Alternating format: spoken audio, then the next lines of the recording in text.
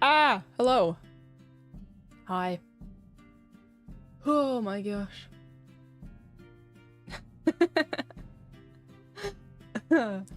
What's up, you guys? Oh my gosh, I was not expecting to have this stream. I was expecting to do nothing. And then, stuff happened, and I bought the new Player's Handbook, and now I'm obsessed, and I want to go through it, and, Adam might join us at some point, because he's my DM, so he might, join us when he's back from work or whatever. And then, yeah. Ooh. Oh, that actually is a point. Maybe I should... give me 2 seconds. I am in the voice chat. I'm ready for him when he arrives. He can just pop in whenever. Oh my gosh. Okay, what's up, Jay? It's good to see you. What's up, Matthew, who's definitely not here.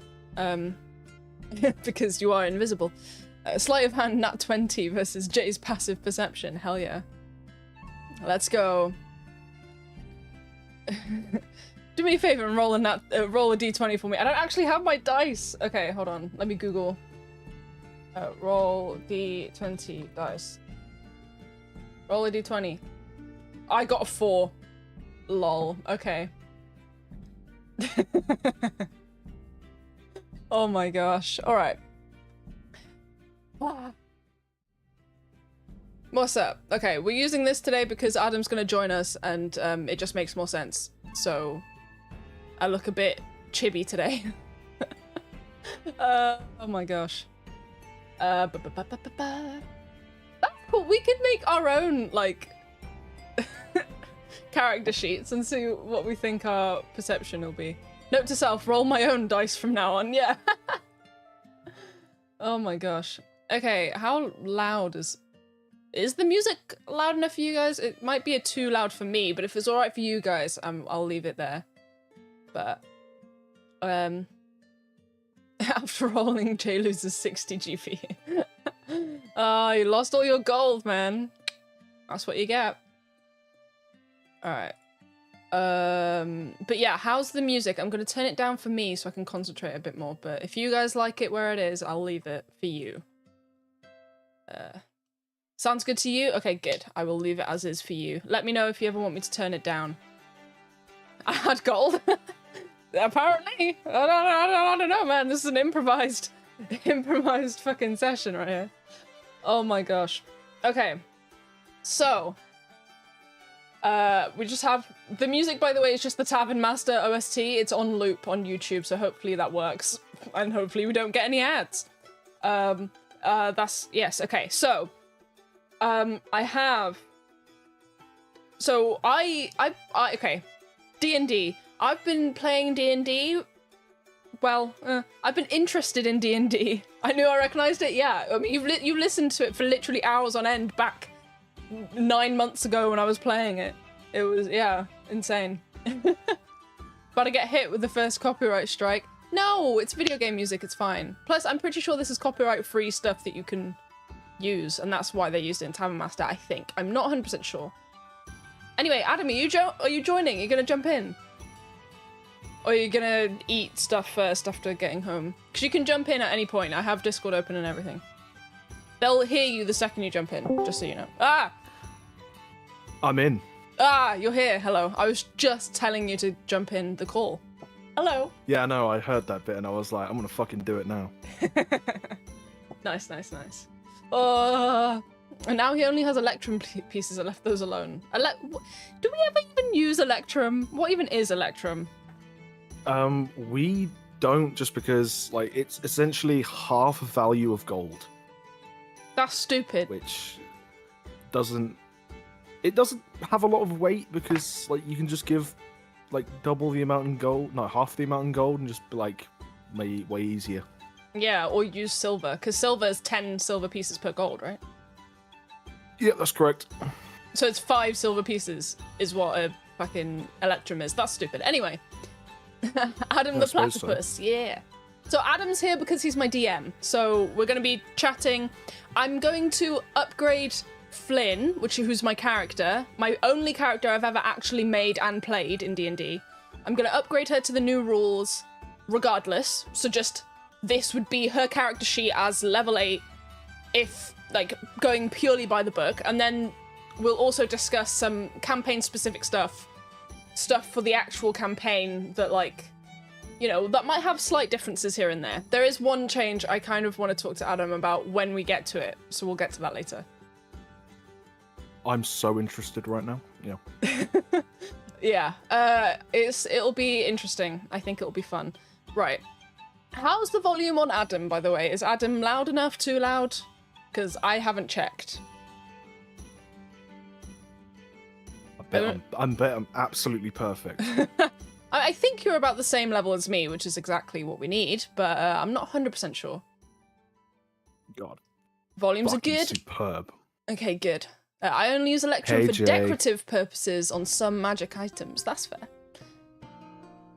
I mean, Electrum's meant. I think Electrum's meant to be green, if I'm not wrong. I think I may be. Honestly, I don't know. I don't know. I mean, I'm sure it's in this book somewhere. We can find it. Adam Thank sounds you, Matthew. buttery smooth so far. Okay, cool. Always perfect. Hell yeah. I mean, how can you not be perfect when you've got that hoodie and that fedora on? You know what I mean? I just want to preface: I've never worn a fedora a day in my life. I think you should. I think for Halloween this year, me and you should dress up like our chibbies. So I will look exactly like myself, and you will have a fedora. Yeah, exactly. For you, it's really not much of a change. Like, yeah. Me, I'm wearing colours I wouldn't be caught dead in. But yeah, Hey, it's your fault being obsessed with Perry the Platypus. I'm just saying. Obsessed is a strong word. The real word is Perry. real word is I am Perry. So like you're being really narrow-minded right now. Yeah. No, I'm sorry. I don't mean to be. Honestly, so rude. Okay, I'm going to explain a bit about Flynn and her mechanically what she's been up until now and stuff like that. So, Flynn. So, my character's name is Celia Flynn, but she goes by Flynn because of reasons. Oh God, where do I start? Honestly, how do I explain such a fucking complicated? clue. Okay. The thing is, Flynn was my first ever character, so she's a bit more complicated than I would make a character now in terms of her backstory. So she was living in a monastery that was closed off for like 16 years, and it was a closed off community that only really educated her on very specific things like the elemental gods and all that jazz. So she's highly educated in very specific areas, which will relate to what I'm going to ask you later when we get to, I think, campaign specific stuff. But she's highly educated in very, very, very specific stuff, such as the elemental gods and martial art techniques and stuff like that. That's how she's such a high level monk. She was there for 16 years. She found out that that's one of the higher ups called, what did I call him? Like Damon Dwyer or something ridiculous like that. Damon Dwyer, yeah. Yeah, it was such a stupid name. But It works. Damon, it works, yeah. Damon Dwyer. I think I chose Damon after Damon Gant from Ace Attorney, who is the most despicable person in that entire series, in my opinion. And he's like disgustingly creepy. That sounds about right for you. So yeah. Yeah, definitely named him after an Ace Attorney character.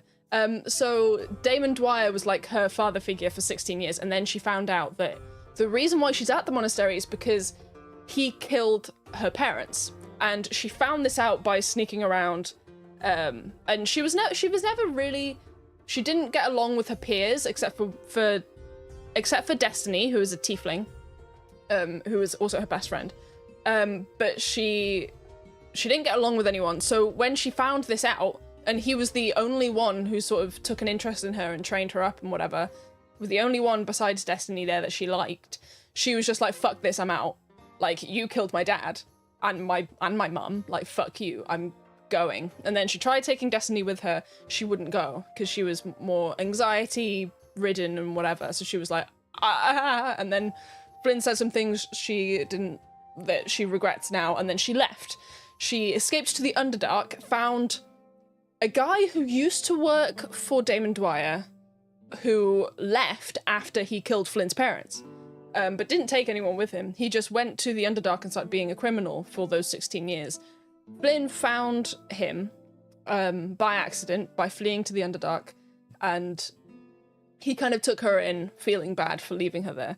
And so she was part of the Underdark for about 5 years before, and she became a criminal. And then while she was a criminal there, she was smuggling stuff. She was using her monk abilities like stealth and dexterity and that to do things like smuggling, a bit of bodyguarding, a bit of, stuff like that. I feel like my DMing is going to be scrutinized. No, it won't. Also, why'd you put that in the chat? You were busy talking. Okay, whatever. So, she would use her monk abilities that she's pretty good in, and she decided to use all of that for criminal stuff. One day, she was smuggling drugs, and then she got word the next day that a bunch of people, it was a bad batch, and a bunch of people died. Like, a whole town's worth of people, a good half of them died. Like, it was bad. And she, it really hit her hard, because for 16 years, she was a monk, and she was, doing very well, and she was, she butted heads with people, but she was a good person for all intents and purposes. And then she became a criminal, started looking out for only herself, really, and got cold, and then all of a sudden, she's responsible for the death of a lot of people. And so she leaves again. She, decides to leave the Underdark even, and leave, what's his name? Reuven. She left Reuven. Her new guy, that she was her new dad, who she was kind of basically Joel from The Last of Us. And she, left again, but not before doing, one more thing, telling Reuven that she would do one more job before leaving, and then she did this one more job, had to do with stealing something from a town. So she went to that town, and she found Destiny, who she used to know from the Waterway Temple, which was her monastery, and that kind of broke her. She was like, no, I'm leaving now. I'm not going to be a part of this anymore, of where people that I know and that I love could potentially be harmed. I'm not doing that. So she left, started wandering around and just taking jobs and traveling around and trying to survive and trying to figure out who she is. And then about a year after she left, just to wander around as a bit of a wandering adventurer, taking odd jobs here and there, she found our current party, which is our D&D group. And she found them when she was level 5. And then I'm now level 8. So it's been, a year and a half in game? A year? Ish. Yeah, I call it a year. Cool. It's been about a year in game. So she's, how old is she? More than. If she was 16... That's up to you. She was 16 when she left. She spent 5 years in the Underdark. So that would be 21. And then she spent a year before finding the group. So 22. And then another year. So she's now 23. Yay. Ish. Ish. Yeah. So she's a level 8 monk, and she was at the Waterway Temple. It was just, so she's an elemental monk. I'd be scared to ask who your monk's friends are if you played them in Princess of the Apocalypse with the study of elemental woohoo. What the fuck is that? Do you know what that is? I don't know I have no idea what the fuck that is. I'm too scared to ask. Oh god. Okay, so basically she takes another odd job when she finds the current party, and to her it's just another odd job. But it's a longer one, and they're on a ship and they're going into the north. So this was my first adventure with everyone. On a ship, going to the north to do some stuff, and then that takes 3-4 months. And during that time, she gets really close to the people on the ship. In other words, the other members of things. There's a conspiracy that we figure out and all that jazz. And we get close, and then one of the party members dies in front of us. That happened on the ship, right? Not on the ship, but while we were, yeah. And then it's while you were on the ship, but in a cave you found nearby. Yeah. So we were searching places. She saw one of her friends who she got close to die, and then, which was one of the party members. Yeah. Me and the other the other guy, Bonk, we had like a moment where I was like, I will fucking leave you here because I'm not gonna sit here and watch another friend die. And then him hearing friend was like, shit, she's right, we need to go, otherwise we're both gonna die. So we then left. Turns out the guy who died, he was like, he made a deal with someone and then came back to life. And then just sort of landed on the ship, and we were like, we just saw you die. It was a whole thing. Adam likes to mess with the gods. Afterlife time be fucky, what can I say? Yeah, he likes to mess with the afterlife stuff, which is really cool. But yeah, that's the main character points. We did go back to the Waterway Temple at some point.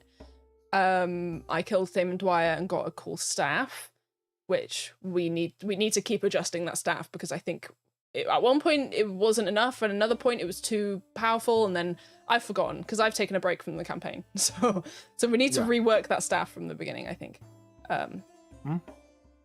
But yeah, I took a hiatus for reasons I won't get into from the campaign, and then you guys have been playing a different campaign since, right? Yeah. Well, just a quick one while I was in my last year at uni, and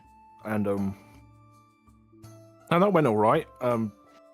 It's a bit of a clusterfuck, but you know. Yeah. But now we're preparing to go back to the campaign, and it seems like the reasons that I left will not be a problem anymore, hopefully. So no. So I'm going to revamp my character from the ground up, because Flynn was mechanically, she was not very well made, because I kind of ignored suggestions that Adam and the Player's Handbook gave me. Like, I made her ridiculously strong. She didn't need to be that strong.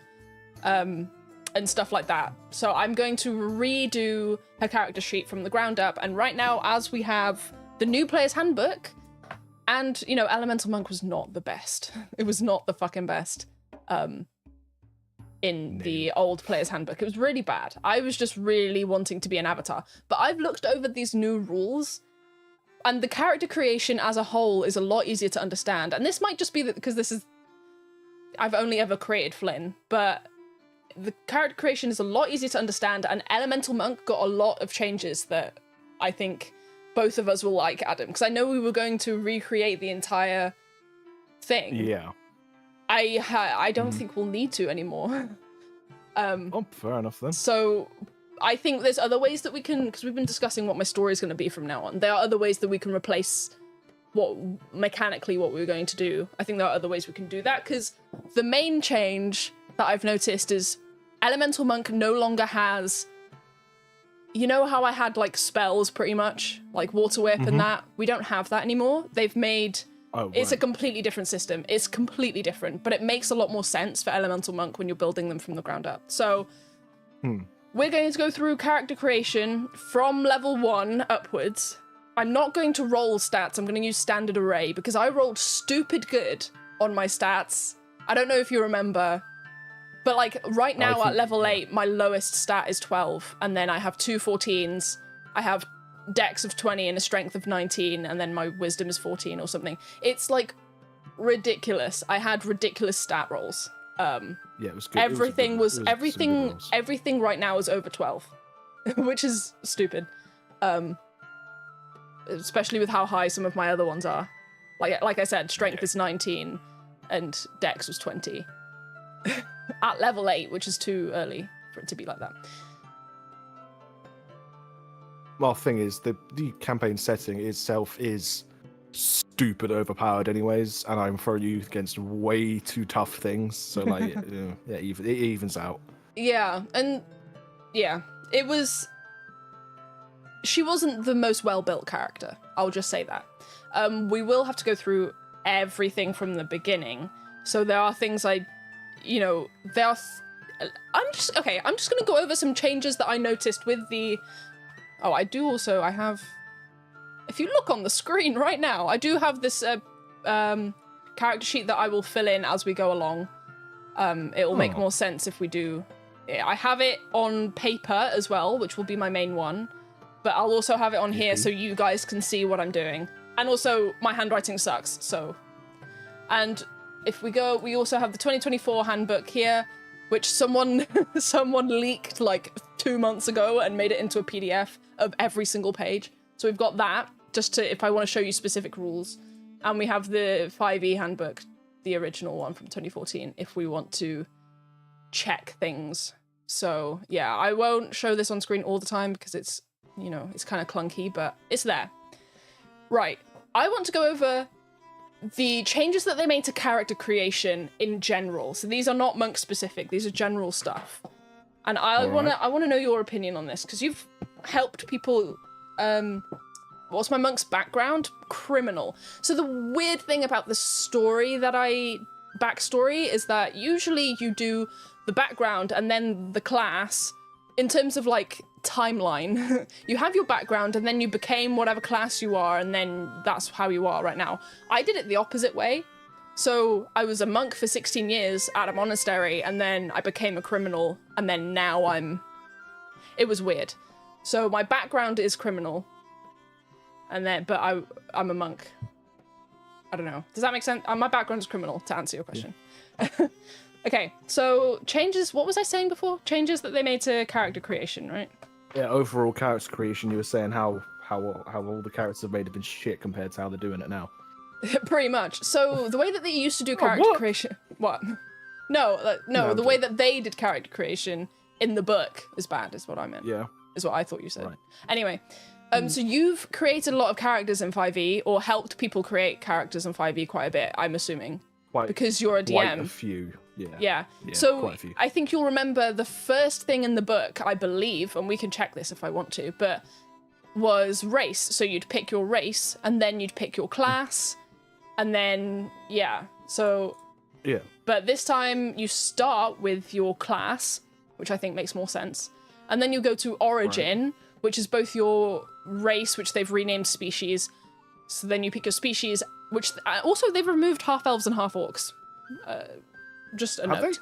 Yeah, they've removed them. You can still use them by using the old rules, but they're not there anymore. in this book, they haven't upgraded them. So you can use the old rules for them, but yeah. Kind of weird, but okay. Yeah. So origin includes background and species. So species have completely different traits now. So I don't know if you remember, but one of the species traits, which also contributed to why my scores were so high, was that every single score got a +1 if you were human. Yeah. Which is insane. In hindsight, is insane. Like, what the hell? Well, yeah, but it's to make up for you don't really have any other abilities. Like your stats is pretty much all you have. Because to get an ability, you need to have a feat as a human. So it's kind of like right, which brings me it does. Which brings me to this, because part of your origin is your background, right? They've made backgrounds more mechanically viable. So instead of just picking one that gives you good equipment or whatever, or that gives you, you know, something that you want in terms of your ability proficiencies, you get a feat with your origin, with your background. So for example, I'm going to be taking the criminal background. With that, I get the feat alert, which makes a lot of sense for a monk. Do you know what alert is? If it's the same, I presume it's like advantage on. Okay, you get bonus to initiative, and you get something else or something like that. Yes. So let me find it real quick. Where is it? So they've given like specific names or like categories to each of the feats. So origin feats and general feats are different things. It's a whole thing, but it makes a lot of sense when you read it. So the alert feat, which is what I would be taking, you have proficiency in initiative. So I add my proficiency bonus to the roll, which is insane to me. That's pretty good. And you get initiative swap. So immediately after you roll initiative, you can swap your initiative with the initiative of one willing ally in the same combat. You can't make the swap if you or the ally is incapacitated. So if I roll stupid well and I'm like, I don't know what to do against this thing, I want to swap my initiative with someone else, and like say Bonk wants to go first because he has an idea of what to do, I can swap my initiative with him. Mm-hmm. Or if I roll stupid bad and I'm like, I really want to go first, and someone else is like, I don't want to go first, do you want to swap with me? We can swap. Okay, I can see how that'd be useful. Which I think will help me, because I used to roll really well on initiative and then be like, I don't know what to do, because I'm a monk, I can't hit creatures as easily. I need time to think about a plan. So sometime, I think that'll be good. So that is a feat that I get from my background. So everyone gets a feat in their background.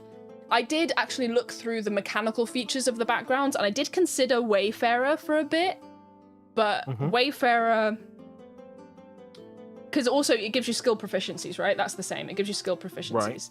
So they are different now. So criminal, I would get sleight of hand and stealth. You can't choose between a few. You get two. So, yeah. But you also get tool proficiencies in that. I did consider Wayfarer, but that gives you the feats Lucky, which is good and has changed from before, and it is good, but I don't want that feat. So, but that would have given me skill proficiencies in Insight and Stealth, which I wanted. I wanted Insight instead of Sleight of Hand, but Sleight of Hand makes more sense for my character given the choices that she's made previously. She's stolen a lot of stuff. So yeah. I think... To be fair, a lot of the party has a kleptomania problem. Yeah, it's very odd. Anyway, so those are the main changes to character creation at the beginning, is that you pick your class first, and then also if you follow the creating a character chapter, it tells you what to fill out first. So I might do that. So it tells you to hold off on filling out some of the stuff in your class until you've determined other things. So let's go through it, shall we? Let's open up my character sheet. Okay, so my character name, Celia Flynn. Also, I didn't explain the name. Flynn, I obviously got from Flynn Rider from Tangled.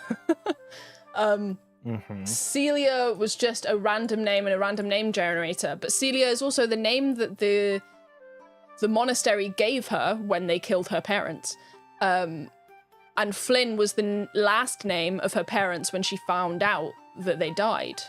So she decides to go by Flynn, and she adopts it as her official last name and then just goes by it as her first name. So Celia Flynn is her name. Background, she's going to be criminal, but I'll write that down later. Class, monk. And her subclass, they've changed it to warrior of instead of way of.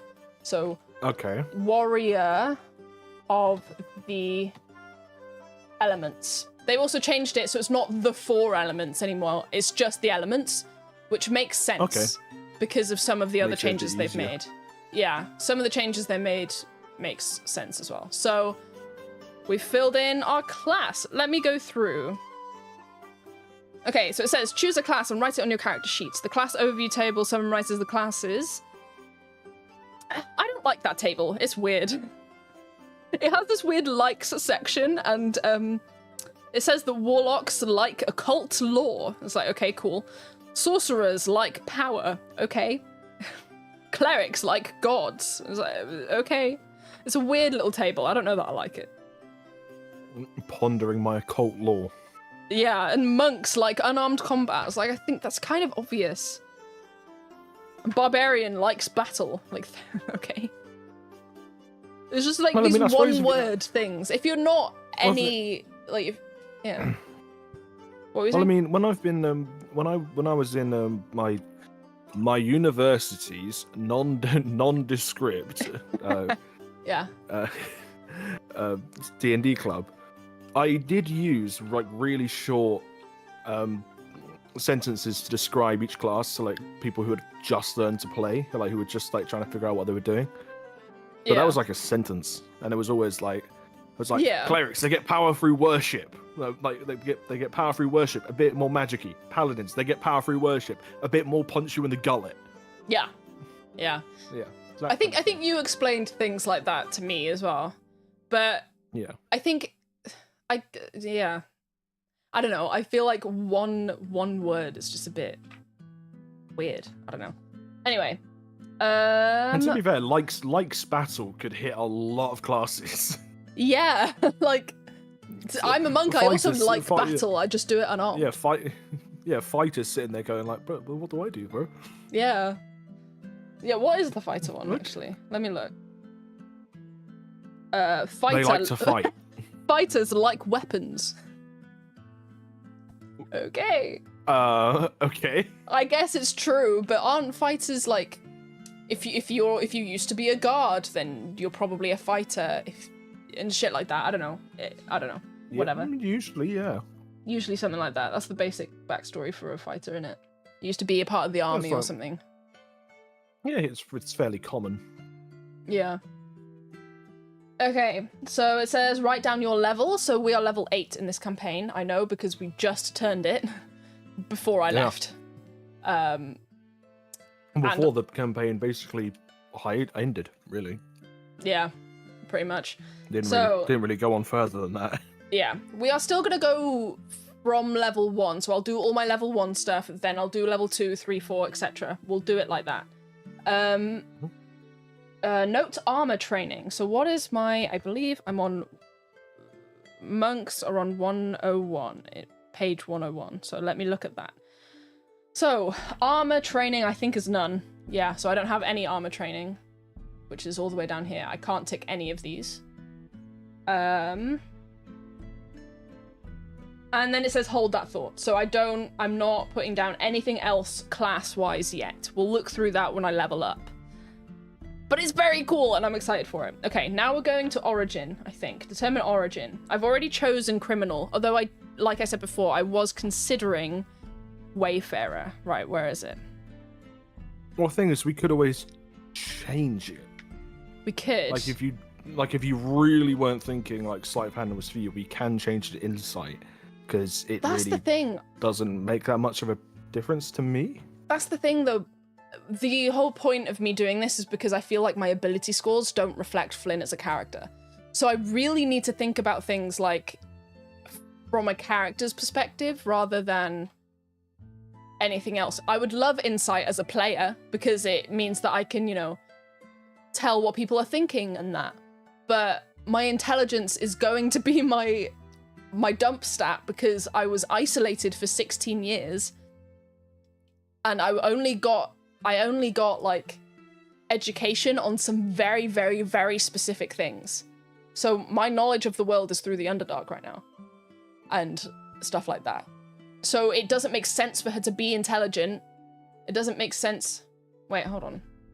Insight is wisdom. Wait. Insight's wisdom. So I won't need it on insight anyway because my wisdom score is going to be the second highest. If that's what you think, sure. Oh god, this entire stream, I called it a session instinctively. This entire stream is going to be just me info dumping and brain dumping to everyone. I hope this is fun. Great film, thank you, Jay. Oh, you said that like 5 minutes ago. I'm so sorry. Well, thing is, even if it's not fun, this is a really good way to retain information for when I'm writing the way to fuck up your character.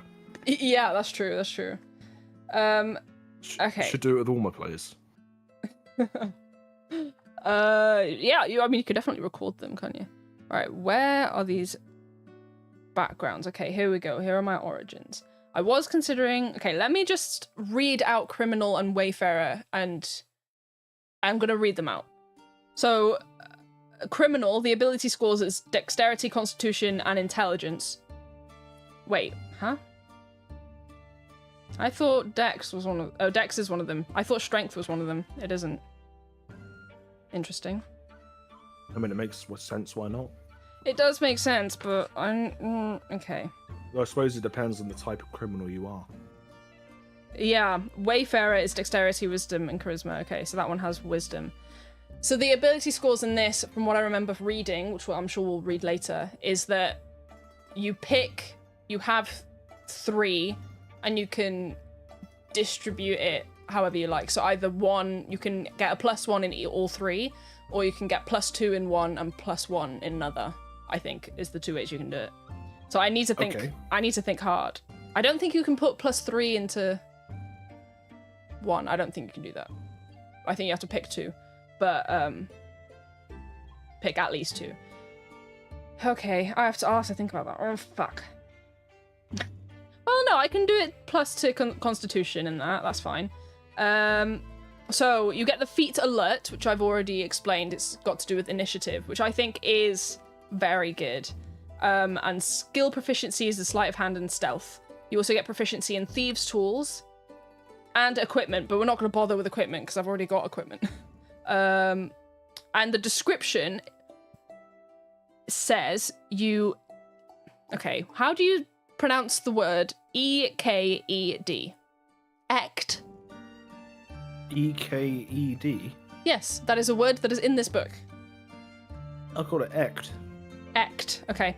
You ect out a living in dark alleyways, cutting purses or burgling shops. Perhaps you were part of a small gang of like-minded wrongdoers who looked out for each other, or maybe you were a lone wolf, fending for yourself against the local thieves guild and more fearsome lawbreakers. So that's criminal, which has the feat alert, which I want. Wayfarer is slightly different.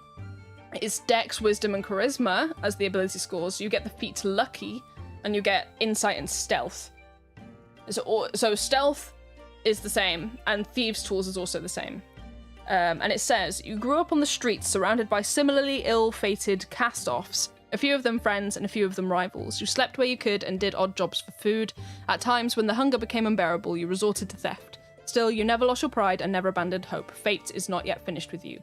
So I could, if I wanted to, I could absolutely twist the backstory that it has on the Wayfarer. Twist it a bit to make it make sense for being in the Underdark. Because it does make sense. To some degree. But you get Lucky, and I don't like Lucky as a feat. But you do get Wisdom as the ability, as one of the ability scores, which I will want. But I could always just put 2 into Dex and put 1 into Constitution. Maybe I'll need it. I don't know. If I'm using Standard Array, I think I'll probably need a +1 in Constitution. So if I'm just smart. Eked. But it's only one E. It's E-K and then E-D. I think it's still eked, but when we has a point, I thought it was okay.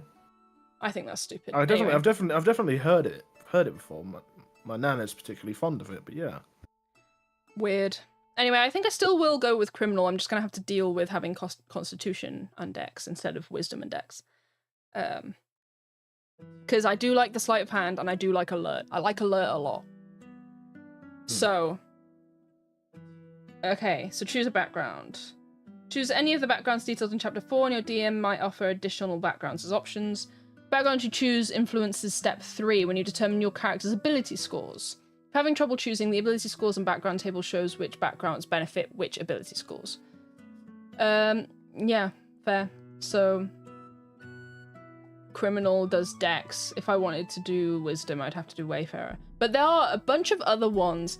If you wanted to be an acolyte, for example, you would get Magic Initiate at level 1, which is insane if you're playing a martial character. You get magic at level 1.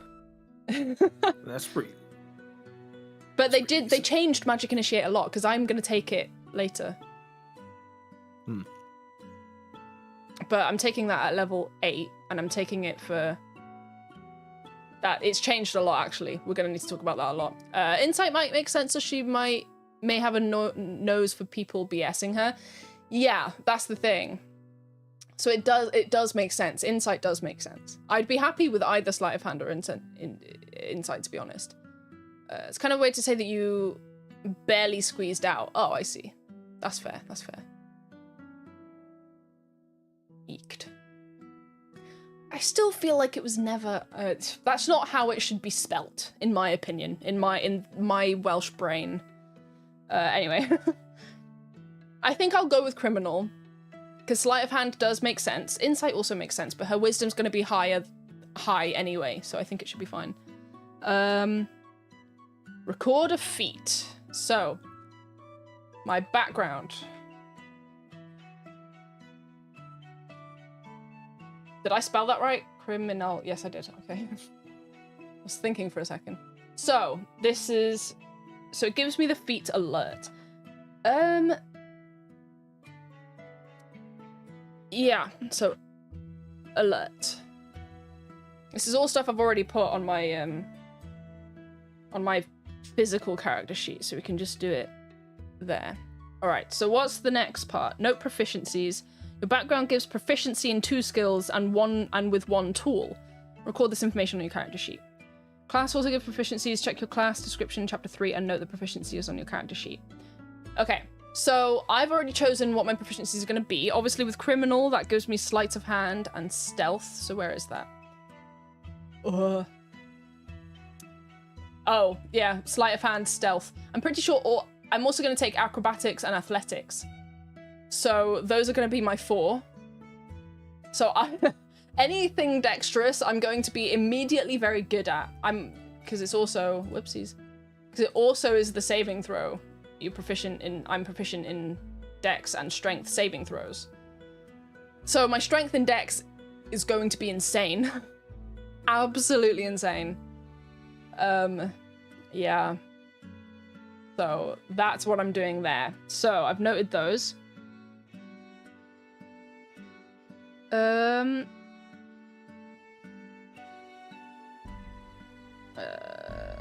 You also do proficiencies, which I'll do later when I figure out what the proficiency for level 8 is. I think it's still +3, isn't it? +4 is at 10. It is +3, yes. Okay, so plus, I'll put that down now then. A proficiency bonus. +3. Great. All right. So then it's starting equipment, which we don't need to do. Choose a species. So let me read out human, because I'm going to be a human. That's not going to change. Naturally. Yeah. I was a human at first. It'd be a bit awkward a year into the how many years into the campaign, just being like, oh yeah, she was actually I'm actually a dwarf. Yeah, I'm actually a dwarf. I'm just a supernaturally tall dwarf. Yeah. Okay, where is human? Here's human. So, they've made a lot of changes to species and how species works. So, I'm not going to read... We all know what humans are. So, we are humanoid. The size is either medium or small. So you can choose. If you want to be like a human dwarf, you can be. Or human with dwarfism. Which is, I think it's pretty cool. I mean, that's good. Yeah? Yeah. So medium is between 4 and 7 feet tall. So I'm 5'6". Not me. But you know. Well, I mean, you fucking might be.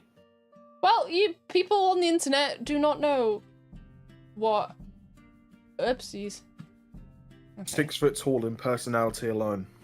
Yes, exactly. Internet people don't need to know that I'm actually 5'4". Yes, anyway. My speed is 30 feet. That will increase because of my class, but we'll just put 30 for now.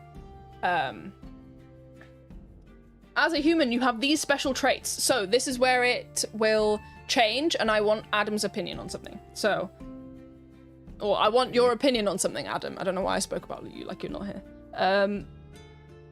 Okay, so you can like that sometimes. Yeah.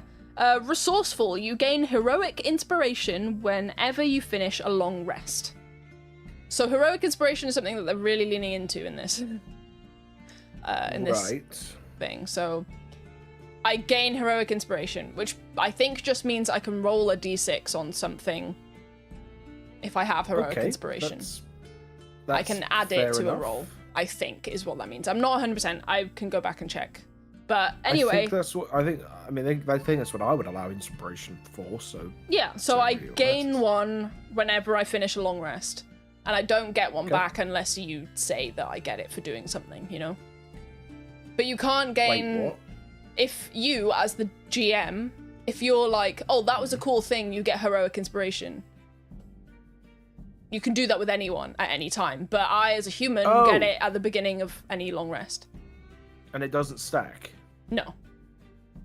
Okay. That's why... I was gonna do something similar to that anyways, so here we go. Yeah. I think it's a homebrew thing that a lot of people do that was kind of a footnote in the last one that they've really added in this one to be a bigger feature. So that's resourceful. I also get skillful, which is I gain proficiency in one skill of your choice. So I'd actually gain another proficiency in a skill, which I don't know what to take it in. So I started thinking, like, what if instead of that, we homebrew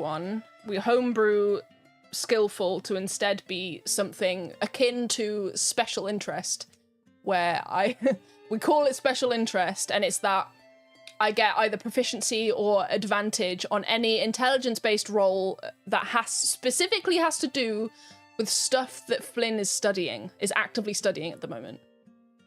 So pretty much only elemental magic, bard magic, and like monk stuff. She'd get either proficiency or advantage, whichever one. I would say proficiency. Proficiency. So that's what I was thinking. Because her intelligence is going to be so shit, because it's going to be her dump stat, because that makes sense for it to be her dump stat. But also, she has a lot of knowledge about very specific things. So it kind of also makes sense for her to be proficient in those things, you know? So... Okay, I can see that, that's fine. So although it's going to be situational, as you said. Yeah, very situational. So what I was thinking any intelligence-based check that has to do specifically with stuff that we will, 3 or 4 things that we will agree on. So like it'll be elemental magic, bard magic, because she studies those. Unarmed combat, because she's studying monk stuff. That's how she's leveling up. And there was something else, and I forgot what it is. There was something. Oh, the elemental gods as well, because she would have studied that a lot in her monk years. Okay, I'm perfectly fine with that. Cool. So that is a homebrew rule that we'll add in instead of gaining proficiency in an additional skill. I gain proficiency instead for specific interests that Flynn has. Yeah, understandable. Cool. I'm going to call it special interest. So instead of skillful, she gets special interest, which is a homebrew skill. Okay, cool. So instead of being skilled, she's autistic. Yes. This is the autistic variant of the human. I mean, if it was one interest, I would say advantage, because I have a special interest in trains. That motherfucker would know everything about trains. Yeah, absolutely everything. But given that it's 3 or 4 things, we'll I would say proficiency. But if your character was obsessed with sharks, advantage, 100%. Yeah.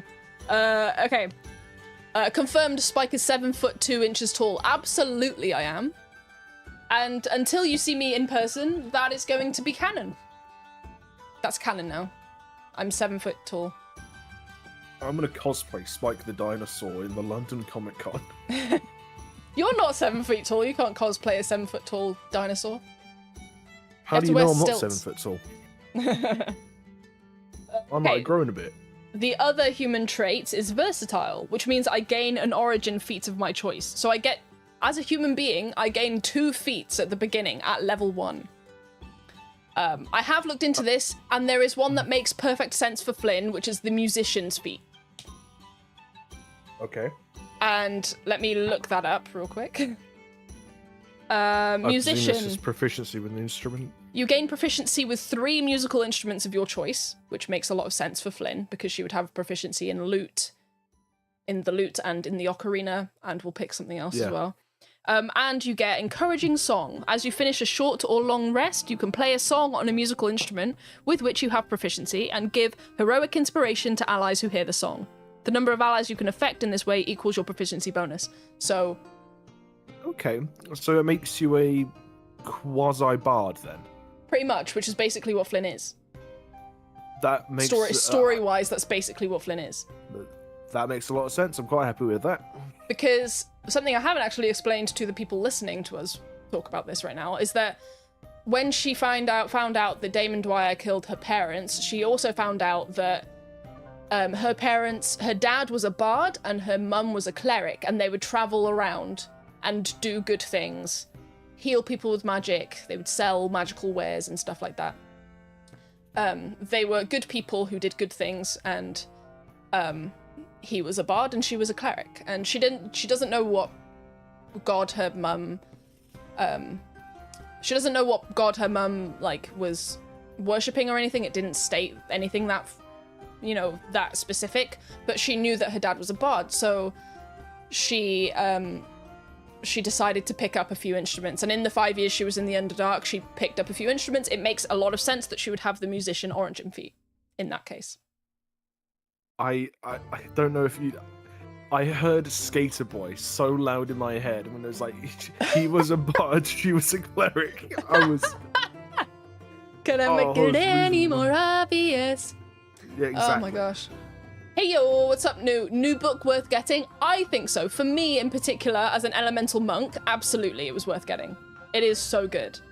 I haven't gone through to the specific elemental stuff yet, but even just creating a character is a lot easier and a lot cooler. I, as a human, get 2 feats at the beginning at level 1, which is insane because you get an additional feat, and everyone gets a feat with their background at the beginning, which is so cool.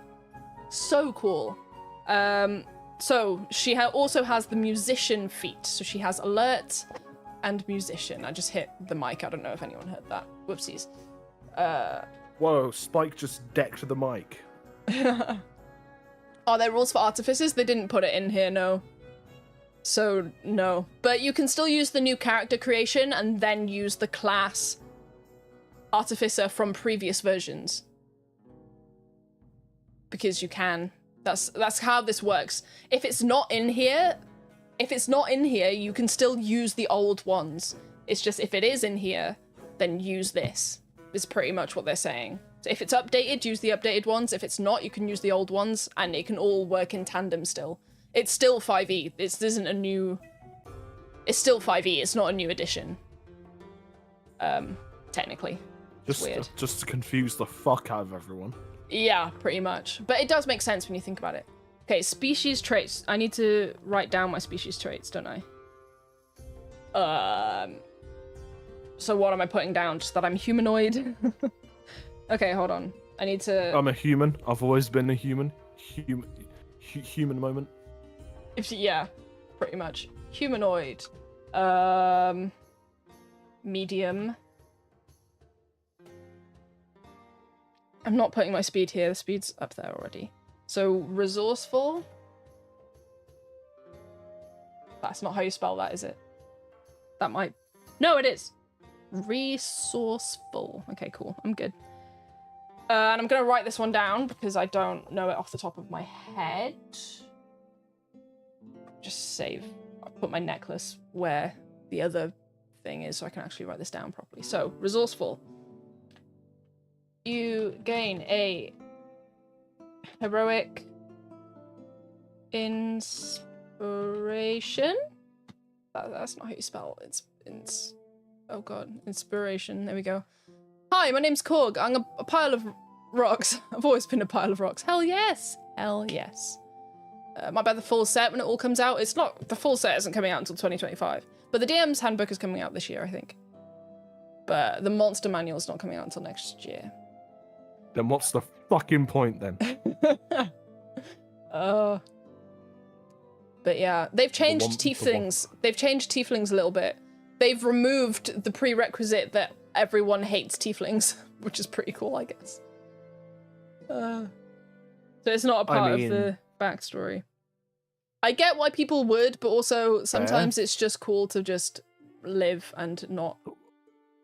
Well, yeah. I mean, the thing is, I feel like they put that in there to stop it from being DMs just having, like, some bad DMs having an excuse just to be like, fuck your character in particular. Just to be like, yeah, I can be a cunt to your character. It's like lore accurate. Yeah, so pretty much. I 100% support removing that kind of shit. Yeah.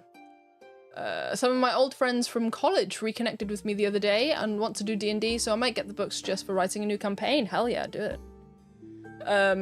I'm just gonna buy the player's handbook until I start thinking. I have the inklings of a campaign in my head, so when I start thinking about that more seriously, I'll get the DM's handbook, the new one, because I have the old one. Okay. Welcome to the path of the DM. It's fucking long, arduous, and people second guess your shit at every turn. I think I'd be good as a DM. I just need to get my shit together. then start writing something. I think I'd be better with practice. Like one shots. I think I'd be good at first. But well, the thing is, you don't have to do a fully like homebrew campaign to start with. Like you can do a pre-written, and there are plenty of really good pre-writtens out there just to start with. Yeah, I started with pre-writtens. Yeah, I don't need to put medium on there, but I'll put humanoid. So, and then we are homebrewing. We're homebrewing. What are we homebrewing? What did we call it? Special interest. So instead of skillful, I'm getting special interest, which is also known as autistic as fuck. Yeah. How the fuck do you spell proficiency? That's how you spell it. Okay, we're fine. Do you guys want me to zoom in, by the way? This is very... I'll zoom in a little bit. Hold on. New, I thought your shelves were like already dying under the weight, and you're gonna add more. No shelf will be able to contain them. Oh god. You have like everything. No shelf can contain them now. That's how you spell intelligence. I can't fucking spell. Intelligence. Congratulations. Shut up. You gain proficiency in intelligence-based checks. How do we interests? How do we word this? On your special on various special interests. When dealing with no, you're right. What did you just? Are you opening Team Fortress 2 right now? Okay, yes. That came up in the bottom of my screen. That's hilarious.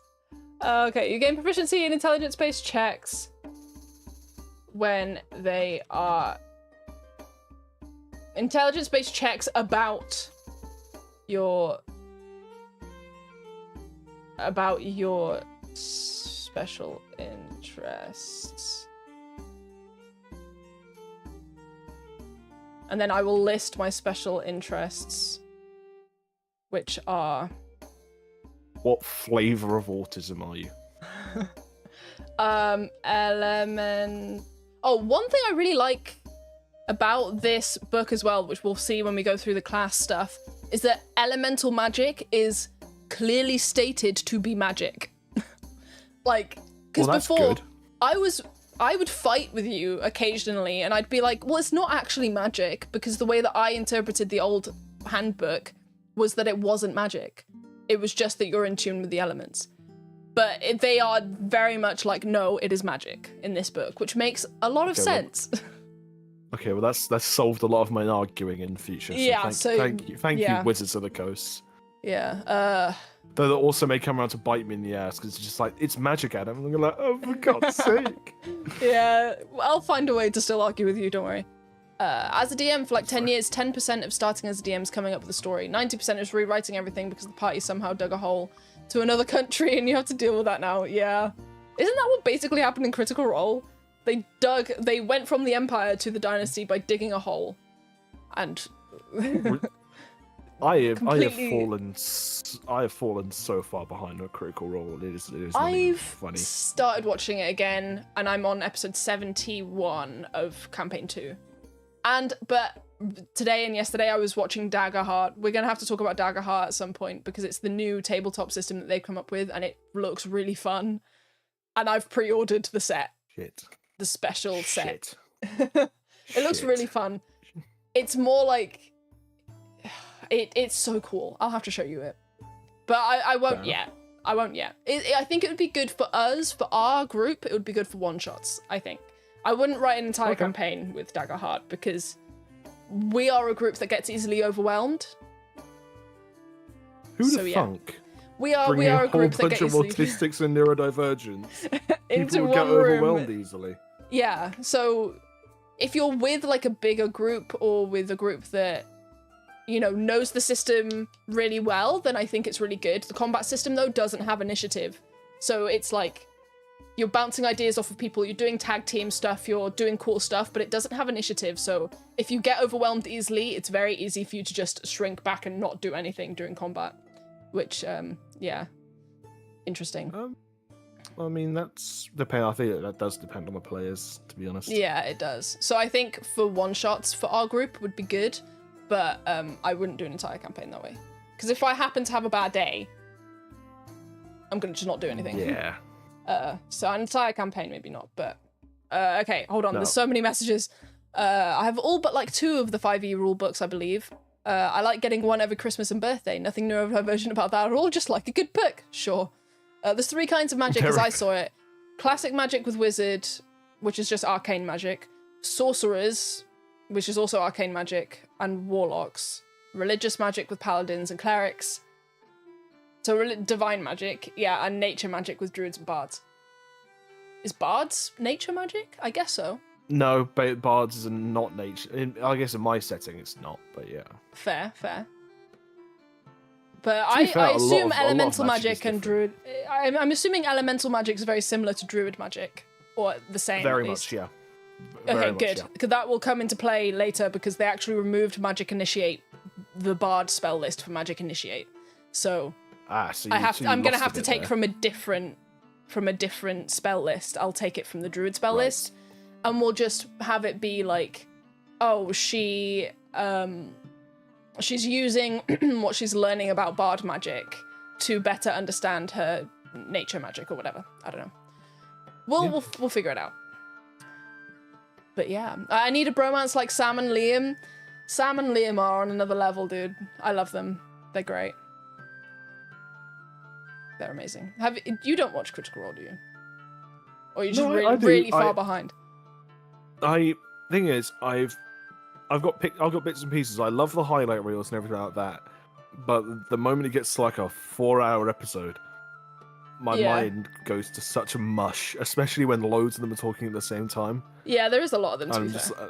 And also when combat happens, like trying to keep track of them as well. I've skipped a bunch of combats. Really, I love the combat. I need a balance of both. I need a balance of the role playing and combat. There are some episodes that are all role play that I can't deal with it. I need combat to break it up. To be fair, I'm at like episode like 35 or something of campaign 1. Of campaign 1, so Jesus Christ. Show you how fucking slow I am. I adore campaign 1. That's fair. There's a certain vibe to campaign 1 that I do quite like, but it's just not. They have The Legend of Vox Machina coming out, so I'm just doing it that way. And I've watched so many clips from campaign 1 anyway. I've ruined all of the plot twists. It's because there's no bow in it, right? It's because there's no bow. What? Oh, because there's no bow in it, yeah. Beauregard Lionett is not in it. Jester isn't in it. But to be fair, I do fucking love Keyleth and Vex. I think I just really like Marisha and Laura. Yeah, I love them. I think you might just be lesbian. Yeah, kind of. Yeah. And then I love the thing about the new. I just got to the point in campaign 2 where like Ashley was there for like 10 episodes and then she's left again, and I'm like, I'm upset. I want her back, man. That's what I love about campaign 3. I think that's why I started watching campaign 3 halfway through campaign 2, is because I was like, I want Ashley, man. I love Ashley. She's so cute. I only really know campaign 3 because Chetney's a fucking menace. He is a menace. It's hilarious.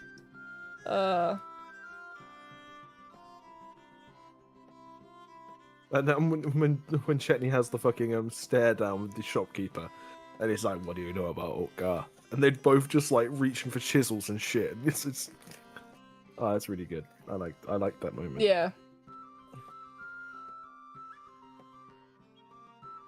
I don't want to put monk's stuff, so I've put monk history and abilities. So any. Okay. Sure. And then the last one was the elemental gods. Yep. Of which there are a few. Yes. Which I tried looking for that in the Discord the other day. I couldn't find the list. It's probably way deep in there. Okay, just send it me again. but there's 7 main ones, but like countless offshoots. Right. The one that she'll know the most about is the water one because of the Waterway Temple, but so that would be Notice in my one, yeah, a good guy. But she Actually, knows. no, that's not Notice. She knows Pontus. What the fuck? But Pontus. she knows enough about the others as well for this thing. So cool. And the other one was resourceful, special interest, and versatile. Versatile, which is origin feat. The one that was recommended is called skilled, but I'm not going to take that one. So versatile gives me you gain an origin feat, and then I chose musician, not what? I can spell. And then I chose musician, so that's why I have that. Okay, cool. So that's my species traits. Okay, wrote that down. That took a long time. So, starting equipment we're not doing. Choose a species, we just did that. Once you've chosen a species, write it in a character sheet, then record your species traits. Your character size and speed are determined by the character species. Record these in the appropriate places in the character sheet as well. You may write just the first letter of your size. That makes sense. I put med. That's fine. Okay, let's zoom out again. Okay, one more in. There we go. So, those are my species traits. Okay, imagine your past and present. I've already done that. Choose languages. So this is another interesting thing, Adam, is that you automatically, every single person has 3 languages if you create a character with this book. Everyone knows common, and then you pick 2 others. So... Okay. And one of the ones on here is called Common Sign Language. So obviously Flynn knows Undercommon, because she was from the Underdark. She lived there for 5 years, so she definitely learnt it. So she knows Undercommon, Common, and I'll say Common Sign Language, because it doesn't make sense for her to know any of the others. Okay, so we'll just say enough. Common Sign Language. You know, it makes sense kind of, because, you know, she's a stealthy monk, so she would want a way to communicate that isn't verbal, right? Yeah. So the only problem I could see with that, no, this is like do your character thing, but it's like a potential funny moment in future. It's when you guys are trying to sneak around somewhere. Flynn is doing all these complicated hand signals, and all the rest of the party is like going, "What the fuck is she doing? What are you doing?" Oh god! It's like, is she having a stroke? Yeah. Oh god, I can't spell. Common Sign Language. Yeah. So I'll say I would have picked something more useful, like, you know, gnomish or or halfling or something, but she wouldn't have been taught that. She wouldn't have been taught that at the monastery, and, you know, it took her 5 years to learn Undercommon, to be fluent in Undercommon. It would have taken her much longer if she was learning another language as well. So it just makes sense that Common Sign Language is the one that she learns. Yeah, and the way I kind of run it is that Undercommon is like it's an off-brand of common. It's like which is why it's called I can't think of like a real life equivalent, but it's like there's some words that are the same. It's like, oh god, it's like Haitian Scots. No, like Haitian Pata and French, where it's like there are certainly same words, same everything, but like it is so like it's different meanings, different everything. Yeah, so kind of like the difference between Welsh and Cornish. I listen, not Cornish, almost, the other one, the one from France, because the one from France sounds like Welsh, exactly like Welsh, but with a French accent. It's really creepy, and everything. And I don't understand anything that they're saying, but it sounds exactly the same as Welsh with a French accent, which is very odd. Yeah, that's pretty accurate to what it would be like. Yeah. Yeah, and then Cornish sounds exactly like Welsh as well, but I don't know what they're saying. It's like I feel like I'm having a stroke before I realise that they're not speaking Welsh. Kind of fucking, huh? Yeah.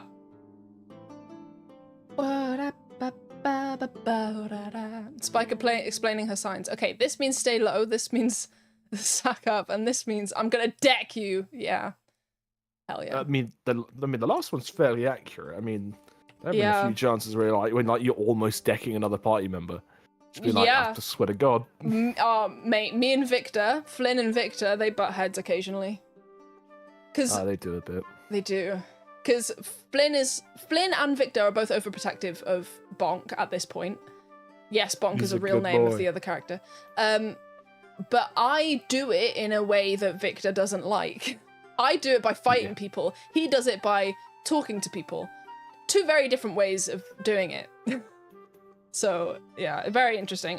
We've butted heads quite a lot. It's quite funny. Okay, now we determine ability scores. Now, last time I did this, I rolled really well, and it doesn't feel good to be good at everything. So instead, I'm going to use standard array, which I might regret, but I'm going to use standard array. So that's 15, 14, 13, 12, 10, and 8. Oh my god. So, dexterity. Where's dexterity? That's going to be the highest at 15. Then wisdom's going to be the second highest at 14. So, okay, 15, 14, 13, 12, 10, and 8. I've already said that intelligence is going to be my... Wait, so that's... The score goes here. Hold on. 15, 14... I've already said that my intelligence is going to be my least one. So we'll put charisma next at 10. And then what? 12, 13 is what I've got left. 12 and 13. I'll make my strength 13, which is a massive difference from her 19 right now. And her constitution is 12. Okay. Oh, remember you would... Oh, actually, no, I'll do that afterwards, because... What? You would have an additional +1 in anything you wanted, as the party did get a bonus a while back with a +1 to an ability score of your choice. Oh, we did do that, didn't we? Okay. Along with, remember, the ability score improvements for your level ups as well. So. Yeah, which I will do in time. Yeah. Do it when you finished. Yeah. So... Let's say that the ability score improvement that you gave us because of the book, wasn't it? We all got a plus to something? It was because of the book, yes. So and there is a price for that, but you don't know it. Okay, I'll put that down as a feat. So ability score improvement book based. Just so that I remember to put it there. I don't think okay, how about I put that down now? No, I'll do that later. I'll do that later. And at that time, the book wasn't sentient. Oh my god, it's sentient now. Jesus Christ. For those of you listening, what the if book... it always was? Oh god. I prefer point buy myself. I've never used point buy... I've never used point buy for a character. I've used standard array before to build a character that I've never played, but... the only time I've used point buy is in... That's how they do it in Baldur's Gate 3, so I did it then. But I don't know if it was the same. I don't know. I'm just going to use standard array so that it's, standard. Have her be relatively well balanced instead of completely ridiculous. I don't know. I put the bald in Baldur's Gate. Don't worry about it. Okay. Okay. I feel like I'm a very distracting presence. No, this is good. It means that I'm not just sat here in silence while I read. Fair point. So I've put book-based and I've assigned +1. So I've not done it yet. So I'll do that later. The book's a real nice guy, and I don't get why you don't like him. I'm sure the book is fine. Didn't the book create a pair of shorts that was evil? Yeah, that was a kind of a stupid role on my part. Yeah, they made Bonk's trousers sentient and evil. Yeah. That was kind of a stupid one. I'm not gonna lie. We also created a dragon. Once. Yeah, no, but like when it said when it said random item of clothing, I had in my mind hat, a pair of socks. Yeah. I didn't think that they would roll fucking Shorts. like trousers. And Yeah. I was thinking in my head when I wrote it, I was like, what if there's a sentient fedora? Yeah. That was my entire plan. It never occurred to me that was also on the table. Yeah. And it was only when it was happening I was like, thank God it's the player who understands that this is a fucking joke, because oh my God, this is awful. Yeah, and we Hence why they've never been brought up again. Yeah. We also joked at the time of like, how weird would that be if Flynn had opened the book and got that, because as the only woman on the table. I was mortified. Yeah, imagine if that would have been hilarious. I would have loved to see the look on your face. I would 100% have just like fudged what the random like fuck up would be. I would be like, actually no. I'd like to think I would have recognized that it would be a problem, because I think I'd be like halfway through explaining it while being like, oh shit. Yeah, or you'd been like, okay, I don't think I'm going to give you that, and then you would tell me what it is, and then I would have been like, that's fair. Please don't give me that. It's like when it can turn into those like DM horror stories where it's like my DM made my trousers sentient and forced my character to take them off. Like, there you go, like, oh my God. It's so funny though. I would have loved to see the look on your face if I was the one who opened that book.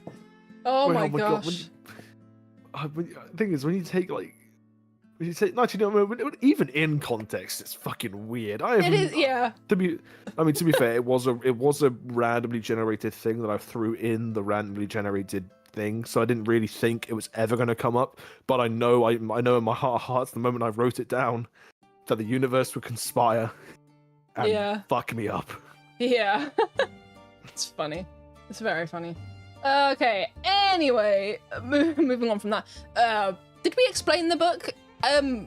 Bonk, one of the others, he has this book that has lore meaning, and when you open it to try and learn something, some random thing from a random table that Adam, the GM, rolls happens, and that this is basically a deck of many things. Anything stupid can happen, like gaining a dragon, or an ability score improvement, which is what this is, or talking shorts, or something catastrophic can happen, such as spawning a pyramid atop, like a floating pyramid above the city that prohibits magic. That was interesting. Well, that's the DM laugh if I've ever heard one. Well, thing is, the book is worth it because it will answer any question the party has, like, yeah, honestly, any single one. Ish, which in a world like mine where lore is horrendous, it's done a lot of good explaining, but also I want to have a chance to fuck around with people, and it's also a good chance for the party to get a little bit of extra bonuses, because for every destructive, horrifying, or funny thing, there's something that actually has a benefit. It's just 20 times out of 10, the party always gets the ones that are just stupid. Yeah, right. we get some ridiculous ones. There was one that was campaign ending that you were just like, you made a new, like when we were on the ship, there was something that happened on the ship. And then you were like, this could be campaign ending, we're just gonna ignore it. And now there's just like massive pillars somewhere in the north because of it. Oh yeah, no, it was like if you roll if you roll a, I think it was a natural 1. No, it's a 2 actually, I think. It casts an upcasted version of Earthquake on the party immediately. Oh, fuck. And at this point, that would have been, and they were in the middle of the ocean, so it would have been tidal waves. Yeah, it would have been bad. So you just decided to make massive pillars instead, or something. No, so that one has 2 options. It can either be Earthquake, or basically a portal opens. Right. And the party don't know there's a portal down there, But I did mention that things were looking at them when they were in that area. And then I think we just decided to book it, didn't we? We were just like, let's just leave. Let's go. The players just left, so now there is an open portal to somewhere at the bottom of the ocean, which now currently there are just fish swimming in it. Oh, God. Damn. Well, I don't think we're ever going back to the north, so I don't think that's ever going to be explored. That's what you think. Well, we're never going to willingly go back to the north unless you give us a reason to go there. Exactly. Willingly. Yeah. Oh, Jesus Christ. Okay. I need to stop talking. I'm going to give you ideas. Okay. So. Ability scores. So I've done that. Generated 6 scores, allow strength, dexterity, constitution, intelligence, wisdom, and charisma. Keep in mind that your class primary ability, fill in the ability modifiers as well. If you're using the standard array option, consult the standard array class table for suggestions, blah, blah, blah. If you use a different method to generate scores. Okay, yeah. Backgrounds and species from older books. Books in older D&D books. Okay, interesting. Backgrounds in older D&D books don't include ability score adjustments. If you're using a background from an older book, adjust your ability scores by increasing one score by 2 and a different one by 1. Or increase the 3 scores by 1. Oh, so you can do that. One of these increases can raise a score above 20. No, none of these increases can raise a score above 20. Similarly, species in older books include ability score increases. If you're using a species from an older book, ignore these increases and use only the ones given by your background. Also, if the background you choose doesn't provide a feat, you gain an origin feat of your choice. Interesting. Cool, so now I need to adjust my ability scores according to my background. So my background lists 3 abilities, increase one of those scores by 2 and a different one by 1, or increase all 3 by 1. None of these can make it above 20. Some players like to increase their class's primary. Yeah. Okay. So I have 2, and I think I already decided one was going to be Dex and one was going to be Constitution. So I'll raise Con by 1. Okay, wait. Raising Constitution by 1's not going to do anything because it's a 12 right now.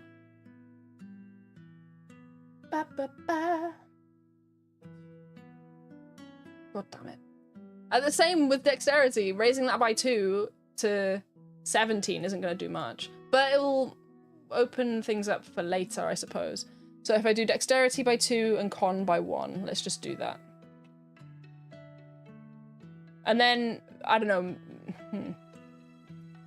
I think I will use the ability score improvement from the book to do Strength, if that's okay with you, Adam. No worries.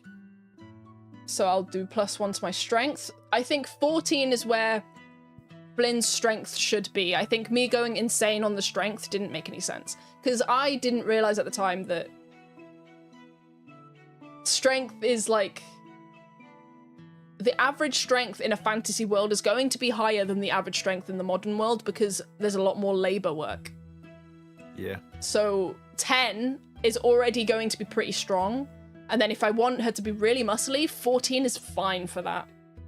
And I still have, saving throw and athletics proficiencies, so that should be fine. I never needed my strength to be super high anyway because I can use my dex for most things, like, unarmed attacks and that. I use my dexterity. So, okay,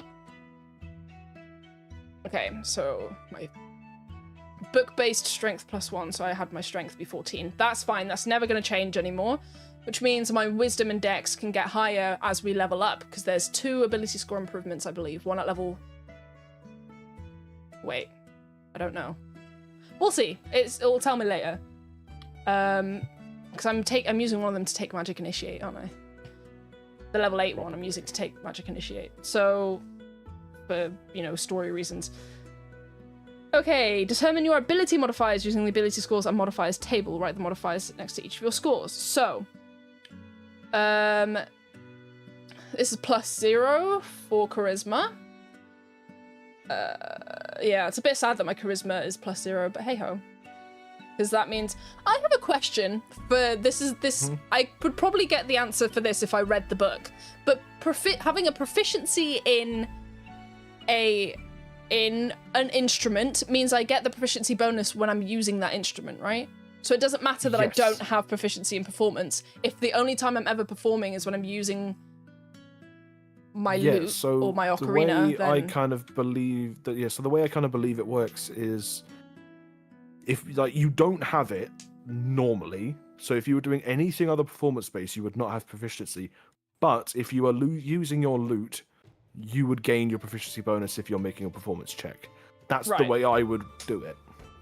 Okay, good. That's what I thought. Because yesterday I was thinking about this and I was like, but she's a musician, like, blah, blah, blah. And it's like, well, yeah, you have the musician's feat, which means you're proficient in 3 instruments, so it makes sense you'd get a proficiency modifier on that. Yeah, okay. Musician's feat. Okay. Sorry, I've been thinking that for so fucking long, and anytime you mention feet, I've just been like... Okay, so, The voices, the fucking voices. 12 and 13 is +1. Wait, so 10 and 11 is +0. 12 and 13 is +1. 14 and 15 is +2. So 14 is +2 here. This is -1, I believe, for 8, right? 8 and 9 is -1. Yes, it would. You can jam on the instrument, you just don't put on a show. I mean, I'm still performing. If I'm using something I have proficiency in, I'm still performing it. It's just that because I'm using the instrument, I get proficiency modifier. So it doesn't make sense to actually have, If I'm performing a poem or reciting a poem, I wouldn't get proficiency in that. For example. Well, the thing is, I think the way I would run it would be, say for example, you have proficiency in performance, but then you had proficiency in loot. If you use your loot to make a performance check, you would have double the proficiency. Oh, interesting. I don't think most people would do that though. Or maybe. I think that's how it works, because that also really still incentivizes you to do. Oh, well, not incentivizes, but like you can do way better with a loot than if you didn't have it. Yeah. So I'd allow it to stack. Fair. I probably would too if I was the DM. I probably would too. Okay. Then it's describing stuff about describe appearance and personality. I've already done that. I have Flynn. I don't need to do this. And then it's alignment. They put more emphasis on alignment here, and now that I know a bit more about alignment, I have decided that I am neutral good. Nice. Neutral good creatures do the best they can, working within rules, but not feeling bound by them. A kindly person who helps others according to their needs is probably neutral good, which makes sense because when I go back to my original character sheet, one of the things I say in one of the ideals bit is I should always help out if I can, but I'm not going to go out of my way or put myself in trouble for that. Yeah, fair enough. So it makes sense to be neutral good. So where the fuck is alignment? They put such an emphasis on it that it should be somewhere. You'd hope. You'd think so, right? Where is it? Am I dumb? Wait, Initiative, speed, size, passive perception. Okay, hit dice, death saves, hit points, AC. Oh, species. I didn't put species. Human. I'm gonna put autistic variant. Or variant of human. Or DHD variant, because special interest is an ADHD thing. Well, I mean, I think it's not mutually exclusive. Well, no, it can also be to other things, but it's not an autism exclusive thing, so... I assume Newt, as the ADHD one, might one day want to take our homebrewed ADHD variant. You get special interests, just being like, now have an excuse to if you have a special interest in sharks, you now have an excuse to rant about sharks in canon D&D because your characters are as autistic as you. Yeah. Oh, that's pretty funny. Okay. It's not alignment. There it is. History and personality. Alignment. Neutral. Good. There we go. Neutral good. I think that makes sense for her. Right, so now we have this section called Step 5, Fill in Details. So this is just everything else. All right. Record class features. So now we go back to the class. So 101. So monks are so cool, you guys. I love them. Okay. Now I get to talk about this. Look at your class's feature table in chapter 3 and write down the level 1 features. The class features are detailed in the same chapter. Some class features offer choices. Make sure to read all of your feature and make any offered choices. Okay, good. Right, let's do that right now. So we'll just stick to the level 1 stuff right now. So, primary ability, dexterity and wisdom. That means I get saving throws. No, that means that's a different thing. Saving throws is strength and dexterity, which I've already noted down. Hit point die, D8 per monk level. So it doesn't actually hit dice. D8 times level, which right now is 8. So D8 times 8. I'll what am I? Where's the X? Oh, lol, what am I doing? 8d8. What the fuck is wrong with me? Jesus Christ. Okay. I was like, a d8 times 8. It was like, no, we have a way that we do this. It's 8d8. Okay, which means I'll have to calculate hit points at some point, but we'll do that later, I think. Quite possibly. Yeah, we'll do that later. I think. So level 1 I get let's do this. This is the biggest changes to monk as a whole is right here. So as a level 1 character, you gain all the traits in the core monk traits table, which is the primary ability, hit point die, saving throw proficiencies. Skill proficiencies, choose 2, acrobatics, athletics, history, insight, religion, or stealth. So I chose acrobatics and athletics for that. Tool proficiencies. That's another thing. I need to add tool proficiencies. Where is it? Tools. Thieves tools, which I get from my background, which I forgot to put down. Thieves tools. Is that how you spell thieves tools? I don't fucking know anymore. Probably. So thieves tools I get from my background. I remember this. I spent time studying alchemist supplies to gain proficiency in alchemy supplies. Yeah. So I also have alchemist supplies, but I believe I also get another one. But should we just make my alchemist supplies be that? If you want it to be, yeah. Because tool proficiencies, I can choose any one type of artisan's tools or musical instrument, but I'm already proficient in 3 instruments because of the musician's feat. So I used to use that to be proficient in the lute. But now I'm using the musician's feat to be proficient in the lute and 2 other instruments. One of them's an ocarina. I haven't chose the other one yet. Unassigned, as of now. You can just fill that in whenever you feel the need to. Or the next time you learn another musical instrument, you can have like a guaranteed success. Yeah. Okay, let's do that. So, and we'll just have it be that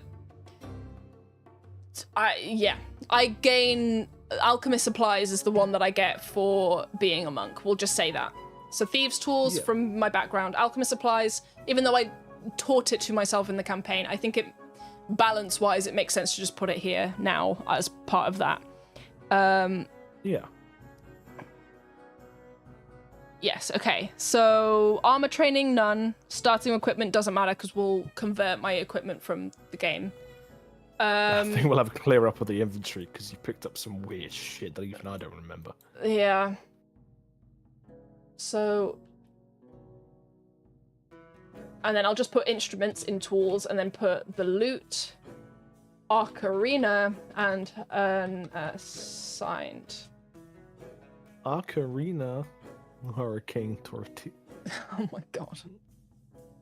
And this is due to the musician's feet. So I'll note this under musician as well.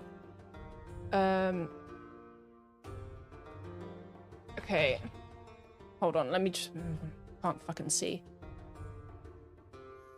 Gain proficiency in... That's not how you spell anything, oh god. Proficiency in 3 musical instruments. In 3 musical instruments. So, lute, ocarina, and an assigned. I can't fucking spell! Literally just put an M in there somehow. And then...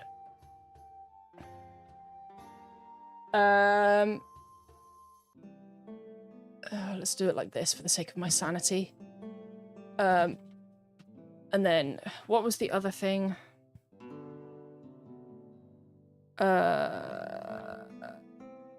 This is... Oh, they've changed it, by the way, so that anyone who has a spell list, they actually put it with the classes instead of a different list at the end. So the the wizard spell list is actually with the rest of the wizard stuff, which is good. I mean, which makes a lot more decent, sense. I suppose. It's a quality of life thing. There's some quality of life stuff that this book does that I really like. The musician's feet, where is it? I need to write this down because I'm gonna forget. Feet, here we are. There's also other stuff to do with beats. I'll read those later. I don't need it right now.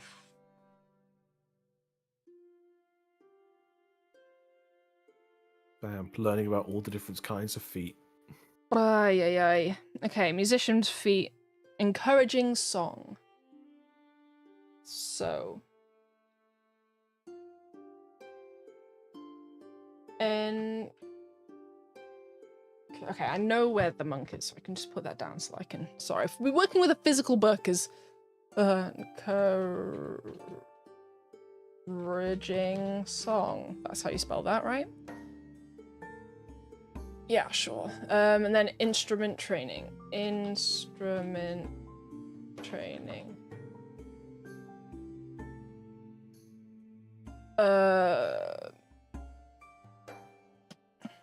Welcome to real cephalopod hours.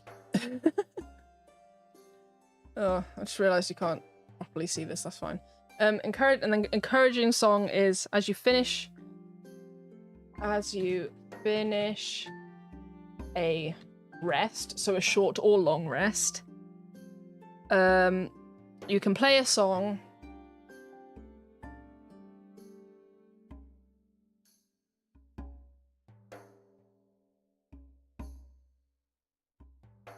I can't spell. It's not how you spell proficient. Okay, you can play a song on an instrument you are proficient with.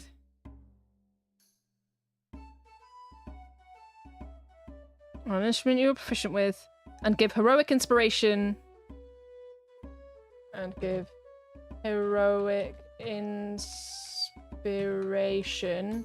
To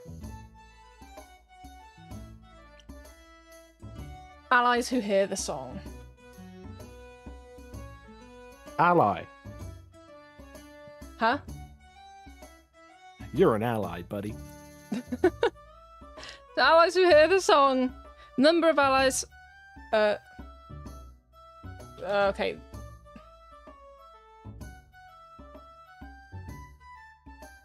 Wait, I can't spell. This is just becoming Spike Dyslexia Edition. I'm not even dyslexic. That's the thing. But you're giving it your best shot. Yeah. Equals your proficiency bonus. I saw something really funny the other day, and it was there was a pickup line someone did. It's like, "Damn girl, like you put the sexy in dyslexia." Oh my god. And she's like, "Oh my god, that's so nice." And she's like, "Wait a fucking minute." Yeah. Oh my god. Okay, so musician. I've actually written down musician. You gain proficiency in 3 musical instruments, which is instrument training, and you get encouraging song. As you finish any rest, you can play a song on an instrument you are proficient with and give heroic inspiration to allies who hear the song, the number of which equals your proficiency bonus. So I've cut down the explanation a little bit, so it doesn't fill the entire thing up. Let's write down alert while we are here. Oh my god. I should have done this earlier, really. Initiative proficiency.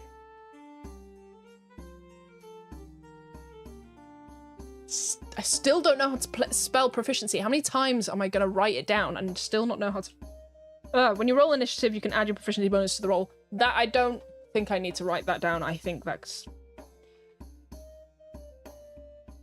Swap. I just spelled swap with a fucking O. Okay. Genius. Yeah. Okay. Initiative proficiency, I think, is self-explanatory, but it's initiative swap needs some clarification. Immediately. I'm too fucking Welsh for this shit, bro. You just write it in Welsh. Well, that would require translating it. And I'm not doing that shit, man. Okay, when you, but immediately... Skill issue. After rolling initiative... Immediately after rolling initiative, you can swap your initiative. You can swap your initiative with that of a willing ally. I'm changing the wording a little bit, but it's still the same. The initiative of one willing ally in the same combat. Of a willing ally in the same combat.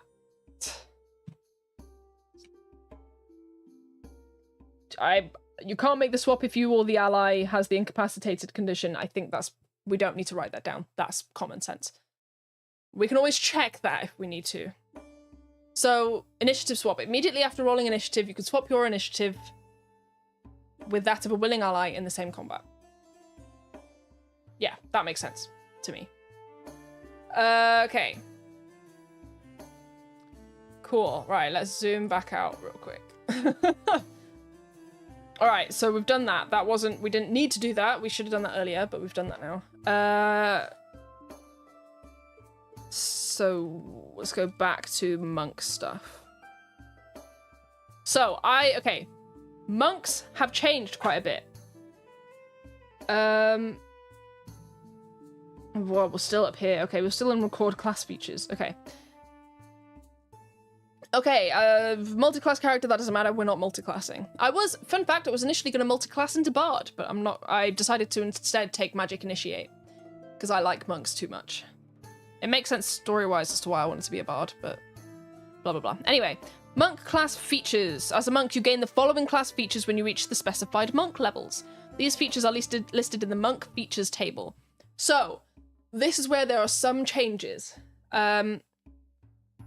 Okay, level 1 martial arts. So martial arts is an obvious one. Martial arts.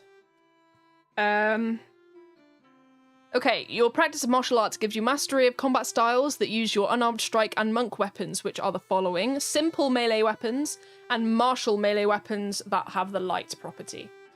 So, simple. Let's read that again. Simple. Is this real? Melee is what real? No, don't worry about it. Okay. Simple melee weapons and light martial melee weapons. Light martial weapons. Is that weapons? Yeah, martial melee weapons. Melee weapons and light martial melee weapons. Okay, that's in my weapons proficiency. You gain the following benefits when you're unarmed or wielding only monk weapons. Okay. So, I think I need to specify that these are... If I somehow gain proficiency in some other type of weapon, I need to write down that these are monk weapons. So if I'm wielding another weapon, I don't actually get the benefits of martial arts. Right, okay. So simple melee weapons and light martial melee weapons. So, for example, if I decided to pick up a greatsword and take a feat that meant that I could do that, I wouldn't get things like bonus unarmed strike and that. So, you gain the following benefits when you're unarmed or wielding only monk weapons and you aren't wearing armor or wielding a shield, which I would never do anyway. Bonus unarmed strike. You can make an unarmed strike as a bonus action. We were doing this anyway. Well, I guess we were doing it because it's part of this. So, bonus action. Bonus. Unarmed strike. You can make a unarmed strike as a bonus action. That's actually important to remember. It is an unarmed strike. So even if I flavor it as being an additional hit with my staff, mechanically it has to be an unarmed strike.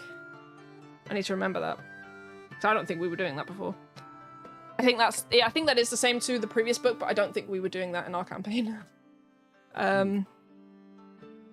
Martial arts die. You can roll 1d6 in place of the normal damage of your unarmed strike or monk weapons.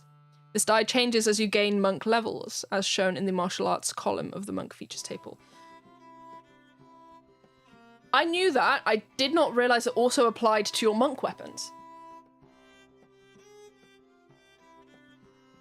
So, what's a staff is a D8, right? Quarterstaff, I believe, is versatile, meaning it can either be a D6 or a D8.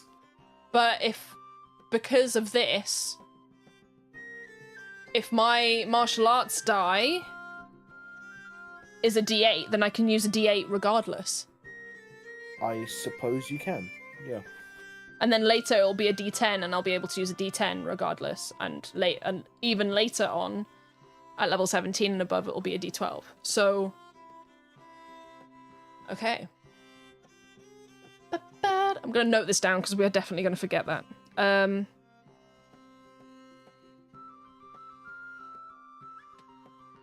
It's die. Is that how you spell die? Yeah, it is. Weird.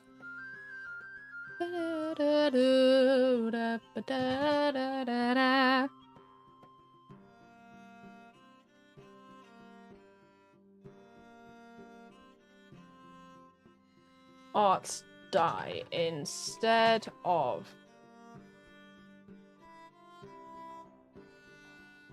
we'll do in place of the normal damage. Okay, in place of the normal damage of your unarmed strike does it say and? Well, it says or monk weapons. Or monk weapons. This die changes as you gain monk levels, as shown in the martial arts column of the monk features table. Okay, we don't need to write that down because I put martial arts die. Okay, you can roll your martial arts die in place of the normal damage of your unarmed strike or monk weapons. So my quarterstaff will always do D8 at this point because I'm level 8. Dexterous attacks. Okay, you can use your dexterity modifier instead of your strength modifier for the attack and damage rolls of your unarmed strikes and monk weapons. In addition, when you use the grapple or shove option of your unarmed strike, you can use a dexterity modifier instead of your strength modifier to determine the save DC. That second half is important to remember as well, because I think I was using strength before, which didn't matter because my strength and my dex was the same, but it's no longer the same because the changes to my score modifiers. So dex. How could you spell dex? Dexterous.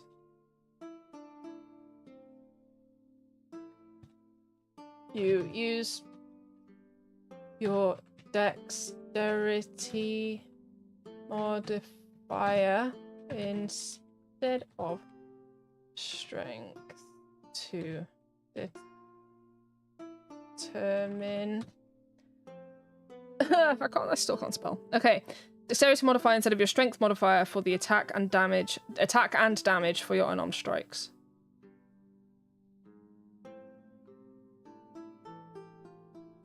Instead of strength. I don't know how to word things. I'm trying to do it. This is a long paragraph. I don't want loads of words.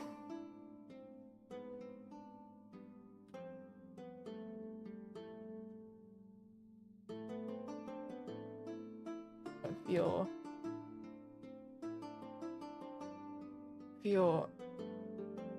there once was a hero named Ragnar the Red. Sorry. With a monk weapon. Okay, unarmed attacks and attacks with a monk weapon. You use your dexterity modifier instead of strength for the attack and damage rolls of your unarmed attacks and attacks with a monk weapon.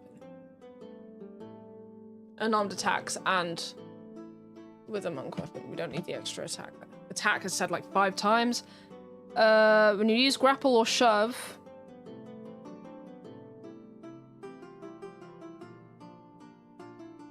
Oh yeah, that's another thing. Grapple or shove is considered an unarmed strike. I don't think that was the case before. I think they were different attacks. Adam. What? Oh my god, you're playing TF2.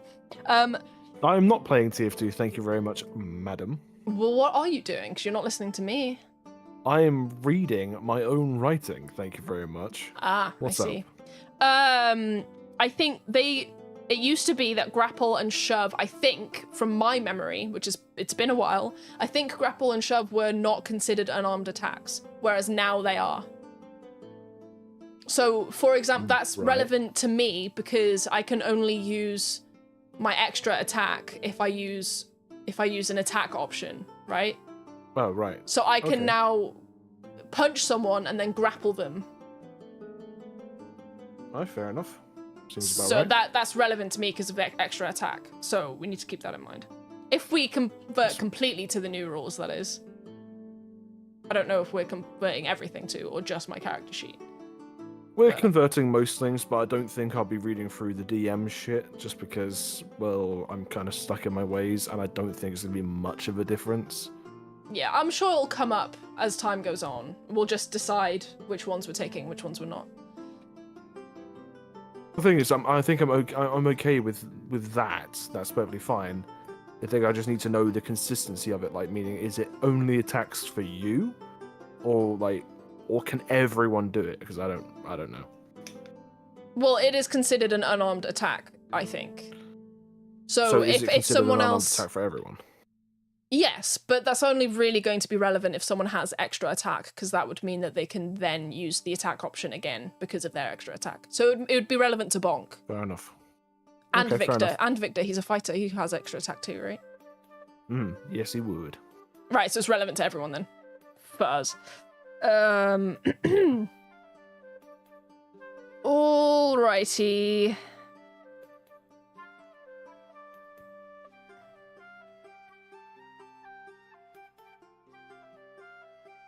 Using the grapple or shove option of the unarmed attack. You use your dexterity modifier. I almost spelt it with a Y then.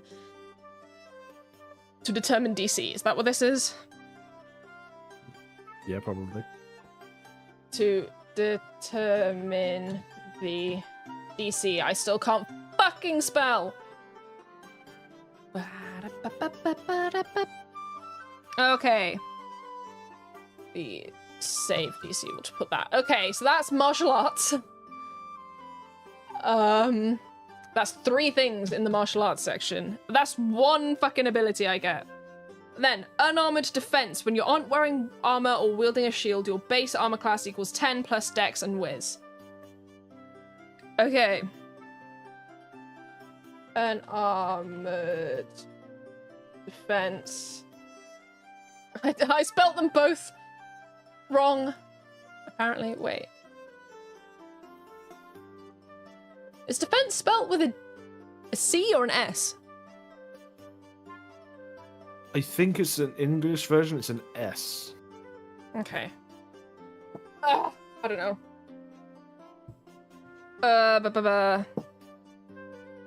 When not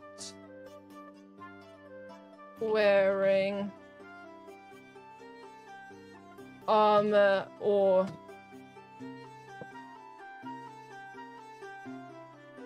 using a shield, you determine your AC. What the fuck?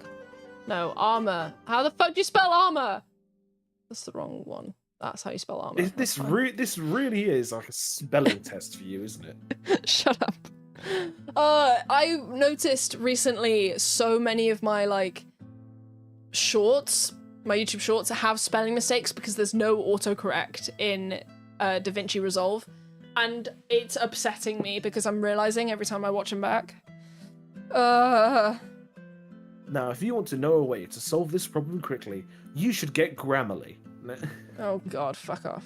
I'm joking, of course. I don't know the first thing about Grammarly.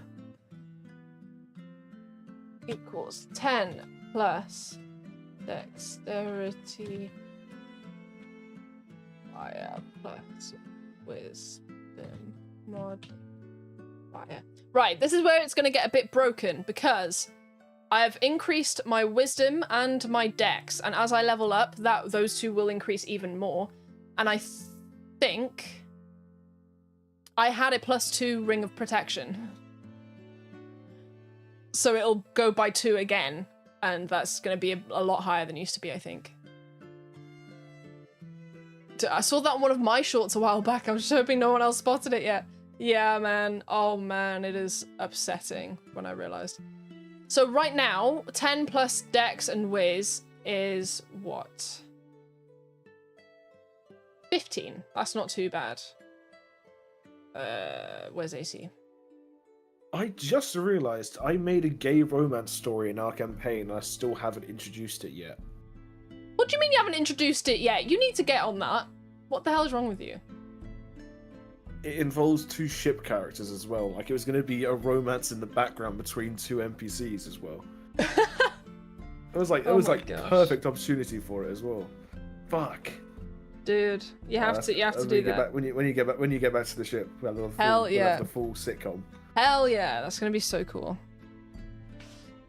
Okay, so that was a lot of time.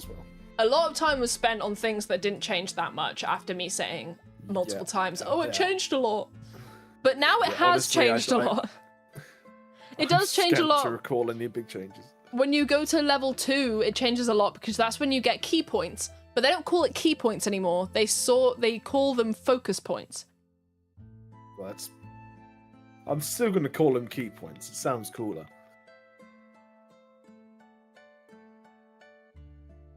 Oh, I don't know if they've reworded this on purpose or not. I hope it'd be on purpose, considering the amount of money.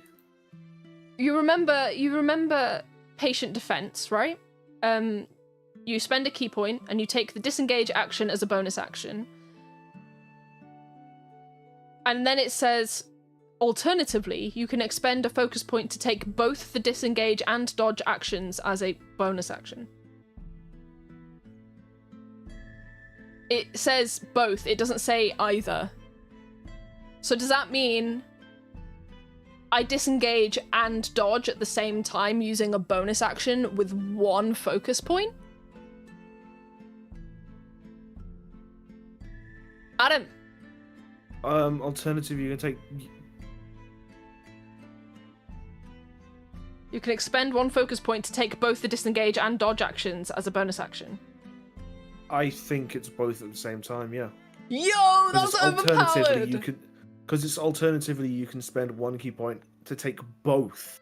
Yeah. The engage and disengage. Okay, so I think it's both. Both the disengage and dodge actions. So people have. So disengage gets you out of melee range, and without triggering a attack of opportunity. Oh, I see what it is. Gives people attacking you disadvantage. So I see what it is. Fucking powerful. Without spending a point, I can use disengage as a bonus action anyway. But if I spend a point, I can do disengage and dodge at the same time. Oh yeah, because it doesn't say you need to spend it to do the disengage action, so you just do get that as a bonus action normally. Yo, okay. That's I'm loving this. That's pretty good. That's a pretty intense change. That's a pretty big change. That's a pretty good change. I like that. Okay, Step of the Wind, you could take dash action as a bonus action. Same thing. I can take dash as a bonus action without spending a point. Alternatively, you can spend a focus point to take both disengage and dash. Because before it was you spend a key point to do it. Regardless, anyway, yeah, you would have to spend a key point to do it. Okay, I think that's going to rapidly keep your key points around then.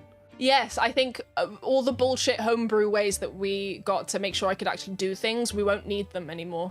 I don't think. Maybe not. Yeah. Because what me and Adam did, because I was just using key points so often, and then whenever I ran out at the very beginning of the fight, I just had nothing to do. So we just homebrewed it. I think that instead of having every time it told me that I had double the amount of focus points, basically. Yeah. So instead of having 1 focus point per level, I had 2 focus points per level. But that was broken as, and I wouldn't really use it. But this is gonna do a lot of this means that it's not gonna be as annoying to work out. Okay, that's a lot. I'm kind of noticing a theme. I'm kind of reading ahead. I'm noticing a theme with a lot of the monk things.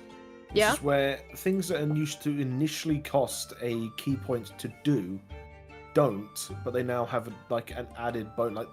Like you can use half the ability for free, but you have to use a key point to get the full lot, which I think is a very good improvement.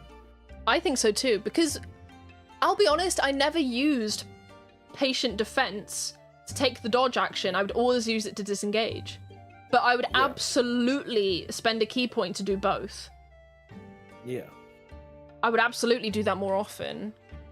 And then still being able to, if I run out, I can still use a bonus action for things. Okay. When you expend a focus point, it's unavailable until you finish a short or long rest. So that's another thing. A short rest also regains them. Okay, at the end of which you regain all your expended points. Some features that use focus points require your target to make a saving throw. The DC equals 8 plus your wisdom modifier and proficiency bonus. Okay, that's good to keep in mind. Unarmored movement. Your speed increases by 10 feet while you aren't wearing armor or wielding a shield. This bonus increases when you reach certain monk levels, as shown on the feature. Okay, that's the same. Uncanny metabolism. When you roll initiative, you can regain all expended focus points. When you do so, roll your martial arts die and regain a number of hit points equal to your monk level plus the number rolled. So if we have 2 battles in one session, or in one long rest, I can regain some hit points. I can regain some hit points and some key points. Okay, I think that's good at lower levels, yeah. Yeah, once you use this feature, you can't use it again until you finish a long rest. So I can only do it once per long rest. But I think that's something we should have done beforehand. Yeah. But, okay. Because that really helps. Yeah, it really does help. That's very good. Okay. Especially if we're doing like a dungeon and we walk into a room looking for somewhere to rest and we haven't found somewhere to rest. Instead, there's traps that we've accidentally triggered and we're in a new battle. Yeah. Well, shit, we haven't had time to rest, so let's do this instead.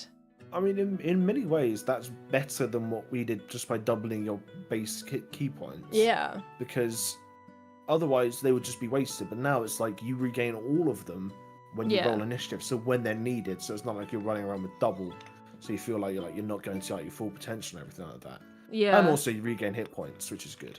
Which is pretty good, yeah. Right, this is the big one, Adam. Level 3, deflect attacks. It's no longer called deflect missiles. Do you want to guess why? Right, because you can deflect both melee and ranged? Yeah. Yes, I can. This is the one I was excited about. Good. This is one I'm very excited about because this is something I told you as the DM. I was like, you never shoot me because you like enemies that are like monsters. You like eldritch beings and that, which I also really like. But it did mean that I could never use deflect missiles, which sucked because I had this cool thing that I could never use. So yeah. So being able to deflect both missiles and melee attacks means if, a giant kraken tries to slap me with their fucking tentacle, well, I can deflect that to some degree. And I can still use the ability. You can't redirect you can redirect some of the attacks forced. Okay, let me read it out for everyone else. Okay, cool. When an attack roll hits you... Wait, Jay said something. I thought it's because you could no longer deflect missiles. You can still deflect missiles. It's just you can also deflect other attacks. When an attack roll hits you and its damage includes bludgeoning, piercing, or slashing, okay, you can take a reaction to reduce the attack's total damage against you. The reduction equals 1d10 plus your dex modifier and your monk level. If you reduce the damage to 0, you can expend a focus point to redirect some of the attack's force. If you do so, choose a creature you can see within 5 feet of yourself if the attack was melee attack, or a creature you can see within 60 feet of yourself that isn't behind total cover if the attack was a ranged attack. That creature must succeed on a dexterity saving throw or take damage equal to 2 rolls of your martial arts die plus your dexterity modifier. This is a lot of words, but the damage is the same type dealt by the attack. Yeah, this is a lot of words, but it's quite simple in practice, I think. Yeah. That's so you cool. You can reduce it for no key points, just your reaction. Yeah, but if you reduce it to 0, you can spend... Yeah, if you spend a key point and it's reduced to 0, you can... So I can still do the cool thing. I remember this moment. There was a cave that had a bunch of people in it. We were like sneaking around and then we got spotted. Yeah. And there was so many people and I just decided that Flynn was going to just go around and defeat the people who might walk into the room before they ever get in the room. So I left the room, went around and basically beat up a bunch of people before they ever got to the room so that my party members could, my friends could focus on the people that were, the bosses or whatever. I went round, I fucking punched a guy, I punched another guy probably, and then this one guy had a crossbow and he was high above, and I caught it and I spun around. This is how I described it. I spun around and just flung it back at him at full speed and then killed him that way. That was such a cool moment. But now I can do that and I can do something else if it's a melee attack, which is proper martial artsy. Because if I am fighting a person and he punches me, well, I can deflect that and do an elbow strike or something back at him. As a martial artsy person, I can describe deflect attacks so interestingly. I think it's gonna be cool. Okay, this is gonna be cool. I like that a lot. Right, and level 3 is also when you pick your monk subclass. So I haven't written any of these down because this is gonna be a lot of writing. I'll do the level up stuff later for abilities, but I'll do ability modifiers and that, and feats and that, on stream. So, so that's deflect attacks. That is so good. I'm very happy with that as a monk. So, right, subclasses. For the rest of your career, you gain each of your subclass features that are your monk level or lower. Yeah. So, Monk subclass at level 3, I get to just pick it, I guess. So I pick, obviously I'm picking Warrior of the Elements. So... Naturally. Right, this is one of the big changes for us, Adam, is elemental attunement.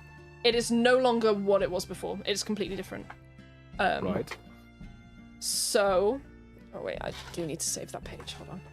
So, elemental attunement. At the start of your turn, you can expend a focus point to imbue yourself with elemental energy. The energy lasts for 10 minutes, or until you're incapacitated. You gain the following benefits while the feature is active. So, this is huge. Reach. When you make an unarmed strike, your reach is 10 feet greater than normal, as elemental energy extends from you. So, this is why Fangs of the Fire Snake is, you know, this is basically Fangs of the Fire Snake, but, you know, but you're not I get it at level 3. I'm not limited to fire, yeah. Because the next bit is elemental strikes. Whenever you hit with your unarmed strike, you can cause it to deal your choice of acid, cold, fire, lightning, or thunder damage, rather than its normal damage type. When you deal one of these types with it, you can also force the target to make a strength saving throw. On a failed save, you can move the target up to 10 feet towards or away from you as elemental energy swirls around it. So elemental attunement, instead of being what it was before, which was completely different, I'll go and find it. Elemental attunement used to be like... It was basically thaumaturgy. Like your own version of prestidigitation. Yeah, that's the one. Prestidigitation. I still get that, I think. A separate thing. Probably. But now, instead, this is basically a slightly less cool version of Water Whip and Fangs of the Fire Snake all in one. Because Water Whip was that I could pull someone towards me. Yeah. But I can do that again. The thing is, we can always flavor it so like even like you may be doing bludgeoning damage, but you can make it be whatever you want, which is good, and it also doesn't limit you, which is I think is a much better improvement. Yeah, and I think I'm gonna miss Water Whip because I loved it. I use it in Baldur's Gate as well. I use it all the time. I love it. Because it could also knock people prone, which I could use against big monsters that you like to have. Like, it was really cool. Yeah. But I think this is what I was talking about. Like, perhaps this can be something to do with the staff. You know, the staff that she found at her place. Maybe she, like, the magic in the staff is sort of old and I need to remember again. So maybe the new story that I'm doing is that I'm going to different elemental monk places and I'm learning new spells that I can activate with my staff. And that's what my staff is doing. So maybe you know, would have to, or something like that. I don't know. Or maybe we just abandon it completely, but... Well, the thing is, I think, because the way I had it written out before all of this was that there would be, that there would just be a pool of abilities. Yeah. Each one related to a different elemental discipline. And you'd just gain the ability to choose one of them when you completed one of their quests or went to one of their places. Right. And so it would be your choice of a toss-up as to what do you think your character needs for the next bit until you can find another place. Right, I see. And so like I made a good few of them actually, like different individual attacks and things like that.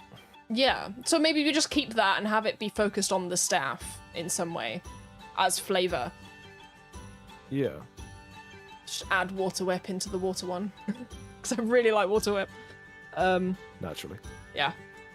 But I'm gonna miss Water Whip, because if anyone doesn't know, the way that it worked, this is a complete uphaul of way of the elements or whatever, warrior of the elements. It's completely new. What it used to be was that you would just gain a spell, an elemental spell, and sometimes they called it something different, but it was basically a spell that already exists. Sometimes they just gave you a spell, like Thunderclap was one of them. That's just a spell, and you could spend a key point or 2 key points or however many to use it. It was so broken because you would go through all of your key points so quickly and you could only use the spell so many times. It was not very good. Because you could do these cool big spells like Water Whip and Fangs of the Fire Snake, which increase your range by 10 feet with fire, and it's fire damage. But, like, it's... Yeah. But this is a completely uphauled it, because they're just going to be completely different. Like, for example, at level 6, I get Elemental Burst, which is a completely different thing. And they're giving me specific things instead of pick a spell, which wasn't very cool. I don't know. Yeah, it wasn't that cool. It was cool, but it was only cool for one instance. And then if you happen to have... Yeah. I just happened to not have... We don't have any magic users in our thing. I'm the closest thing to a magic user. So it would be cool in the sense of, like... For now, yes. It was cool in the sense of, like, you know, you have a monk, a fighter, and a barbarian, and they're all going around doing these martial attacks, and then suddenly a water whip happens where I pull someone towards me so I can punch them better, or whatever. And it was cool in that sense. But if you happen to have a magic user in your thing, and people are using spells all the time, the fact that I can do water whip is not that cool. Like... Yeah, I suppose. It's not that cool, it's not that unique. And other people can use Thunderclap more often than you can because you have to spend a key point and you only have so many key points and shit like that. Yeah. And because Thunderclap is a fucking... Or something like it is a cantrip, so people can use it all the time, whereas I can only use it with a key point. So yeah. Anyway, there was lots of problems with it that I didn't understand at the time. I just wanted to be an elemental monk, so... Yeah. But these make the class a bit more viable. What were you saying? One thing I did have an idea for. Yeah. Was that, like, your water whip and the like. Say for example, so water whip used to be your whole action. Yeah. What if we make it so your water whip is a tiny bit less powerful, but it's one of your attacks instead? Yeah. So then I could use the utility of. Yeah, but you get the utility of dragging someone over, and then you're still able to use a lot of your punches. Yeah. But then you can chain it into other things. Yeah. Because that's the thing. I've been thinking about things, and it's like, if I can use a water whip to pull someone towards me, if this was real life, I would then instantly back kick them as they're moving forward, so that force, you know, back kick immediately. So I pull them into my sidekick or something. We could do it like there's a bunch of combinations. Yeah. Such as, like, if you water whip someone into, like, a forceful strike or something like that, it deals extra damage because they've been, like, say if you have one ability that pulls them forward, one ability that pushes them back. If you use them consecutively, like, maybe they do a bit like extra damage or something like that. Or they knock a person prone. Like yeah. Useful things, but maybe not always the goal. Yeah. Yeah. Well, that's something to think about, but continue on. Yes, it's yeah.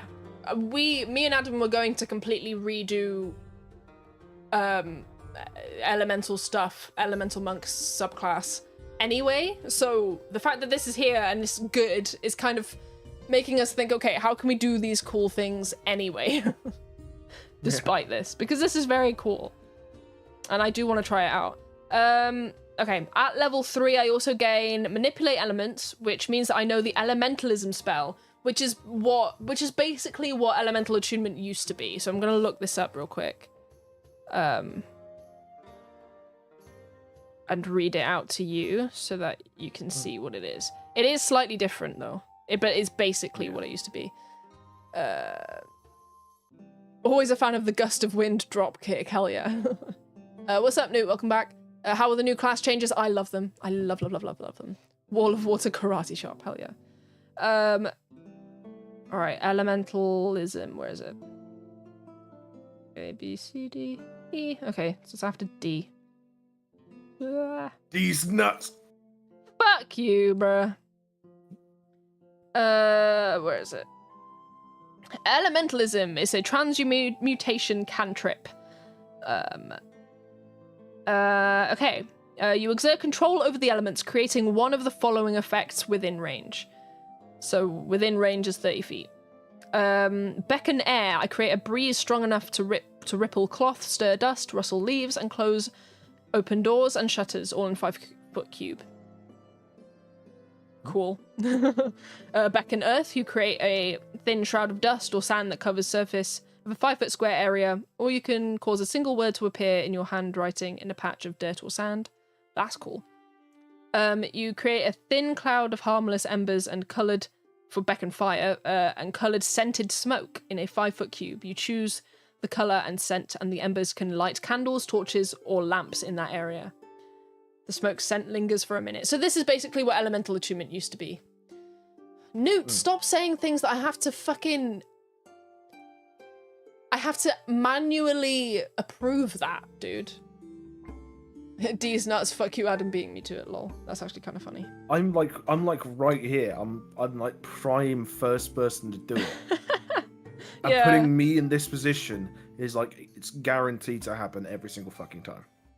Yeah, it kind of sounds like prestidigitation. It is. That's basically what it is. And then beckon Jesus water. Christ, that's a misspelling. Yeah, it really is. It's funny I knew what it was anyway. Beckon water, you create a spray of cool mist that lightly dampens creatures and objects in a 5-foot cube. Or you can create a cup of clean water, either in an open container or on a surface. And the water evaporates in a minute. You better back the fuck up. I'm gonna lightly mist you. Lightly mist you, yeah. Sculpt elements. You can use dirt, sand, fire, smoke, mist, or water that can fit in a 1-foot cube to assume a crude shape, such as that of a creature, for 1 hour. Okay, cool. So elementalism is basically prestidigitation, which is basically what elemental attunement used to be. Wait, what was that last bit? You can assume the shape of a creature. Like, you can turn yourself into a statue? No. You cause dirt, sand, fire, smoke, mist, or water that can fit in a 1-foot cube to assume a crude shape. Oh, right. So I don't turn into a statue. That's not what that means. I was gonna say that'd be pretty fucking cool though. It would be cool, but this is a cantrip, my dude. Fair enough. Yeah, but that lasts for 1 hour. So elementalism, which I get at level 3, is basically what elemental attunement used to be. And which in and of itself was basically prestidigitation. So that's pretty cool, I guess. Fair enough. But the things that I'm interested in is things like elemental burst. As a magic action, you can expend 2 focus points to cause elemental energy to burst in a 20-foot radius sphere, centered on a point within 120 feet of yourself. Choose a damage type: acid, cold, fire, lightning, or thunder. Each creature in the sphere must make a dexterity saving throw. On a failed save, the creature takes damage of the chosen type equal to 3 rolls of your martial arts die. On a successful save, a creature takes half as much damage. So that's pretty cool. I like that a lot. I think there are spells similar to it, but we can pick what the elemental type is. I need water or something. Fucking hell. And then at level 11, I would get Stride of the Elements. So this is beyond what I would get immediately because we're level 8 right now. Yeah. But Stride of the Elements at level 11. While your elemental attunement is active, you have a fly speed and swim speed equal to your own speed. So I have a fly speed, Adam, at level 11. For 10 minutes, I can fly. I mean, level 11, it's good enough. It's... The thing at level 11, I can fly for 10 minutes. For everyone. Yeah, but the shit I'm going to be dealing with at level 11 for everyone is going to be fucked either ways. So yeah, that's true. I still can't get over the fact that by being a monk, I can fly for 10 minutes. Pretty accurate, to be fair. Yeah, it's pretty funny. Do you think they fixed certain classes being obscenely overpowered? I don't know, because I only really know things about monk. So I'm not sure. I was thinking if I had time, which there definitely isn't, that I would go through... I have an idea for a warlock that I would play in a future campaign. Like, whenever I got sick of playing Flynn, I guess. Or if I went to a different DM for something. Ouch. Not that I ever would, of course. Mm-hmm. But, you know, in a future thing where, like, one day maybe I get, you know, Matthew Mercer to DM for me or something. Fucking hell, so just, you know... You know, in my dreams, yeah. Anyway, I had an idea for a warlock, so I was thinking maybe I go through and look at warlock, because there were changes to warlock. But I also never really looked at the mechanics for warlock, so I don't know. But yeah, I'm not sure. I don't I'm not familiar enough with the old ones and the new ones to really make an observation on that. The arcane spellcasters were overpowered. It'd be interesting to see. Were they? I mean, I can look over Wizard if you want, or like one of the others. Anyway, at level 17, I get Elemental Epitome. While your Elemental Attunement is active, you also gain the following benefits. Damage resistance. Gain resistance to one of the following damage types of your choice. Acid, cold, fire, lightning, or thunder. At the start of each of your turns, you can change this choice. Destructive Stride. When you use your Step of the Wind, your speed increases by 20 feet until the end of the turn. For that duration, any creature of your choice takes damage equal to 1 roll of your martial arts die. And there's so many more words as well. Yeah. And then I also get Empowered Strikes. This is level 17 again. Once on each of your turns, you can deal extra damage to the target equal to 1 roll of your martial arts die when you hit it with an unarmed strike. The extra damage is the same type dealt by that strike, which at this level would be 12. A d12. Underpowered, you misread that. Oh, I did misread that. The arcane spellcasters were underpowered. It would be interesting to see. Fair. That would be interesting to see. Right, let's go back to regular monk stuff and see what I get. We'll just look at level 8 for now. No, we won't, because that's a lot of stuff, actually. Oh, shit. Okay, wait, there's so many cool stuff. We keep evasion at level 7. So when you're subjected to an effect that allows you to make a dexterity saving throw, you take only half damage. You instead take no damage if you succeed on a saving throw and only half damage if you fail. Which is exactly the same. So evasion hasn't changed. I'm so glad because I love evasion. Okay, so ability score improvement at level 4. You gain the ability score improvement feat or another feat of your choice for which you qualify. You gain this feature again at level 8, 12, and 16. So that would mean, I think that's increased things by 2, right? I assume. That's what it was before. Let me just double check. Yes. All right, I'm going to grab myself a refreshing beverage that I wish I was always sponsored by, Dr. Pepper, so I'll be back in a second. All right, see you in a bit. Okay, ability score improvement. Increase 1 ability score of your choice by 2, or increase 2 ability scores of your choice by 1. The feat can't increase an ability score above 20. Yeah, so we'll take that at some point. I don't know what for. I guess my dexterity? Yeah, that makes the most sense. And then later at level 8, I'm going to take Magic Initiate. I could have sworn.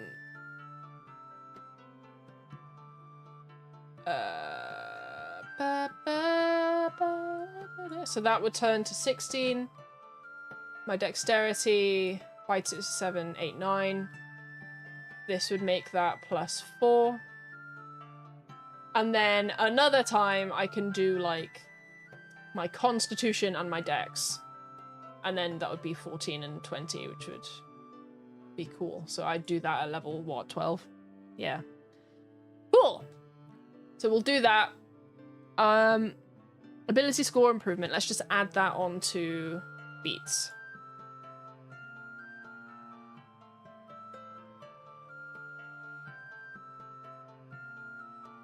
Ability score improvement. Level 4. So I did dexterity plus 2. That makes sense.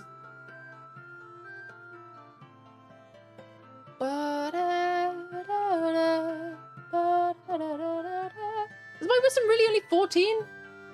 Oh, maybe I should do... Oh, that should be plus 4. Oh, maybe I should do dex. I don't know. My dex is really high as is. Maybe I should do, instead of doing 2 to dexterity, maybe I'll do 1 to dex, because then it's still plus 4, and do this to 15, and then next time I can do wisdom and constitution, and that will increase this to 16. I think that makes more sense. So what did I do? I did dex and wisdom. I did Dex and Wisdom. They- Okay. Ah! They turn the friggin' frogs gay. Indeed they did. So at level 4, I'm doing ability score improvement, dexterity, and wisdom +1. So this means that my new scores is strength 14, dexterity 18, 13 constitution, charisma 10, wisdom 15. I just realized I'm zoomed way in. And intelligence 8. So I have... So my dex is 18. This is... All of these are lower than they used to be on my old one because I rolled for my last one. But this makes more sense and is more balanced in my mind to what Flynn was and is, I guess. So my AC is 16 because it's 10 plus 4 plus 2, 16. And then I have my +2 ring of protection, which makes that 18. So we'll do that later when I convert things properly. But yeah. So I did that for level 4, and then level 8. Oh no, we're still on level 4 right now. Okay, so we also get a slow fall, which I think is exactly the same. You can take a reaction when you fall to reduce any damage you take from the fall by an amount equal to 5 times your monk level. That's the same as it was before. Level 5, it's extra attack. You can attack twice instead of once whenever you take the attack action on your turn. That's the same. Stunning Strike. Once per turn, when you hit a creature with a monk weapon or an unarmed strike, you can expend 1 focus point to attempt a stunning strike. The target must make a constitution saving throw. On a failed save, the target has the stunned condition until the start of your next turn. On a successful save, the target's speed is halved until the start of your next turn. And the next attack roll made against the target before then has advantage. I think that is different. Slightly. I think it was just that you stun them. And if you failed, you failed. I don't think that extra stuff about halving speed was there before.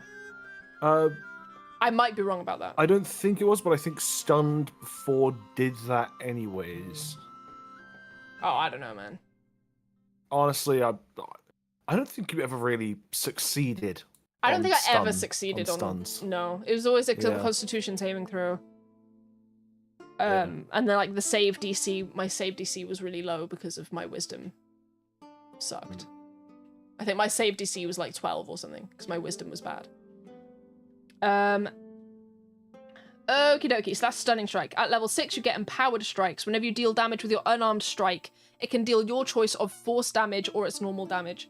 So I can do... Yeah, so I can do either force damage or any of the elemental ones. If I have elemental attunement. But if I don't have elemental attunement, I can still choose force damage, which is pretty cool. But, do you want to know what I get next level up? At level 9? What do you get next? What do you get next level up? I get acrobatic movement. While you aren't wearing armor or wielding a shield, you gain the ability to move along vertical surfaces and across liquids on your turn without falling during the movement. Fair enough. Doesn't that kind of make the flying a bit null though at the end? This is at level 9. And the flying, yeah, no, but like... and the flying, you have to have elemental attunement ready. So if you don't have any key points, well, you're fucked. Yeah, I was gonna say because like flying, like you literally just okay, good, you get vertical movement, but you can already climb up walls for like no cost.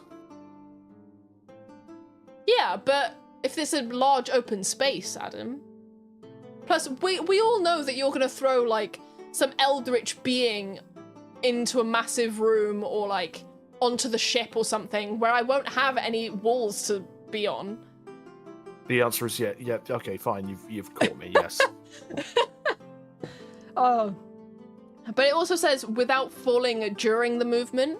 So the second I stop moving on my turn, I fall. Okay, so you can't walk on water. You got to run on water then. Yeah, I've got to run and not stop. I'd have to take the dash action, pretty much. I'd have to take the dash action and movement. And does just that mean keep if moving. you jog in place, you can still stay on the surface? I don't know. You're the DM. I don't know. I don't know myself. If I was the DM, I'd say no. That's a bit insane. I mean, it'd be quite fun, to be honest. Okay, I need your opinion on a level 10 thing. Yeah. Okay, so at level 10, we get heightened focus, which means flurry of blows, patient defense, and step of the wind gain benefits. Flurry of blows, you can expend a focus point to use flurry of blows and make 3 unarmed strikes with it instead of 2. Does that mean an additional focus point, or it just now does 3 instead of 2? Wait, what's the reading again exactly? It says, flurry of blows, you can expend 1 focus point to use flurry of blows and make 3 unarmed strikes with it instead of 2. And it says, your flurry of blows gains the following benefits. So it gains the benefit. Okay, so I think then you just attack with 3 then instead. Okay. So it just becomes 3 instead of 2. Yeah, I think so.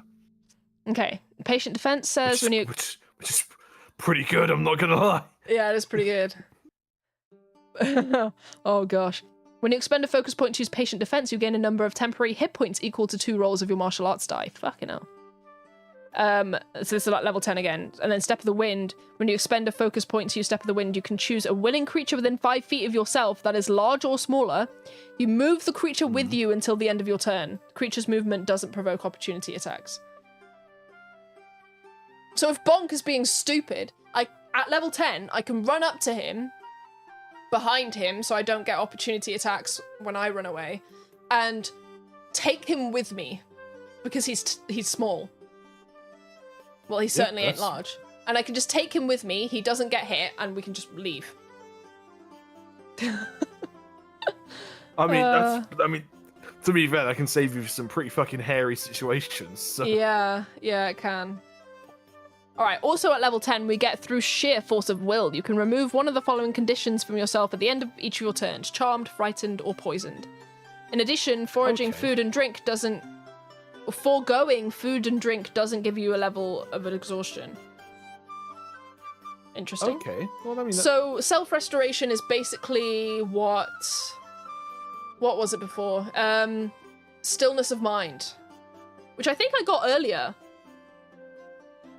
That's a good point, actually. I think so. I think I got stillness of mind at level 7 or something. Alright, where the fuck is... Okay, barbarian, bards.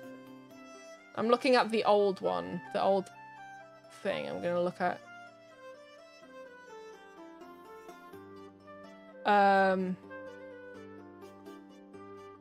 Yeah, at level 7 I got evasion and stillness of mind. That's gone. Stillness of mind isn't here. Stillness of mind was you could end 1 effect on you. Stillness of mind was... Or was it only charmed? I think it was only charmed. Starting at 7th level, you can use your action to end 1 effect on yourself that is causing you to be charmed or frightened. Oh, okay, so it got a bit of a buff then. What did? I mean, I guess it got a buff, but I can't use it anymore. Until level 10. Fair point. But, you know, like, you're gonna get to level 10 quickly, that's all I'm saying. Really? No, not really. Yeah, I was gonna say, because we were at level 7 for so long, dude. Well, I am planning to go a bit faster now. Is Adam restarting? Like, yes. Like, yes, no, we know this. We've been talking about this for ages. I made an announcement about it like 2 months ago. Lol. And like, was like, hey, like these are the people who are locked in the campaign.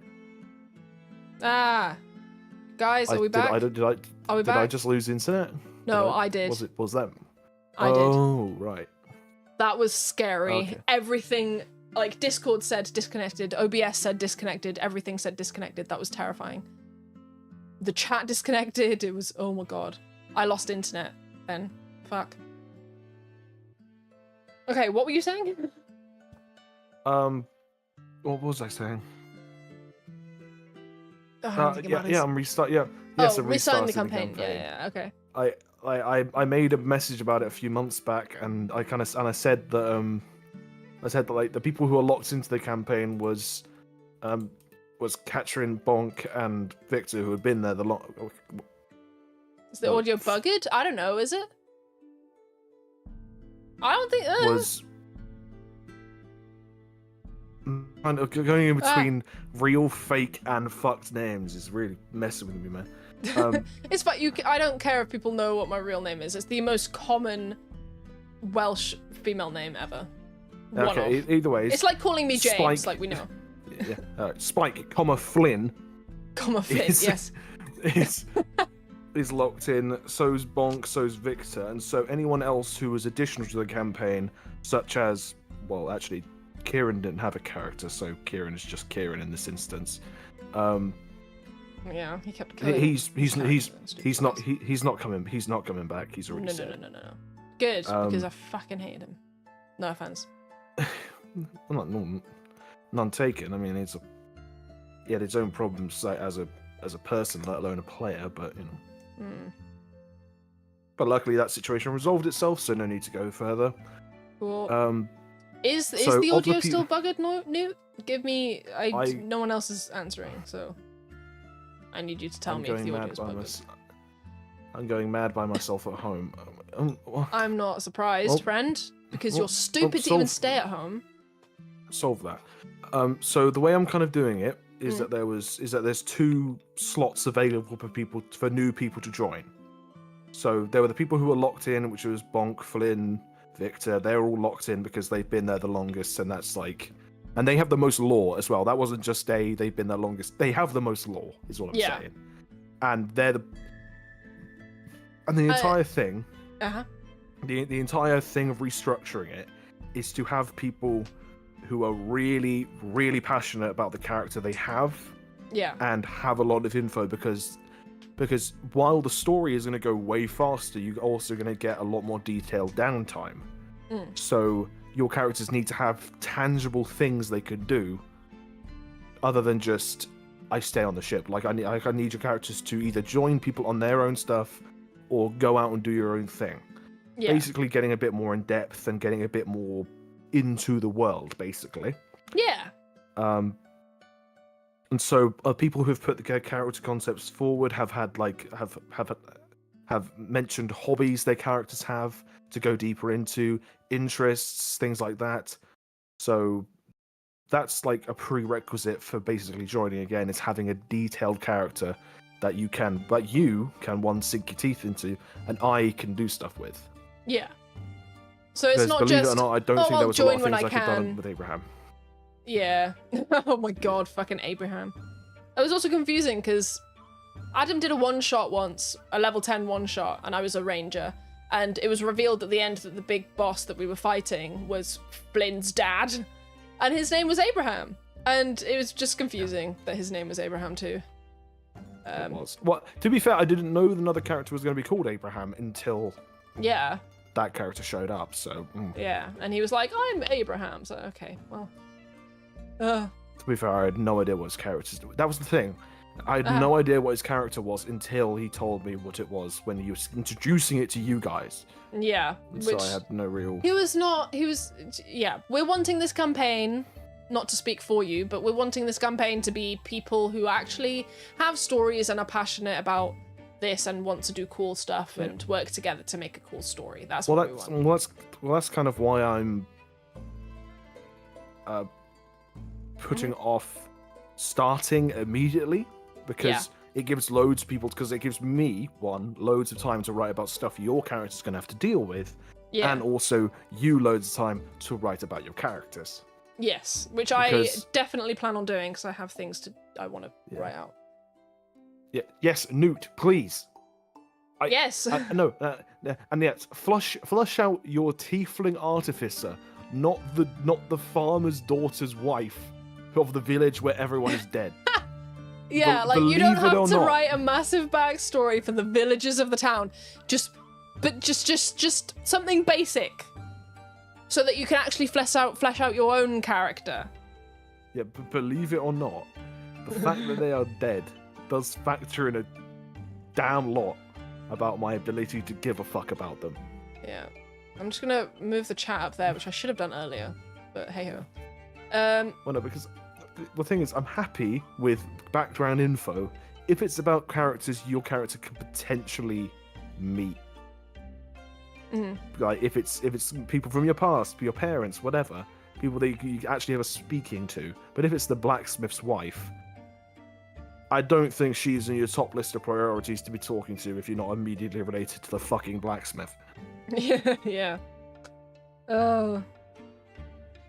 Alright, sidetrack. Yes, anyway, so there's more stuff on higher levels. Do you want to hear about them or not? Hit me, fuck it.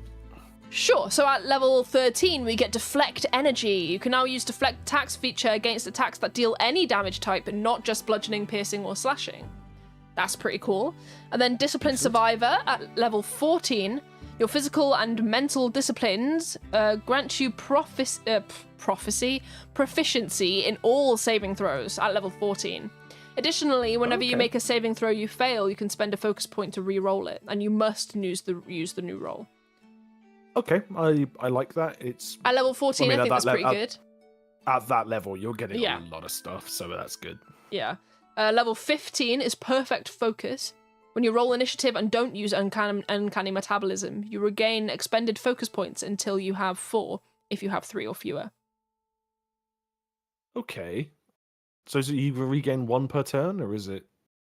I don't know. When you roll initiative and don't use uncanny metabolism. I'd assume you'd get 1 per turn.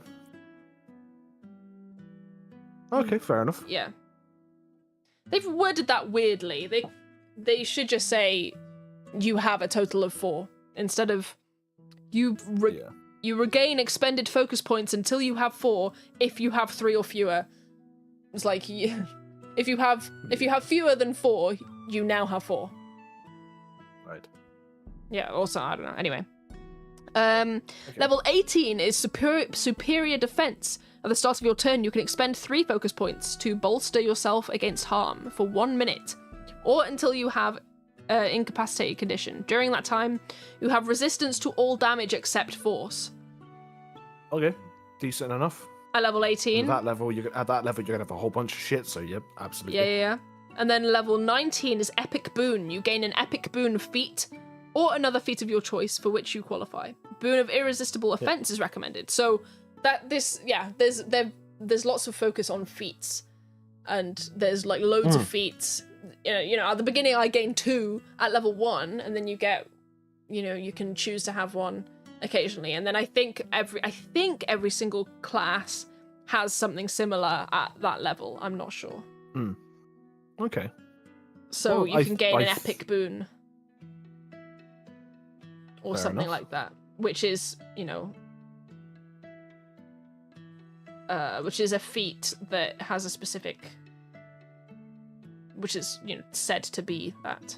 So yeah, level 19 of Sorcerer, you also get an Epic Boon, so I think everyone gets one at level 19. So. Right. And then level 20 is Body and Mind. You've developed your body and mind to new heights. Your dexterity and wisdom scores increase by 4 to a maximum of 25. At level 20. So I'm a god at that point. Fair enough. So if my dex and wisdom are 20, they'll go to 24. Right, so that's essentially the barbarian one, but for monks, which is good. Which is very good. Pretty much, yeah. So that's what your future is going to be. All in all, my future looks pretty decent, to be honest. Yeah, it's not that bad. I think this is more balanced than it was. Because before, It is. I kind of felt like I couldn't do much, and then so you had to give me overpowered stuff in order for me to feel like I was doing something. Yes, I think I was a bit guilty of that. So now it's balanced it out. We won't have to do that as often, or at all. And I think it's going to be great. I'm excited to playtest this. Yeah.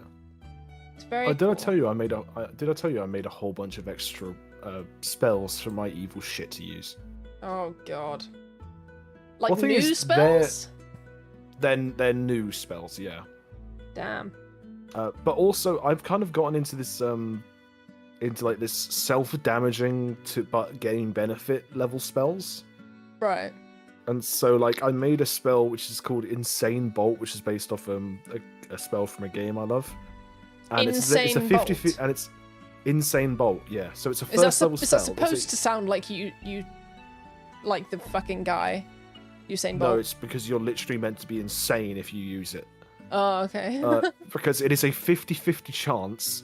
It's a first level spell. It's a 50-50 chance. You can either deal 5d10 lightning damage to the enemy, or 10d10 lightning damage to yourself.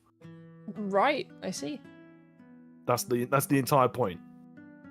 Damn. That you just that you can utterly obliterate yourself or the enemy as a 50-50 chance.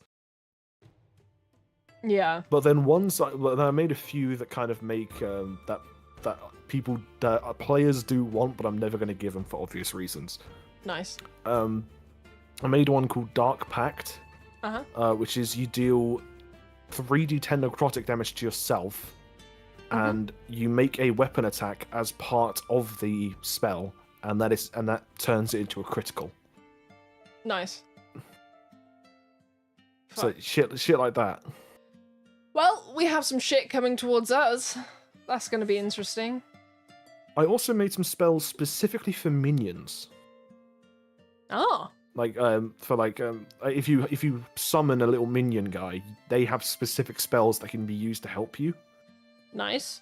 So I made a spell called Malign Sacrifice, which is you target a willing creature and siphon health equal to their current hit die maximum for yourself. So you target like one of your little mini guys, and you get to steal basically their entire health pool. Nice. Fuck. But that's kind of more for like magical minions than it is actual like people. Yeah. Shit, man. Does your Iron Defender get any spells? Let me just put that in a simple fuck no. Unless your Iron Defender has a soul, no spells. Don't say that. Now he's gonna give him a soul. Well, yeah, but then that's an entirely different kind of magic. Sure. Okay, I'm gonna go through the rest of the create a character thing. So we've done level 1. I've done a couple of the higher level stuff as well, but we'll just go through the rest of the level 1 stuff. Oh god. The rest of the create a character stuff. So we recorded class features, we've done that. Fill in numbers. What's this? Note these numbers on your character sheet. Saving throws, skills, passive perception. Okay, so this is something I'm gonna have to do. Add your proficiency bonus to the appropriate ability modifier and note the total. Some players also like to note the modifier for saving throws they're not proficient in, which is just the relevant ability modifier. So saving throws for strength would be 5. Would be a +5. Okay, let's do this real quick. Same for athletics, no? Because proficiency and +2, which would make it +5. That is how that works, right? My saving throw, -1 for intelligence. Saving throw for dex, 4 + 3, which is 6, right? What? 4 plus... Did I just say 6? 4 + 3 is 7. Yes. Okay, this is stressing me out. Right, and this is just +2. Constitution is just +1. And charisma is +0. But all of those are going to change once I add my equipment because I have my +2 ring of protection. Right. My acrobatics, sleight of hand, and stealth is all going to be 7 as well, right? Because I have proficiency in them all. So +7 + 7 + 7. And then all of my wisdom is the same, which is +2. How about I just do this?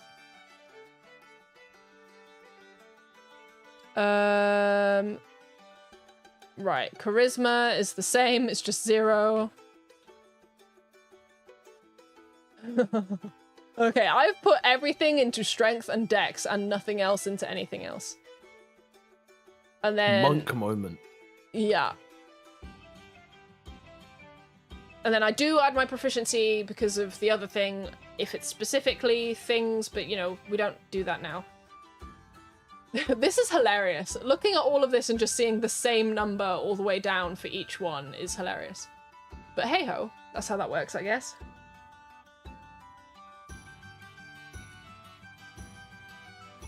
Yes. Sorry, I got distracted because Newt keeps swearing, which means I have to manually approve his fucking things. As a DM, you better give my baby a soul. He deserves it. You earn a soul. Yeah, you have to earn it. Jeez. Alrighty. And also, who do you sacrifice to put in the poor fucking thing? Yeah. You don't just get a soul from somewhere. You take it. Yeah, fucking hell. Okay.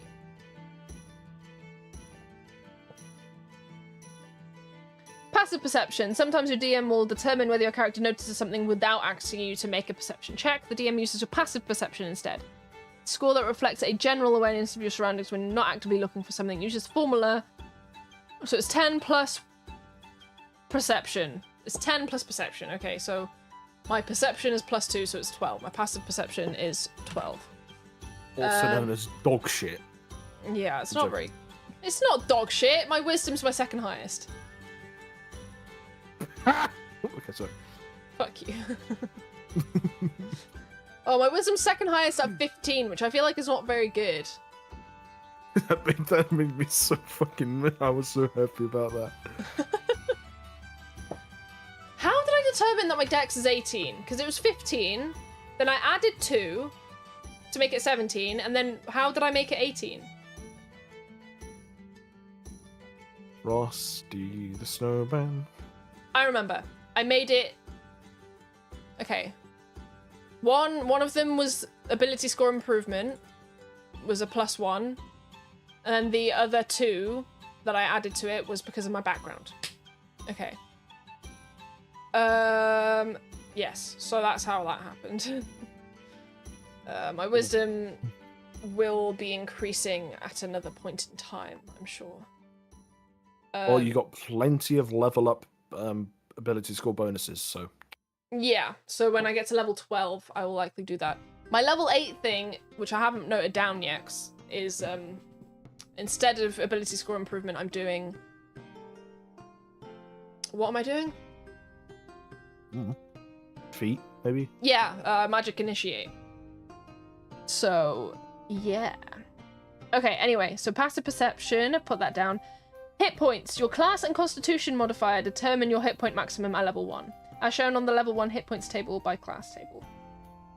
Monk is 8 plus constitution modifier.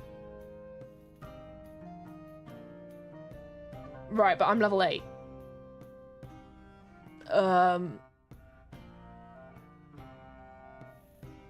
How do I do this? How do I level up each...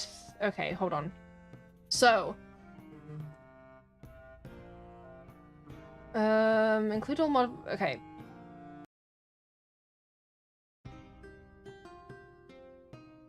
The fuck just happened?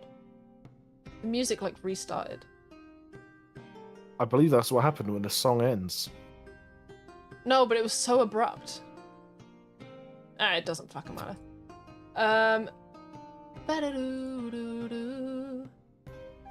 Where was I?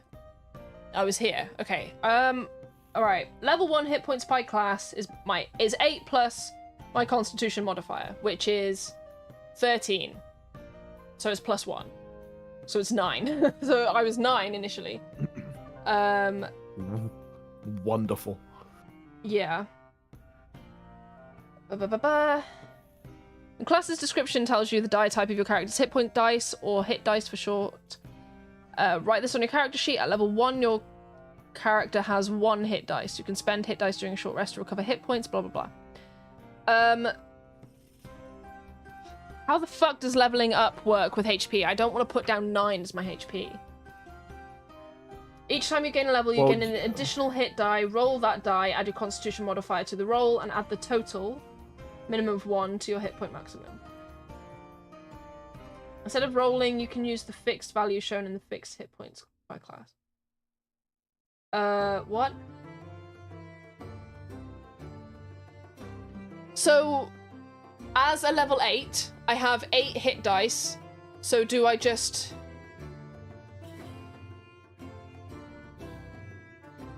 Every level you roll a hit dice, add Constitution, and then the hit dice to your total.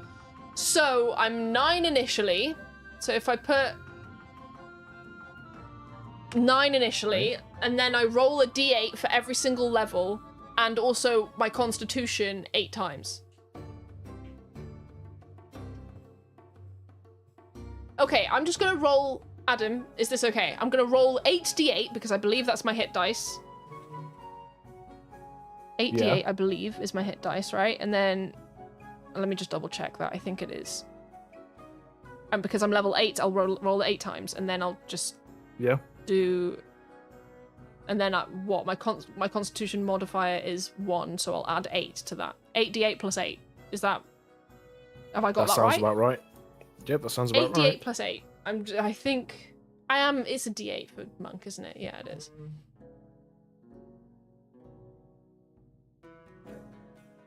But wait, level 1 already has it for you.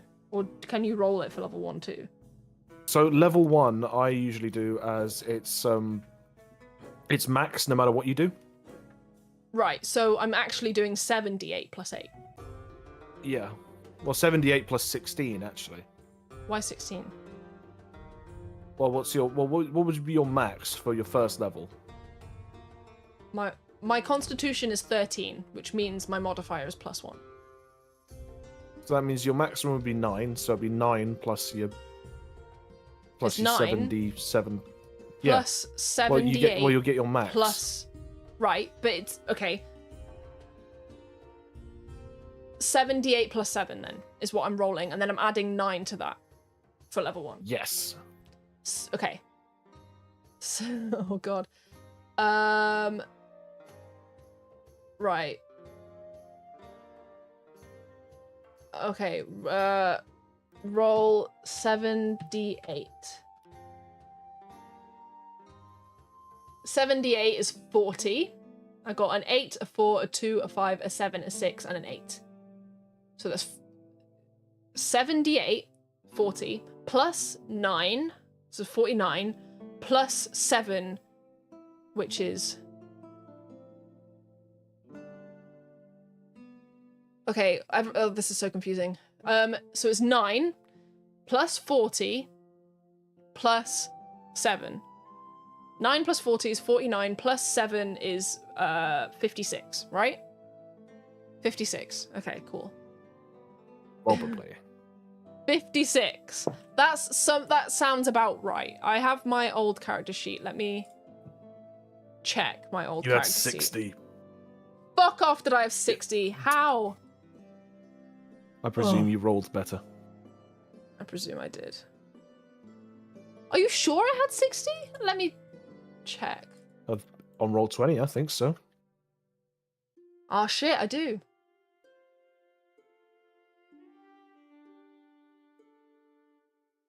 That's legit 7 times 8. Fuck off. Can I just have it be 60? I didn't need to do hit points again.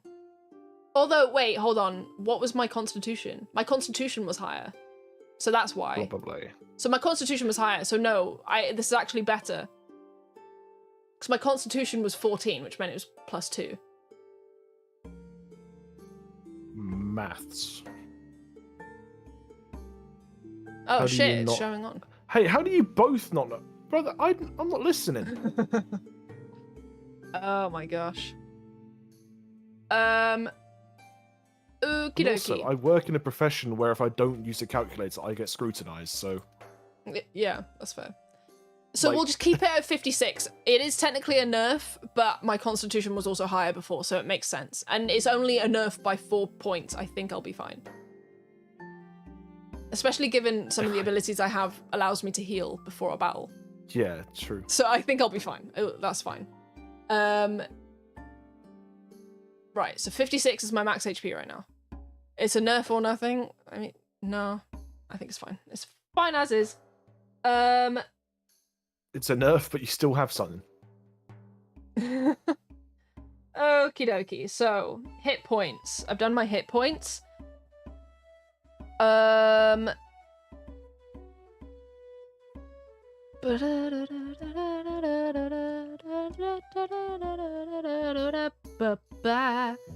Your dexterity modifier in the space for initiative on your character sheet. So initiative for me is plus 4?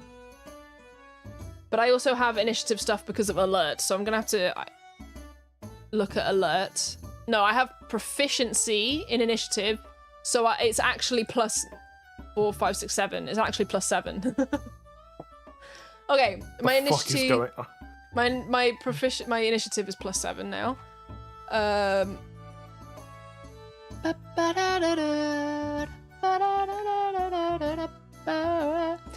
Like the Nerf gun catchphrase. Oh, I didn't read that right. Reading is great today, isn't it?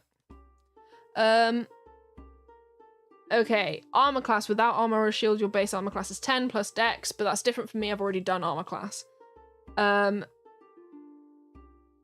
Okay, attacks in the weapon and damage cantrip section of the character sheet. Write your starting weapons. The attack roll bonus for a weapon with which you have proficiency is one of the following, unless a weapon's property says otherwise. Yeah, so unarmed attack. The attack bonus / DC.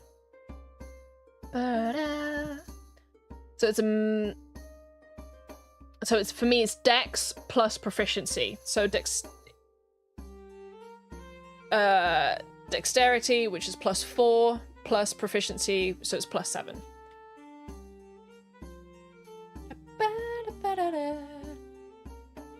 So that's the attack bonus. So I also have other things, and if it's a monk weapon, well that's irrelevant. We'll just put unarmed attack right now. And then the damage for an unarmed attack is what? Oh, well, it's different for me because I'm a monk. So right now it would be a D8. Someone messaged me. What happened?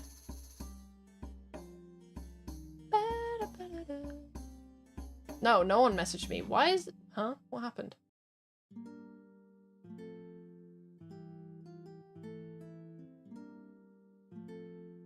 Why did I get a sound? Oh, maybe it's one of the servers I'm in. Who knows? Whatever.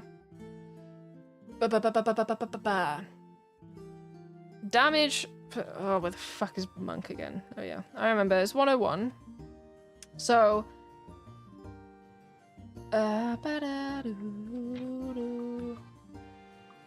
My martial arts die. It's D8. Is that what that means? Probably. Oh, it's been so long since I've calculated all of this in the first place. I think... yeah, I think my stepdad is cooking something. And he's burning things, apparently. So apologies for that, friends. Well, what's your stepdad cooking? I don't know. I ain't having that. I'm having something else. Does he smell what the rock is cooking? Shut up, Adam. Gonna be the death of me. Does he perhaps? Shush. Does he make milkshakes? And do they bring boys to the Shut up, Adam. Can roll the d6 in place of the normal damage of your unarmed strike or monk weapons. This die changes as you gain your monk house levels. is burning down. Martial arts column of the... Okay, so it's the martial arts dice. And the music stopped. Why? I stopped watching Spike when our house burnt down. There you go. Why would you stop watching me because of that? What the hell? I don't watch broke ass motherfuckers. Wow, okay.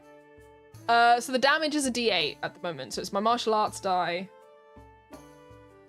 Yeah. And I use my dex instead of strength for the attack and damage rolls. So it's a D8 plus dex. Plus something. I don't know. strength modifier plus proficiency bonus. So it's not. It's my dex plus proficiency, which is 7, and it's a right now it's a D8 plus 7. People are talking in things. Oh god. I'm just gonna mark that all as red. Couldn't get behind Spike's house burning down arc was super weird. Look, the arcs I've had. Honestly, it was a weird reach for the character. Yeah. I could just about survive the Christian arc. Oh, fuck off. We're not talking about that on stream. Oh. That arc was interesting. Anyway, we don't have to get into that right now. Right, so... The arc where Spike found God. Shut up. Oh, God. There's a reason I don't talk religion on my stream anymore. Well, not anymore, but there's a reason I don't talk about religion on my stream. Newt, you shut the fuck up right now, or I will never talk to you again. Oh my! I ain't even reading chat. Oh no! Never mind. But everyone's gonna be so confused right now. That's fine. It doesn't matter. Because you know my favorite arc was when you turn up at the house with milk at 10 a.m. That's just a normal thing. It is a normal thing that happened, but we're not gonna get into what the fuck that means. Anyway, so, damage type, D8 plus 7, that makes sense, right? Because it's proficiency plus my dex, which is 7, and a D8 is my martial arts die for unarmed attack. Yes? Yeah. Yes, okay. Sorry. The last time I'm pretty sure you calculated all of this for me, so I'm just... Probably, yeah.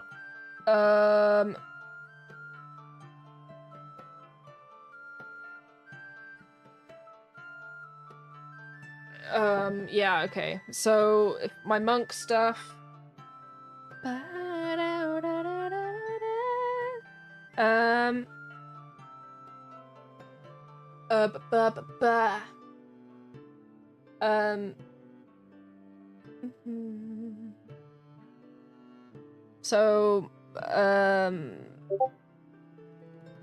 I'm sorry for all the notifications. People are talking in a server I'm in.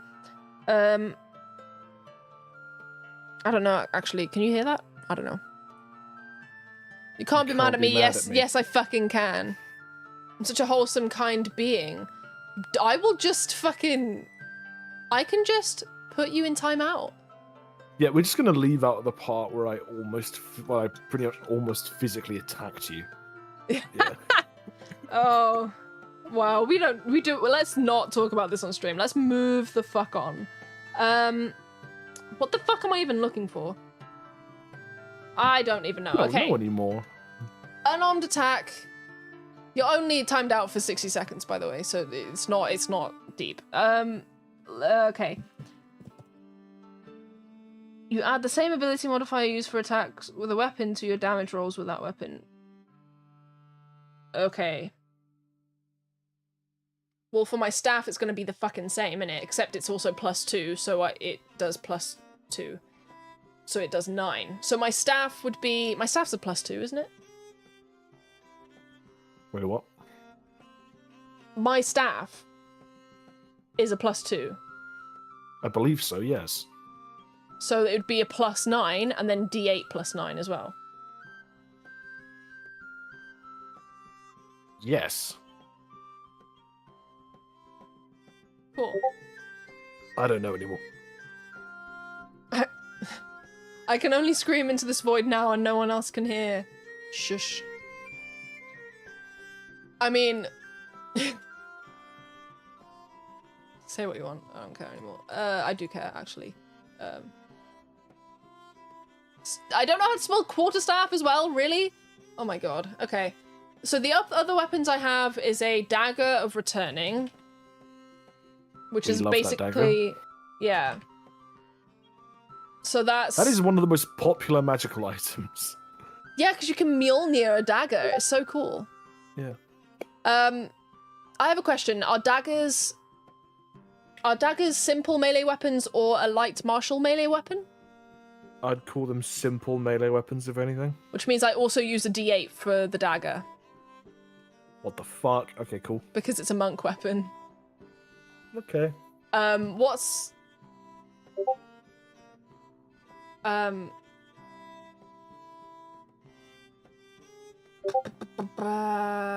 gonna turn off Discord sounds. Give me 2 seconds because it's annoying me.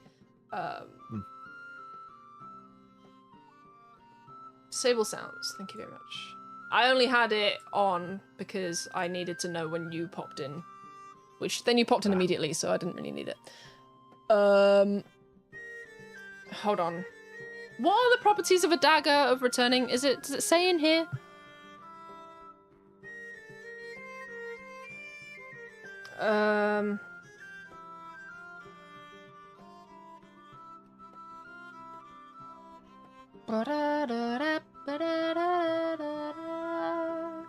Oh Jesus, the back of this book has like an explanation for everything.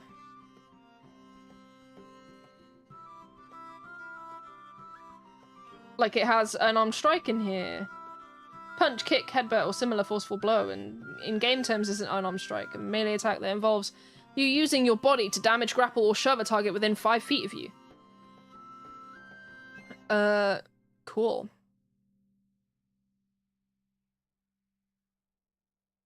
Strength plus proficiency, except it's dex for me. On a hit, the target takes bludgeoning damage equal to 1 plus your strength modifier. Except it isn't 1 for me, it's my martial arts die plus 1. Plus dex. Okay, what was I looking? I was looking something up. I was looking up daggers. I don't know why. Why was I looking up daggers?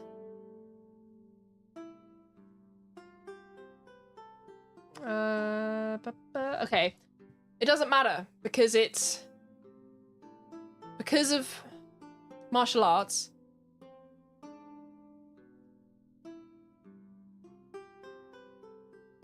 You can roll your martial arts die in place of the normal damage of your unarmed strike or monk weapons. This is confusing me. I don't know why. How does attack bonuses work? It's right in front of me and I'm still confused. The attack roll bonus for a weapon with which you have proficiency is one of the following, unless a weapon's property says otherwise. Just look up the damage and properties of your weapons in chapter 6. Okay. Same ability modifier used for attacks. Where's chapter 6?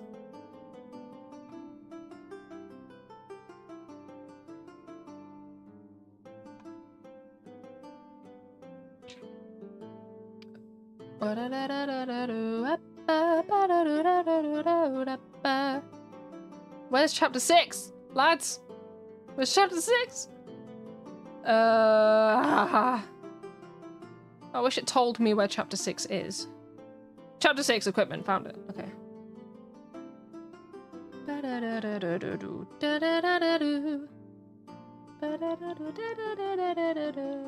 A dagger is 1d4 piercing, except I can use... I need to look this up. Finesse, light, thrown.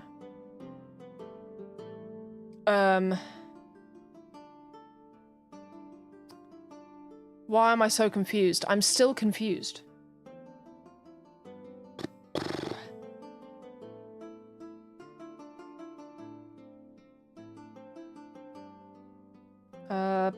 Okay. Monk.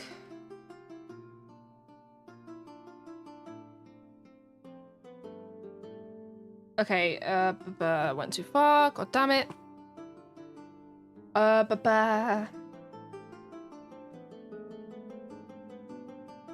practice a martial arts gives you mastery of combat styles that use unarmed strike and monk weapons. You gain the following benefits when you're unarmed or wielding only monk weapons and you aren't wearing armor or wielding a shield. You can roll a d6 in place of the normal damage of your unarmed strike.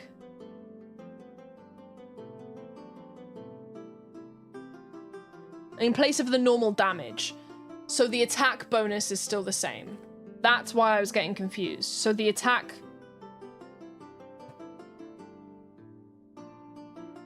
But the attack bonus is determined by something else entirely. It's still +7, isn't it? Might be. It would still be +7 because I can use my dex, which is +4, and proficiency, which is +3, so that makes it 7. So for my dagger of returning, it's +7 because it's a... But it's a +1 dagger of returning, so it's +8. And then it's D8 +8 as well. Right? Is that right? Am I calculating that correctly? Maybe. Wait, say the calculations again. Right, so... in the weapons and damage cantrips section of the character sheet, write your starting weapons. The attack roll bonus for a weapon with which you have proficiency is one of the following, unless the weapon's property says otherwise. So melee attack bonus is strength plus proficiency. Ranged attack bonus is dex plus proficiency. I can use dex for both. So that would mean proficiency is +3. Dex is +4 because I'm a monk. I can use dex. That would make any base thing is +7 to any of my attacks unless it specifies otherwise. Right? Okay. So... Yes. So, it's plus... For my dagger of returning, it's magical, so it's +1. So that makes it +8. And then it's a D8. Okay. It's a D8 for my damage die because of martial arts. And then I +8 because it says...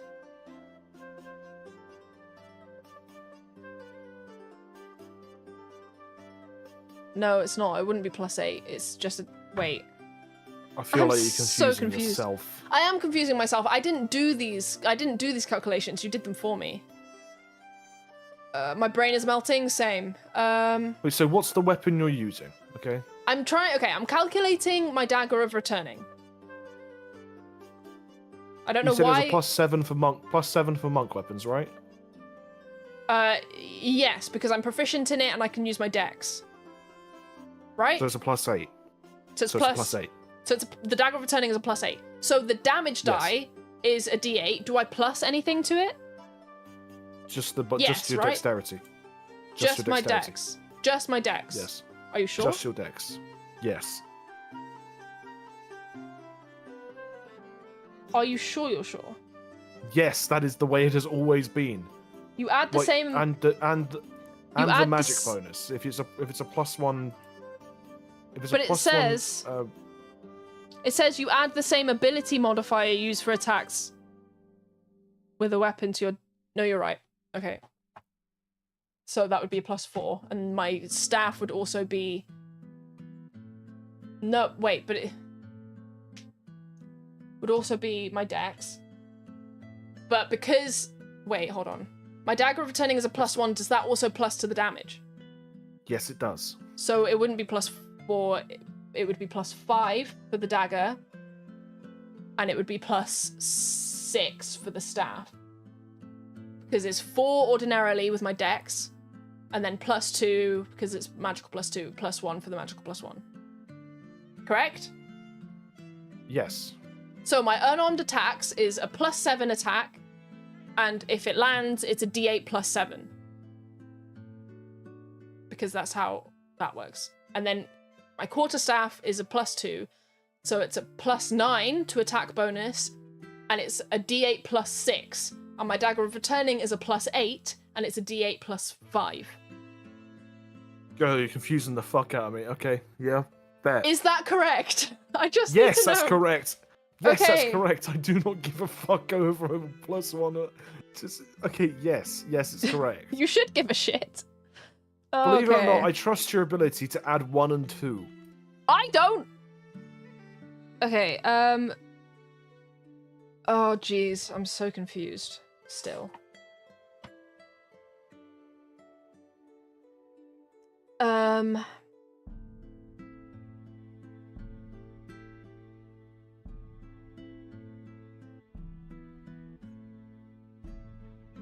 The only other thing is my axe, which is a non-magical +2. So that would be the same as my quarterstaff, no?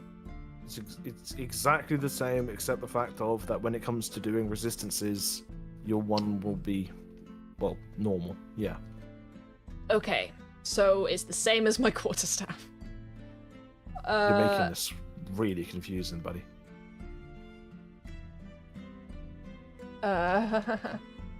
Look, I never did this. You always did this for me before, so this is new to me. Maybe I should have let you do it. Well, not let you, but like maybe I would have gotten it all wrong. It doesn't matter. And then we're just gonna put non-magical +2, and we're just gonna put magical +2 there. We don't need to put magical actually, because magical is the default. If it's +2. If it's plus something, it's magical. Unless you state otherwise. Yes. Apparently I wrote a bunch before and just completely forgot about it. That does not surprise me for you, Newt. It really doesn't surprise me. And then a hand axe is the same. It's my martial arts die, so it's the same again. Oh my god. Oh, you know, non-magical can go in the notes section. Non-magical is the notes section.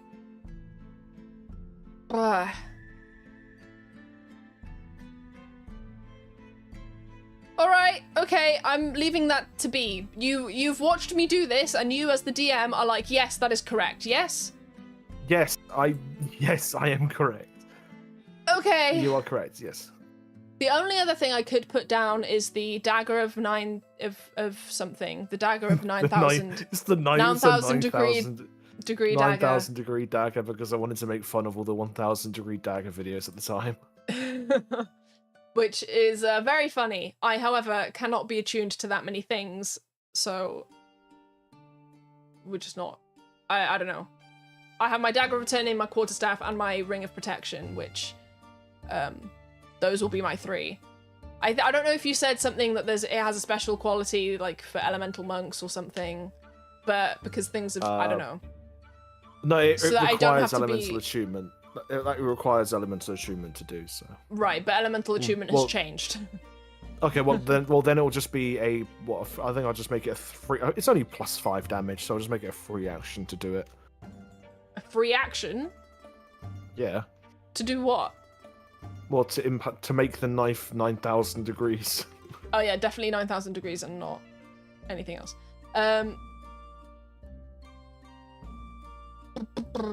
I'm just not gonna write that down. We'll get to that in the game if I get to it. Jeez. Good luck, have fun, absolutely. Thank you for dropping by, Jay. Has such a just smile and wave, lads, energy. Absolutely. That's fair. Other stuff that I've not done yet. Other stuff I've not done yet. Oh god. Okay.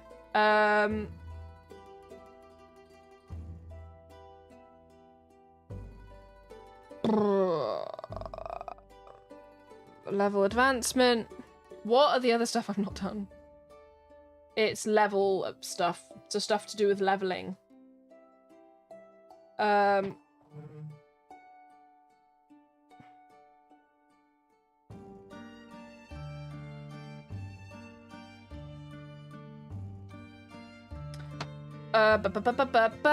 So leveling up stuff. The only thing I've not done is written down the rest of my class features and Magic Initiate. Okay, we finally get to Magic Initiate. So, right. Well, I'll write down my class features later. This has been so unbelievably complicated for no reason. So, okay, so we need to fill out spell stuff, which will include Magic Initiate and anything I have before level 8 that technically is a spell. So for me, that would be as an elemental monk. Hold on. That would be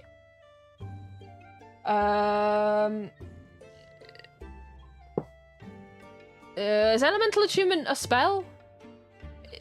Maybe. Imbue yourself with elemental energy. I'd say no. I'm not going to write it down in the spell section, at least. I'll call it an ability, if anything. Yeah, it's using magic, but it's not a spell, necessarily. Whereas manipulate elements is, you know, the elementalism spell. So that's a spell. So elementalism is a spell that I have. Casting time and duration is immediate. That's not how you spell that. Spell casting ability modifier is okay. Wisdom, which is +2 at the moment. +2. Spell we'll do that later. Because fucking hell, I'm not doing more maths right now. Yeah. So elementalism. So I have elementalism. Okay. And then, right. Okay. Where was it that we had our character sheets? Roll20. Just go and log into Roll20, it'll be there. So. Magic Initiate. Okay, let's go to feats. I need discussions with you, Adam, about this. Because the reason why Flynn takes elemental attunement, right, is because initially when I built her, I was like, oh, one day she'll multi-class into Bard. But then as time went on, I was like, that's too complicated. I just, you know, but story-wise, she's learning about Bard magic and that, so I was like, I'll just have her take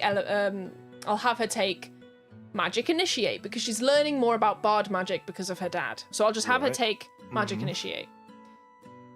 Okay, so in the old player's handbook, that meant that I took Bard spells. I took 2 Bard cantrips and a Bard's first level spell that I can use once per long rest. The level 1 spell I can use once per long rest. Here,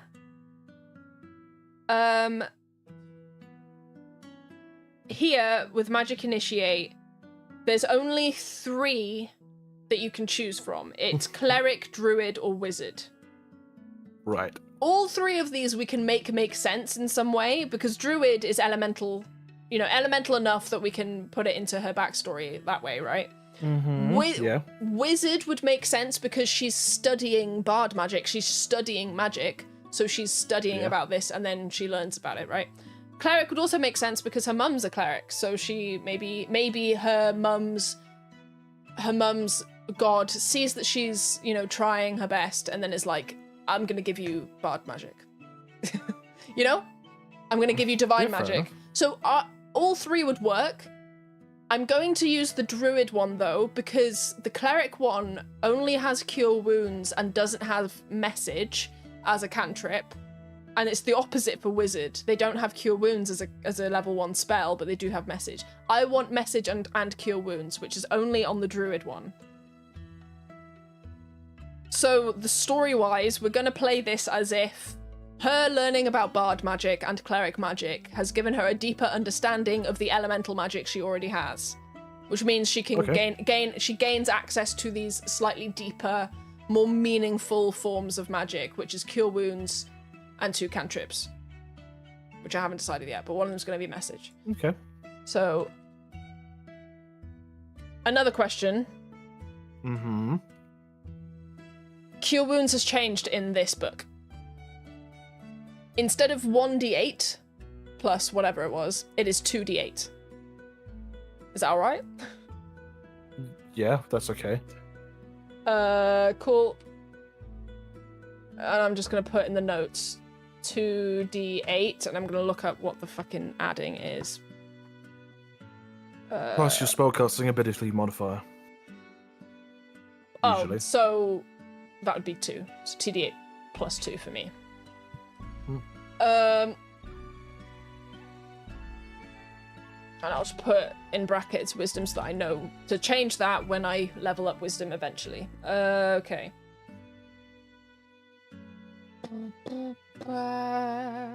And for flavor wise, I'm still gonna make her like hum a tune every time that she does cure wounds or something. Fair enough. Maybe I should actually put this lower down so that. Whoopsies.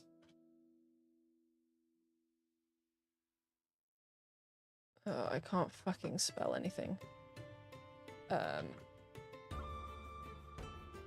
And then I get 2 cantrips, so let's go to the druid and see what cantrips I get. One of them is going to be message. I know that already.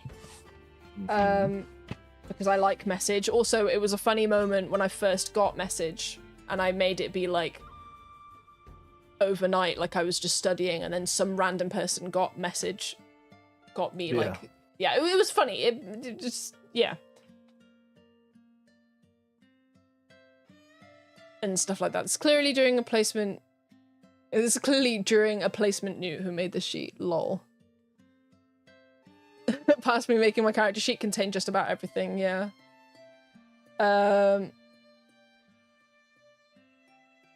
So message, and the other one, which I don't know yet because I'm not looking at the fucking thing.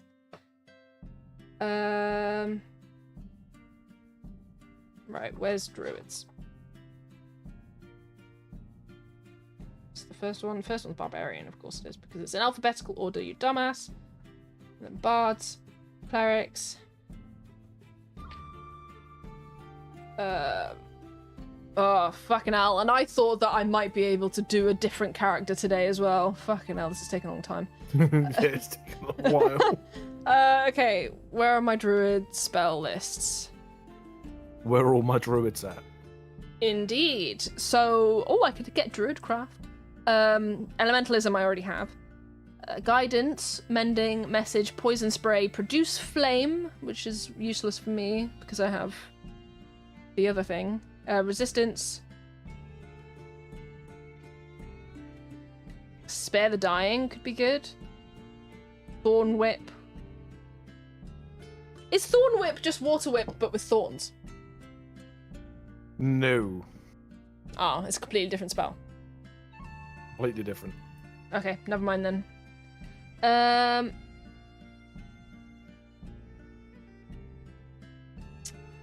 Do I do spare the dying?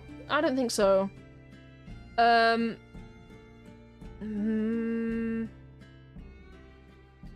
Druidcraft is cute, but it doesn't have any practical stuff, right?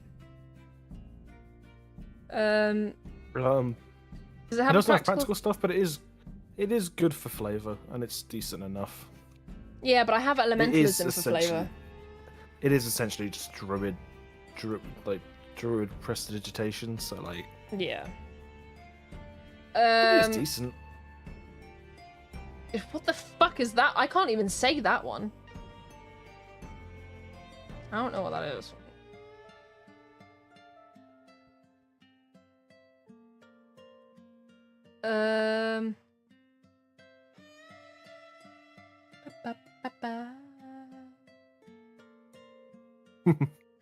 What? No, just I'm playing the Team Defense Fort 2, and there was a funny moment.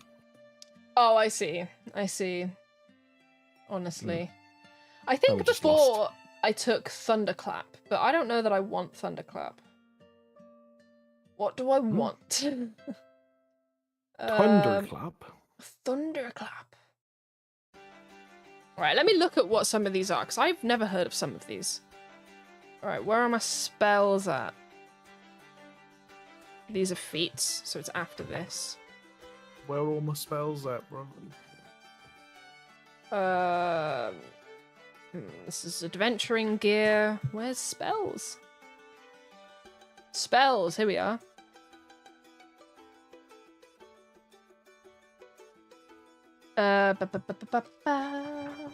Right, what's the one I'm looking at? It's one I can't fucking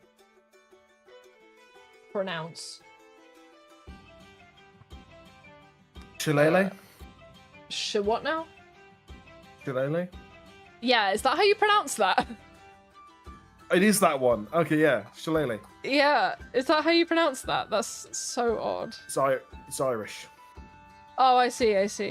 Or maybe, actually, it might be Schleg. I'm not sure. Shillelagh. Schley. I don't fucking know anymore, man. Schleg. I think Right. Schleg. Something like that. Like a Schlurp it. Starry Wisp. You launch a mote of light at one creature or object within range. Make a ranged spell attack against the target. On a hit, target takes a d8 radiant damage.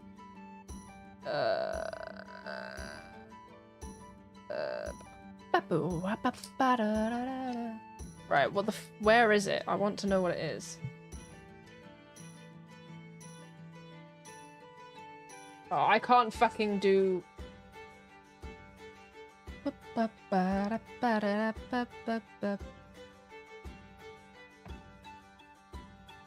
It's before Spare the Dying, apparently. Okay. In terms of alphabetical. Where? There it is. A club or quarterstaff you are holding is imbued with nature's power. For the duration, you can use your spellcasting ability instead of strength for the attack and damage rolls of melee attacks using that weapon. This isn't going to be good for me because I'm already using cool stuff for mine. Okay, never mind. That's not very good for me. Resistance. What is resistance? Just give you resistance on something. Maybe. I don't know. They may have added it. It doesn't sound... It might be. I'm not sure. Touch a willing creature and choose a damage type: acid, bludgeoning, cold, fire, lightning, necrotic, piercing, poison, radiant, slashing, or thunder. When the creature takes damage of the chosen type before the spell ends, the creature reduces the total damage taken by a d4. Creature can benefit from the spell only once per turn. It's not very good. Better than nothing. Stop complaining. I'm okay. Weighing my options here. Right, let me see what Thorn Whip is. Because it sounds cool.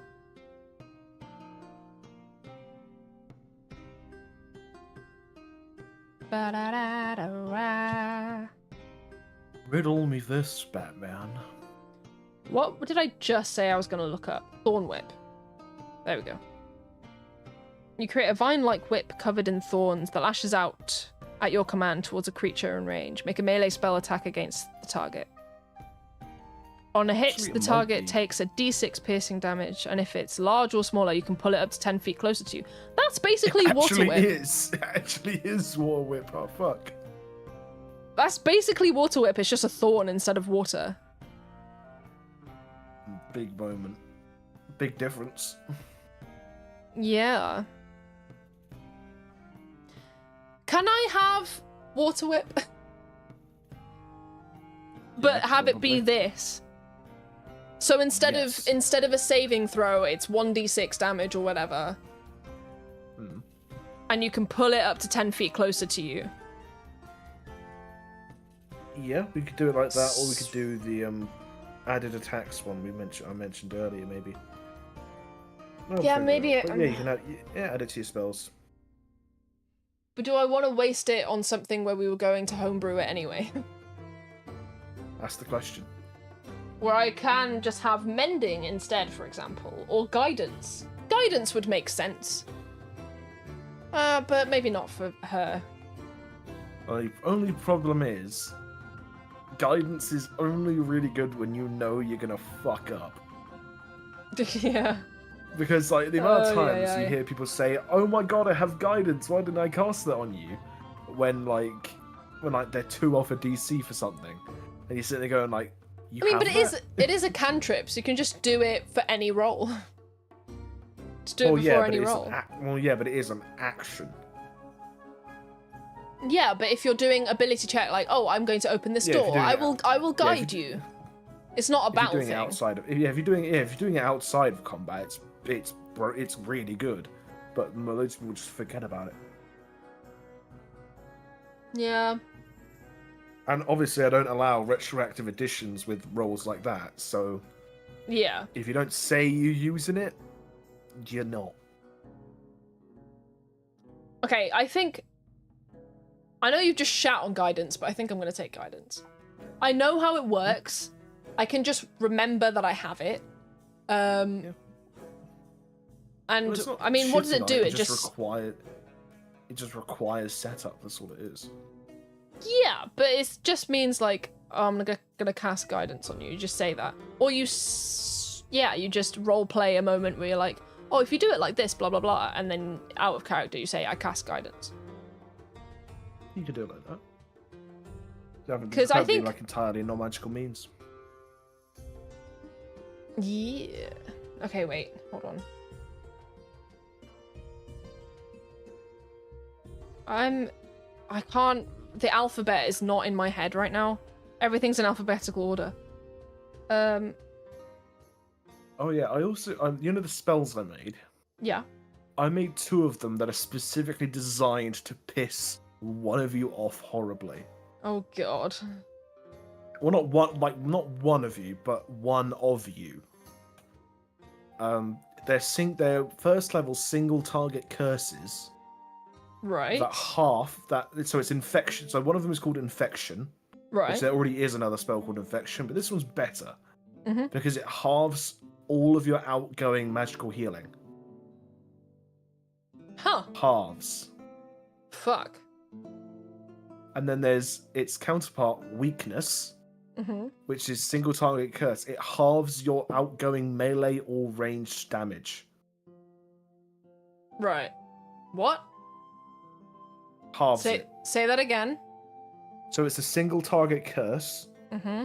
It halves your outgoing melee or ranged damage for 1 turn. Is this to piss me off? Well, it's to piss everyone who damages people off, so yes. Wow. How dare you? But it's a super low DC. Fair. So like it's like it can only ever be cast on one person for one, and its only effects only last 1 turn, and its DC is really fucking low by design.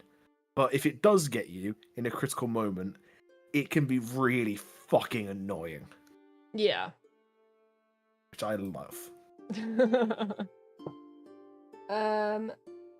Guidance is concentration for a minute. So 1 minute.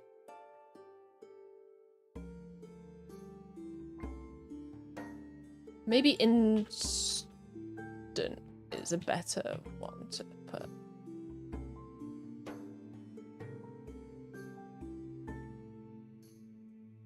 One minute. There we go. Okay. I know how the others work. Elementalism, we can just... Okay. Oh my god. So, this is another feat. So we'll add... First shift at my new job tomorrow. Don't want to wake up early. Oh yeah, what is your new job? I haven't asked yet. I've been kind of a crappy friend, but to be honest, I've kind of been dissociating for the past 2 months. Ow. My foot hurts. What was I just about to write down? Are you still sitting on the floor? Yes. Motherfucker. Sort that shit. Hey, I'm moving back in a couple of days, okay? I'll have a desk. Oh, are you? Oh, yeah, cool. Soon. I also got word I have what is it that I have? What was I just about to say? Sorry. No, this is me. This is all me.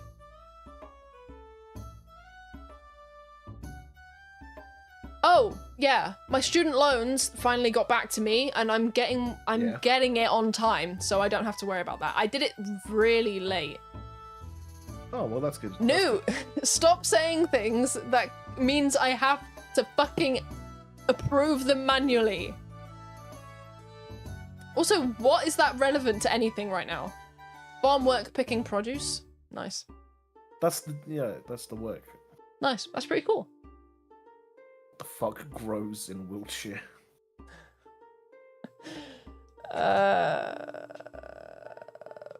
You have autism, motherfucker.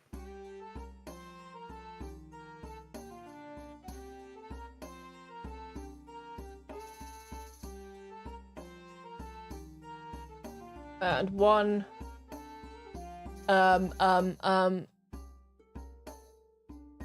One. Spell. Yeah, it's cool you're moving back. I'll have to stop by at some point. Yeah. It'll be fun. Maybe we can do a one-shot in person. Yeah, that could be fun. To try out the new build or something. I don't know. Yeah, if you wanted to do that, yeah. That would be very cool. I mean, okay. I've got nothing but free weekends, and I'm incredibly fucking bored at work right now, so Fair. I can take non-paid days off. It's something I learned recently. That you can just take days off that you don't have to be paid for, and you can just go. Nice. And I have a abundance of fuck all work to do. So, anytime, let me know. Have you heard of the space button, Newt? What the fuck? We defo need to meet up at some point. Yeah, we do. Magic Initiate Druid. Take 2 cantrips and 1 level 1 spell you may use. The level 1 spell once. The only issue is that is I ain't driving to your abode to drop you off. That is such a long fucking drive, and I nearly died last time. Lol. I drove all the way to Scotland and then back and felt less tired than I did driving there. Actually, driving back from there. You know how much of a fucking achievement that is?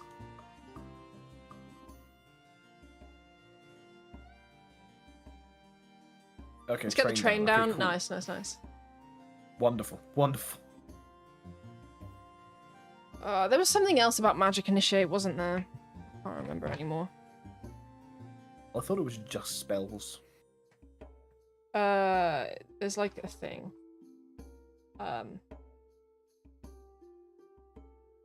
It might just have to do with how often you can use it, which is per long rest, but I'm gonna double check. Learn 2 cantrips of your choice. Choose a level 1 spell from the same list you selected for this feat's cantrips. You always have that spell prepared.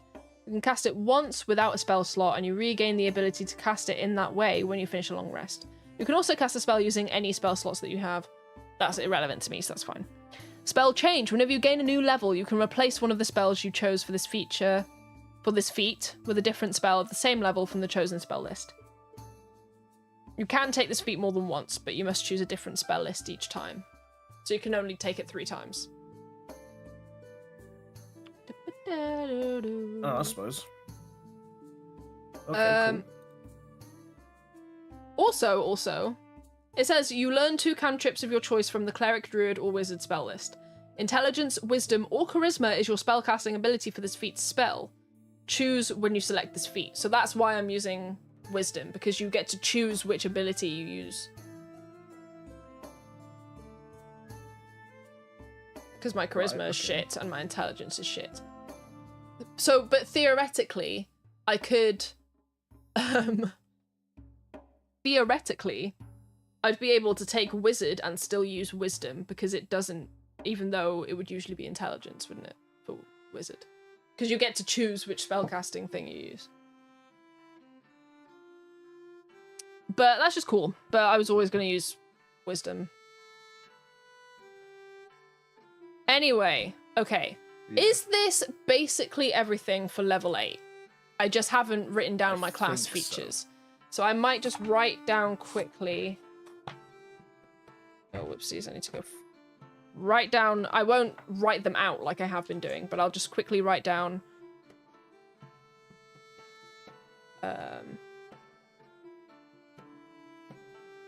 things like extra attack, slow fall, and that. So...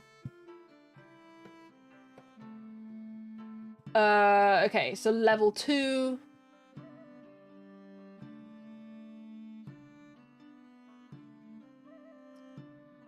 Okay, hold on, can I... No, okay,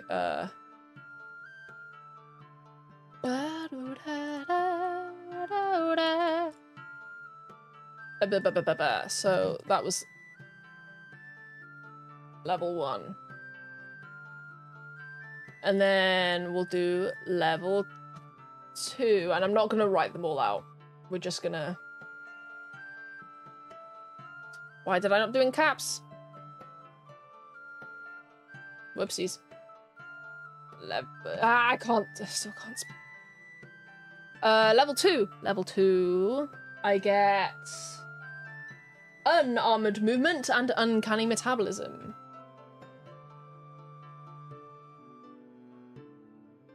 I can't spell unarmored. Uncanny metabolism.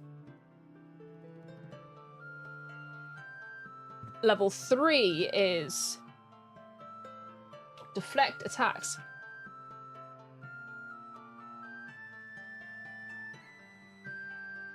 And monk subclass.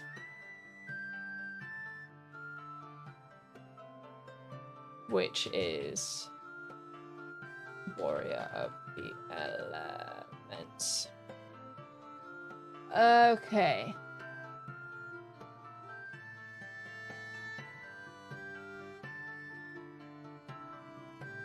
Okay, and then level 4. I did it again, god damn it. Whoopsies. Level 4. Ability score improvement.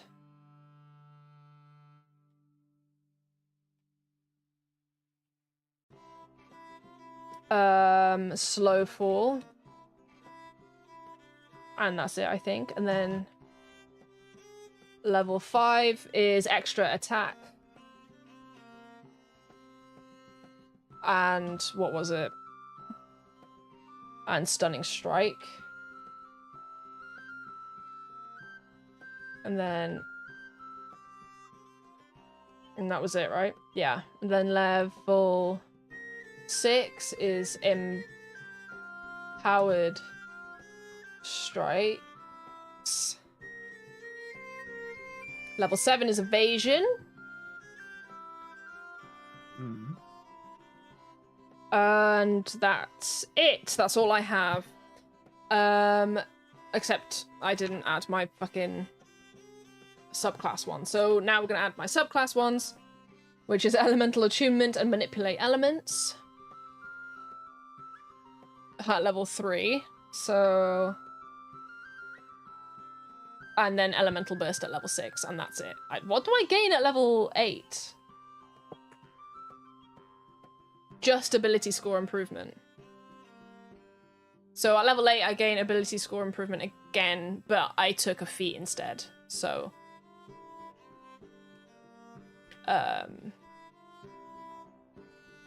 you know what? We don't need to put ability score improvement in level 4.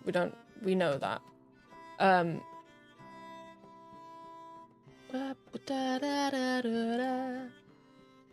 Wait. So.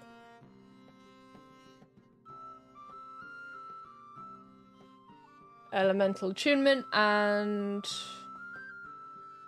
what was it called? Manipulate elements.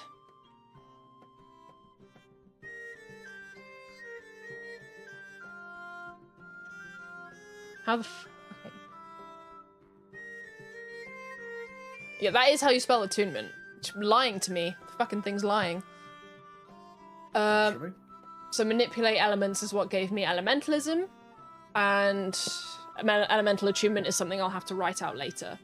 I might remember all the work we did to write all this out. I might have to copy that to something else, and you know what? I'm going to make an actual proper like journal for Flynn. And I'm going to write them out in a way that I can easily reference them. But right here on an actual character sheet, I won't have these long descriptors. I'll have descriptors elsewhere. So we'll change that later on. Right. Yes. One thing I wanted to still do here was my magical item attunements, which is my Ring of Protection. Can you check on Roll20 for me, unless you're in the middle of a game, and check if the... I am not. Can you... Yeah, sure, what's up? My ring of protection is a +2 ring of protection. Can you Can you double check? Does that just mean +2 to AC, or did we have it be +2 to saving throws as well? Saving throws and AC. Okay, so my AC is now 18, and my saving throws 5, 6, 7. -1 turns to +1, right? Is that how that works? Yes, that is how maths works. 7, 8, 9. 2, 3, 4. That's a 2, not a 3. And then this one's a 3. Okay, so every saving throw is plus something. So my ring of protection is attuned. It's +2.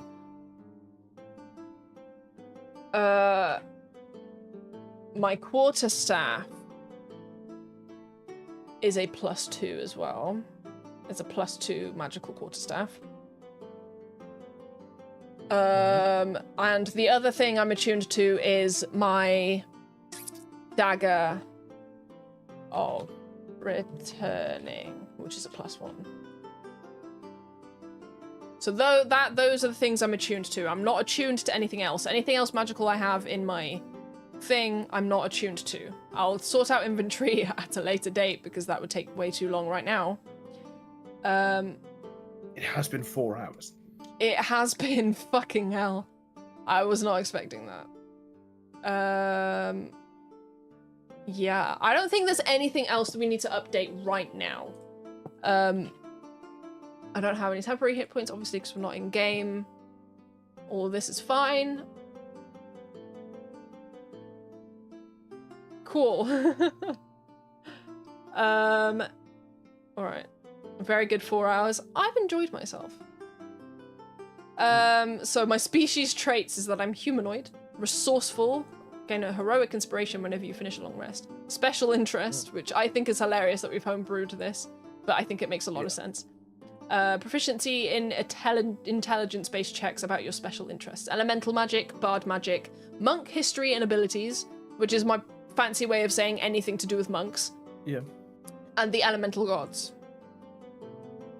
Cool. Have I forgotten anything? Like, there's no other weapons I'm attuned to, or, like, proficient in.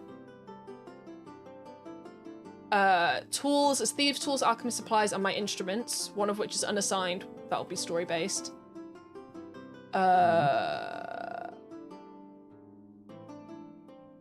I don't think there's anything else I need to fill in right now. I mean, I'll have to port over my coins, but I'll do that when we actually start the game. Money. And the rest of my... There's so many things that are in my inventory that I don't remember what they are, or what they do.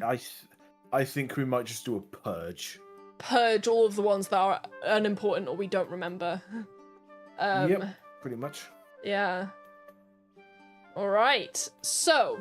I'm going to quickly open up my old character sheet, my old level 8 character sheet, which we did get a brief look into this earlier, but we'll zoom in a little more. So, armor class is actually the same. I didn't expect this. I don't know why I didn't expect this, but the armor class is exactly the same. I don't know how that works. But I guess my wisdom isn't that much higher than it was. My wisdom is only 1 higher than it was. So basically I've nerfed myself by redoing the scores. But I'm alright with that. I'm alright with nerfing myself a bit. Why do I have the Guardian Spear? The fuck? I think you grabbed that from, well, the Guardians. Oh. I don't think you did anything with it, though. Fair enough. Okay. Right, alright. So, have I nerfed myself in any other way? No, because my dexterity saving throw is still 9. My strength saving throw has been nerfed because I did nerf my strength, but that's kind of what I wanted to do. It doesn't make sense for her to have a 19 in strength. I did overall have a nerf because if I was to add all of these strength, like all of these ability scores together, it would overall be less than what I have here. But I think that's okay. I'm okay with that. It makes more sense for her character. My initiative has gone up because of the alert feat. My speed is the same. Passive perception, I think, is the same. I don't think it really matters. Yeah. My hit point maximum was 60, so that's technically been nerfed, but I don't think that matters much either.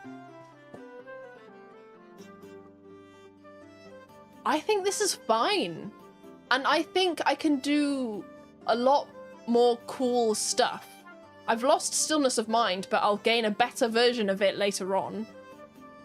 Yeah, I mean, to be fair, stillness of mind didn't really come up that much, so... Yeah, it really didn't, so it doesn't really matter. Yeah. And overall, my abilities are better. Fucking hell. So many... Why do I have unicorn horn dust? That's one of the components for you making your potions. Right, I see. Makes potions of healing. I see. Right, okay. And the other difference is that my spellcasting ability is wisdom instead of charisma. And I don't have thunderclap, I got guidance instead, which is I think I'm going to use more often than thunderclap was ever going to come up. You did use thunderclap a fair bit, though. I think I used it a couple of times, but I don't know. I don't think I used it that often. I don't remember using it that often. I think I only recall you try using it a few times, but then realizing very quickly it's not that great as like your main action. Yeah, because I then couldn't follow up with anything. Yeah. I think overall this is better because of the upgrades to my to the changes to my class is just so much better. I feel like this is ultimately right. I should calculate my spellcasting DC. Spell save DC is 8 plus my spellcasting ability modifier and my proficiency bonus. So my spell save DC is going to be a lot. I don't think I use it for anything, but in case something happens where I gain an additional spell, I might as well do this now. So spell save DC. 8 plus wisdom, which is 4. So that makes it 12. And then plus proficiency is 15. So 15. Cool. Spell attack modifier, might as well do that as well. Which is the same. A spellcasting ability modifier plus proficiency bonus. So it's 4 plus 3, which is 7. I didn't have to count with my fingers for that one. Whoopsies.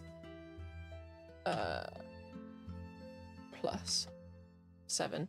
The only other thing I should calculate is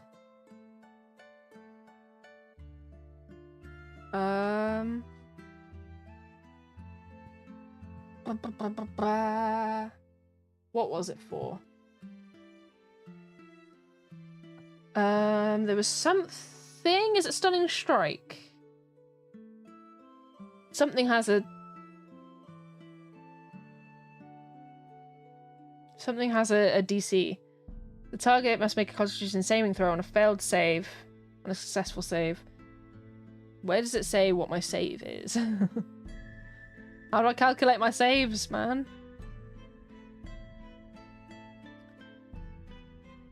Saves. Yeah, but how do I calculate it? Saves. What do you mean? What are you needing to? What are you needing to calculate? Isn't it automatic? No, because the stunning strike requires a Constitution saving throw. The target. So I need to know what the spell save. It's your monk level plus your proficiency bonus plus your wisdom modifier. Where the fuck are you getting this? Memory.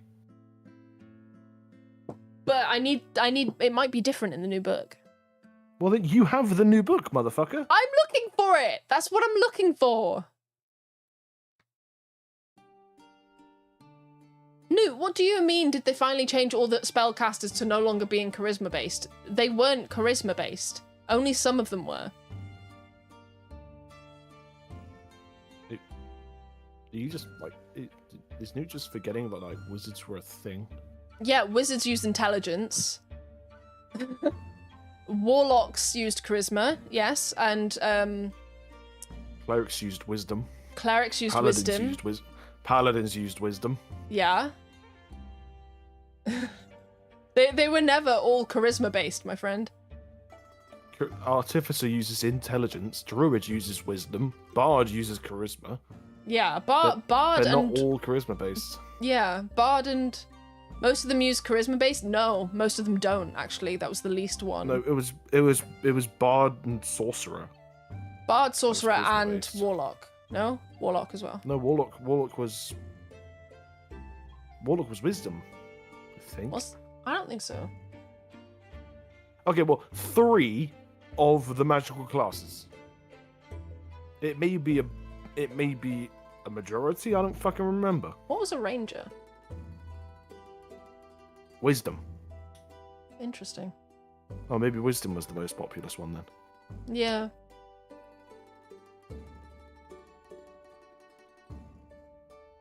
What was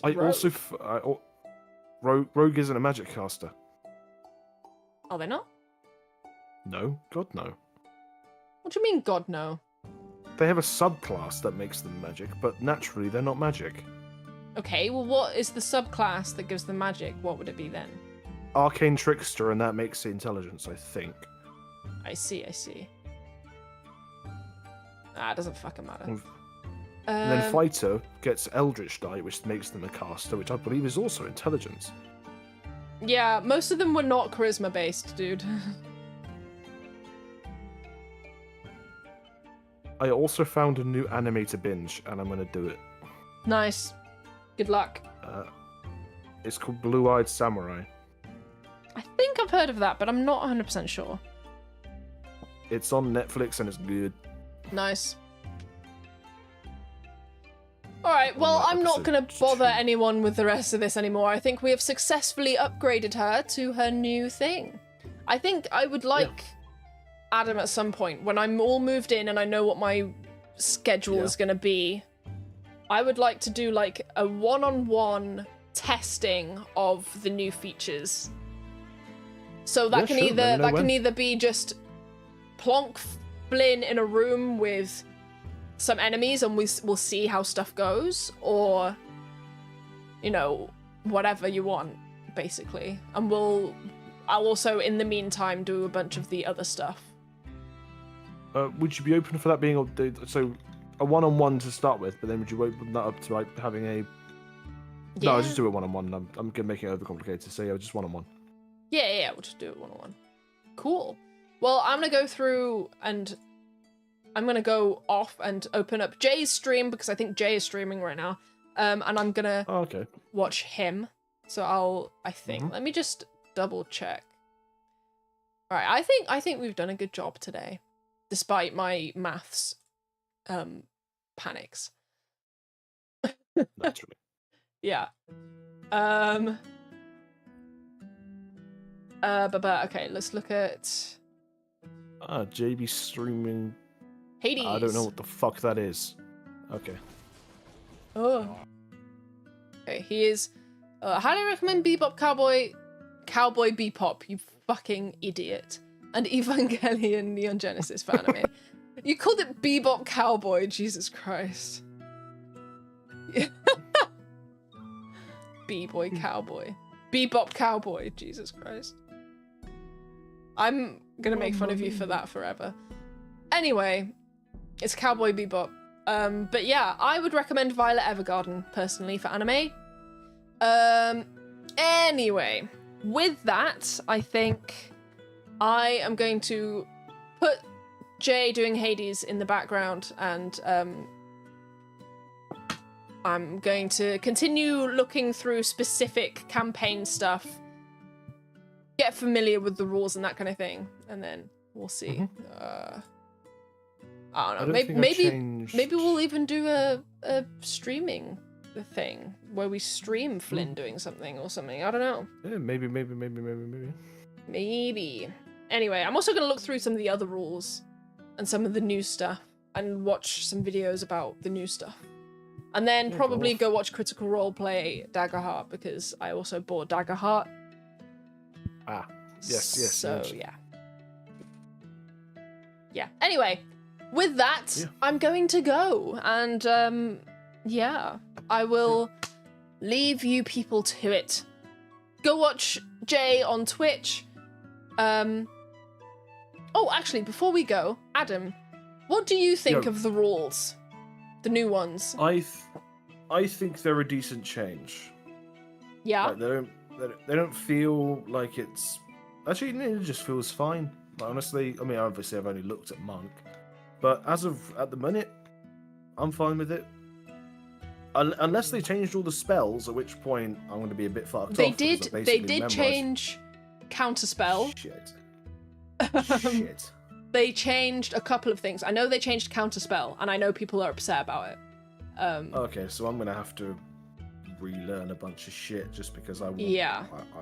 They did change some stuff. I mean, I had it so well down. I was able to, like, at least know the basics of most spells. Yeah. And now it's going to be changed, and I'm just it's so much extra work, man.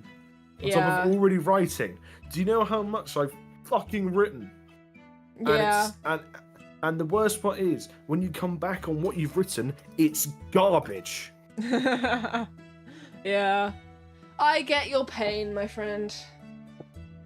Okay, I need to wash my hair as well. So I actually go. My mind is in 1,000 different places. Let's focus on my thoughts on the new book. As someone converting a character, I think I like the changes, especially given what subclass I had. I don't know I would have the same reaction and same positive reaction to this book if it weren't for the fact that my original subclass was kind of shit. You know? Like, if my original subclass was pretty good, like Way of the Shadow, I don't know, I haven't read Way of the Shadow, but I remember it was very good, you know, in the original book. So I don't know, are the changes to Way of the Shadow as good or not? I don't know.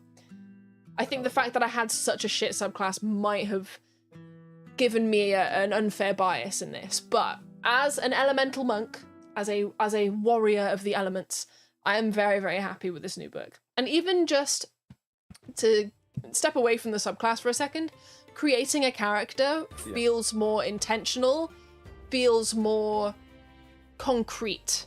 Like backgrounds having a feat and stuff like that. I think that's really cool. And the changes to species that I've looked at makes a lot of sense, and I like it quite a lot. Giving people more abilities early on, I think, is a good idea. Because I think I got lucky, because I joined the campaign at level 5, but if I'd joined at level 1 or 2...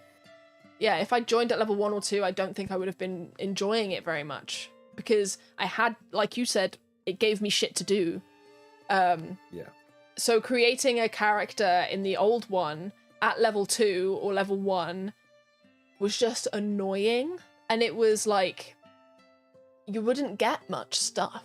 But now you get feats at level 1, and some of the feats are really good. Like, if you got the Acolyte feat, or no, if you did the Acolyte background, you'd get Magic Initiate at level 1. And that's pretty cool. It also makes you think about backstory a bit more. Like, I was thinking about potentially getting Wayfinder as a background. And if I did that, that would have meant changing parts of my character in that. And I've taken a quick look at things like backgrounds and that for this other Warlock character that I have in mind, right? Which I am going to off-screen build, I think. Well, there is a one-shot in the works, a Halloween one. Ooh, really? But it's a bit fucky as you're not going to be playing characters. Interesting. You're gonna be playing kids.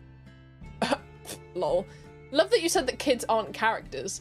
They are characters. They're just children. No, I mean like, no. I'm gonna make it so like you're playing the archetypes of a stereotypical horror like show. So like one of you is gonna be the jock, one of you is gonna be the nerd, and you each have abilities based on that. And nice. The entire premise of it is you're all in this tiny village, and there's this haunted mansion on the hill. And one of your close, like mates, essentially, the parties, like all the parties, basically a group of childhood friends. And one of your mates has been kidnapped by a creature known as the Crooked Man. Nice. Taken to the mansion, and the mansion is essentially it's basically this big like classic haunted mansion. Yeah. Like, you know, it's like people peeping at you through the paintings, that kind of shit. Nice. But it's through the vein of you cannot really fight back. Right. So you can take proactive action, you can run away, you can do these kind of things. But there's basically no real way you can kill the thing. It's just about survival. That's all it is. Right.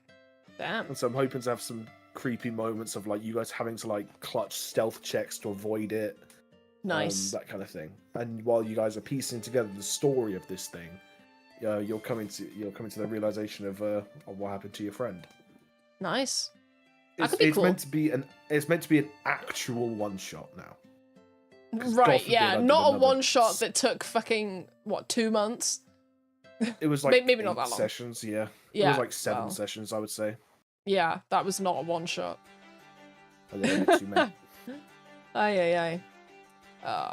Anyway, that sounds fun. Maybe I'll make my warlock character for that. But you'd have to give me the prerequisites for the, the characters that you want. You're gonna be very low. Basically, what it's gonna be is I make the archetype of the character for you, and then you fill in the details of who they are. Right. So maybe I won't make my character that then. Maybe I won't make my warlock character. No, but there are other people who are interested in DMing that might start campaigns in my own Discord. Right. Yeah. But no, generally speaking, I think character creation is going to be more fun, and it's going to give level 1, level 2 character people more to do right off the bat, and it's going to help people solidify who the characters are very early on. I think I got lucky with mine starting at level 5 because I could actually think about all of that very quickly. But I think this book is very good. I think it is very good. Some changes I don't think everyone will love, but the ones that aren't very good didn't affect me, so I don't think it matters, in my opinion. Fuck it. In my opinion, this book was pretty damn good, and I'm happy with it. So I like this. This was good overall. Anyway, yeah. Maybe one day we'll do another like character building thing, and instead of converting a level 8 character, which is quite difficult to do because you have to think about each level, which was more difficult than I thought. I was like silent, just listening to the tavern music, trying to figure out what the fuck was going on.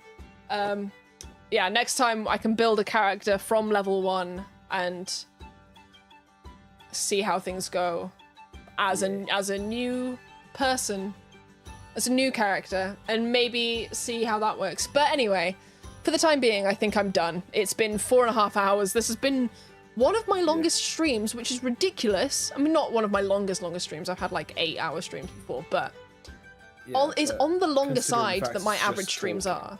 Yeah. It's basically what you've done is a just chatting Twitch stream. Yes, I have, basically. That's basically what this was. But just chatting about D&D. Don't have your tits out. Yeah, exactly. Fucking Twitch is so fucking weird, man. There's so many reasons I chose YouTube, but that is probably one of them, I'm going to be honest. Because if I was going to ever do just chatting, I would not want to be right next to the people who are just tits out.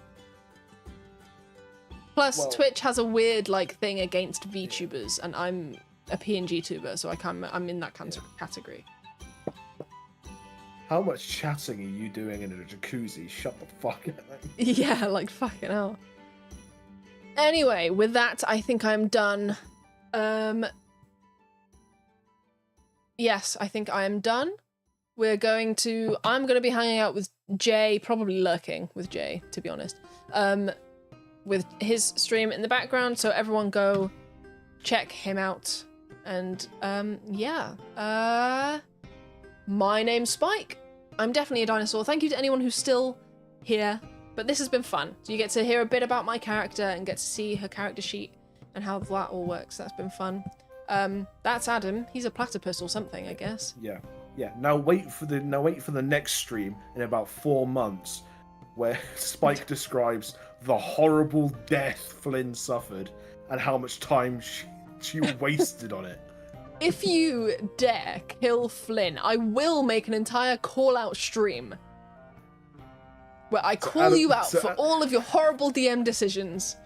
So Adam's a bitch-ass motherfucker. Yeah, so Adam, fuck that guy, right? Guess what he did? Never. Yeah. Also streaming with him on Sunday. Check it out. Yeah. Streaming some Overwatch. Which, by the way, probably won't be streaming Overwatch this week either. Just to let you know, Adam, because that's the day I'm moving in. What's the fucking point, then? So I'll be setting up my computer that day. So I don't know how easy it'll be. But after that, yeah, definitely. Call out stream where you just make everything up. Yeah, I think I won't do that for fears of ruining his career. Fucking what career? I'm not even a YouTuber yet. Yeah. Well, yeah, exactly. That's how you stomp. That's how you get to the top. You stomp all the competition before they get to your level. Yeah, my 2 subscribers are just gonna fucking. I cannot believe I have been subscribed to this fucking troglodyte. Aye. Anyway, I'm gonna say it again because I keep waffling. My name's Spike. I'm definitely a dinosaur. This is Adam. He's a platypus or something. I don't even know. And this has been creating D&D characters with my new book that I'm obsessed with still. Right, I'm gonna go watch some Adam. Oh, not Adam. Your Adam. Only likes a red cheese. What the fuck are you on about? Okay.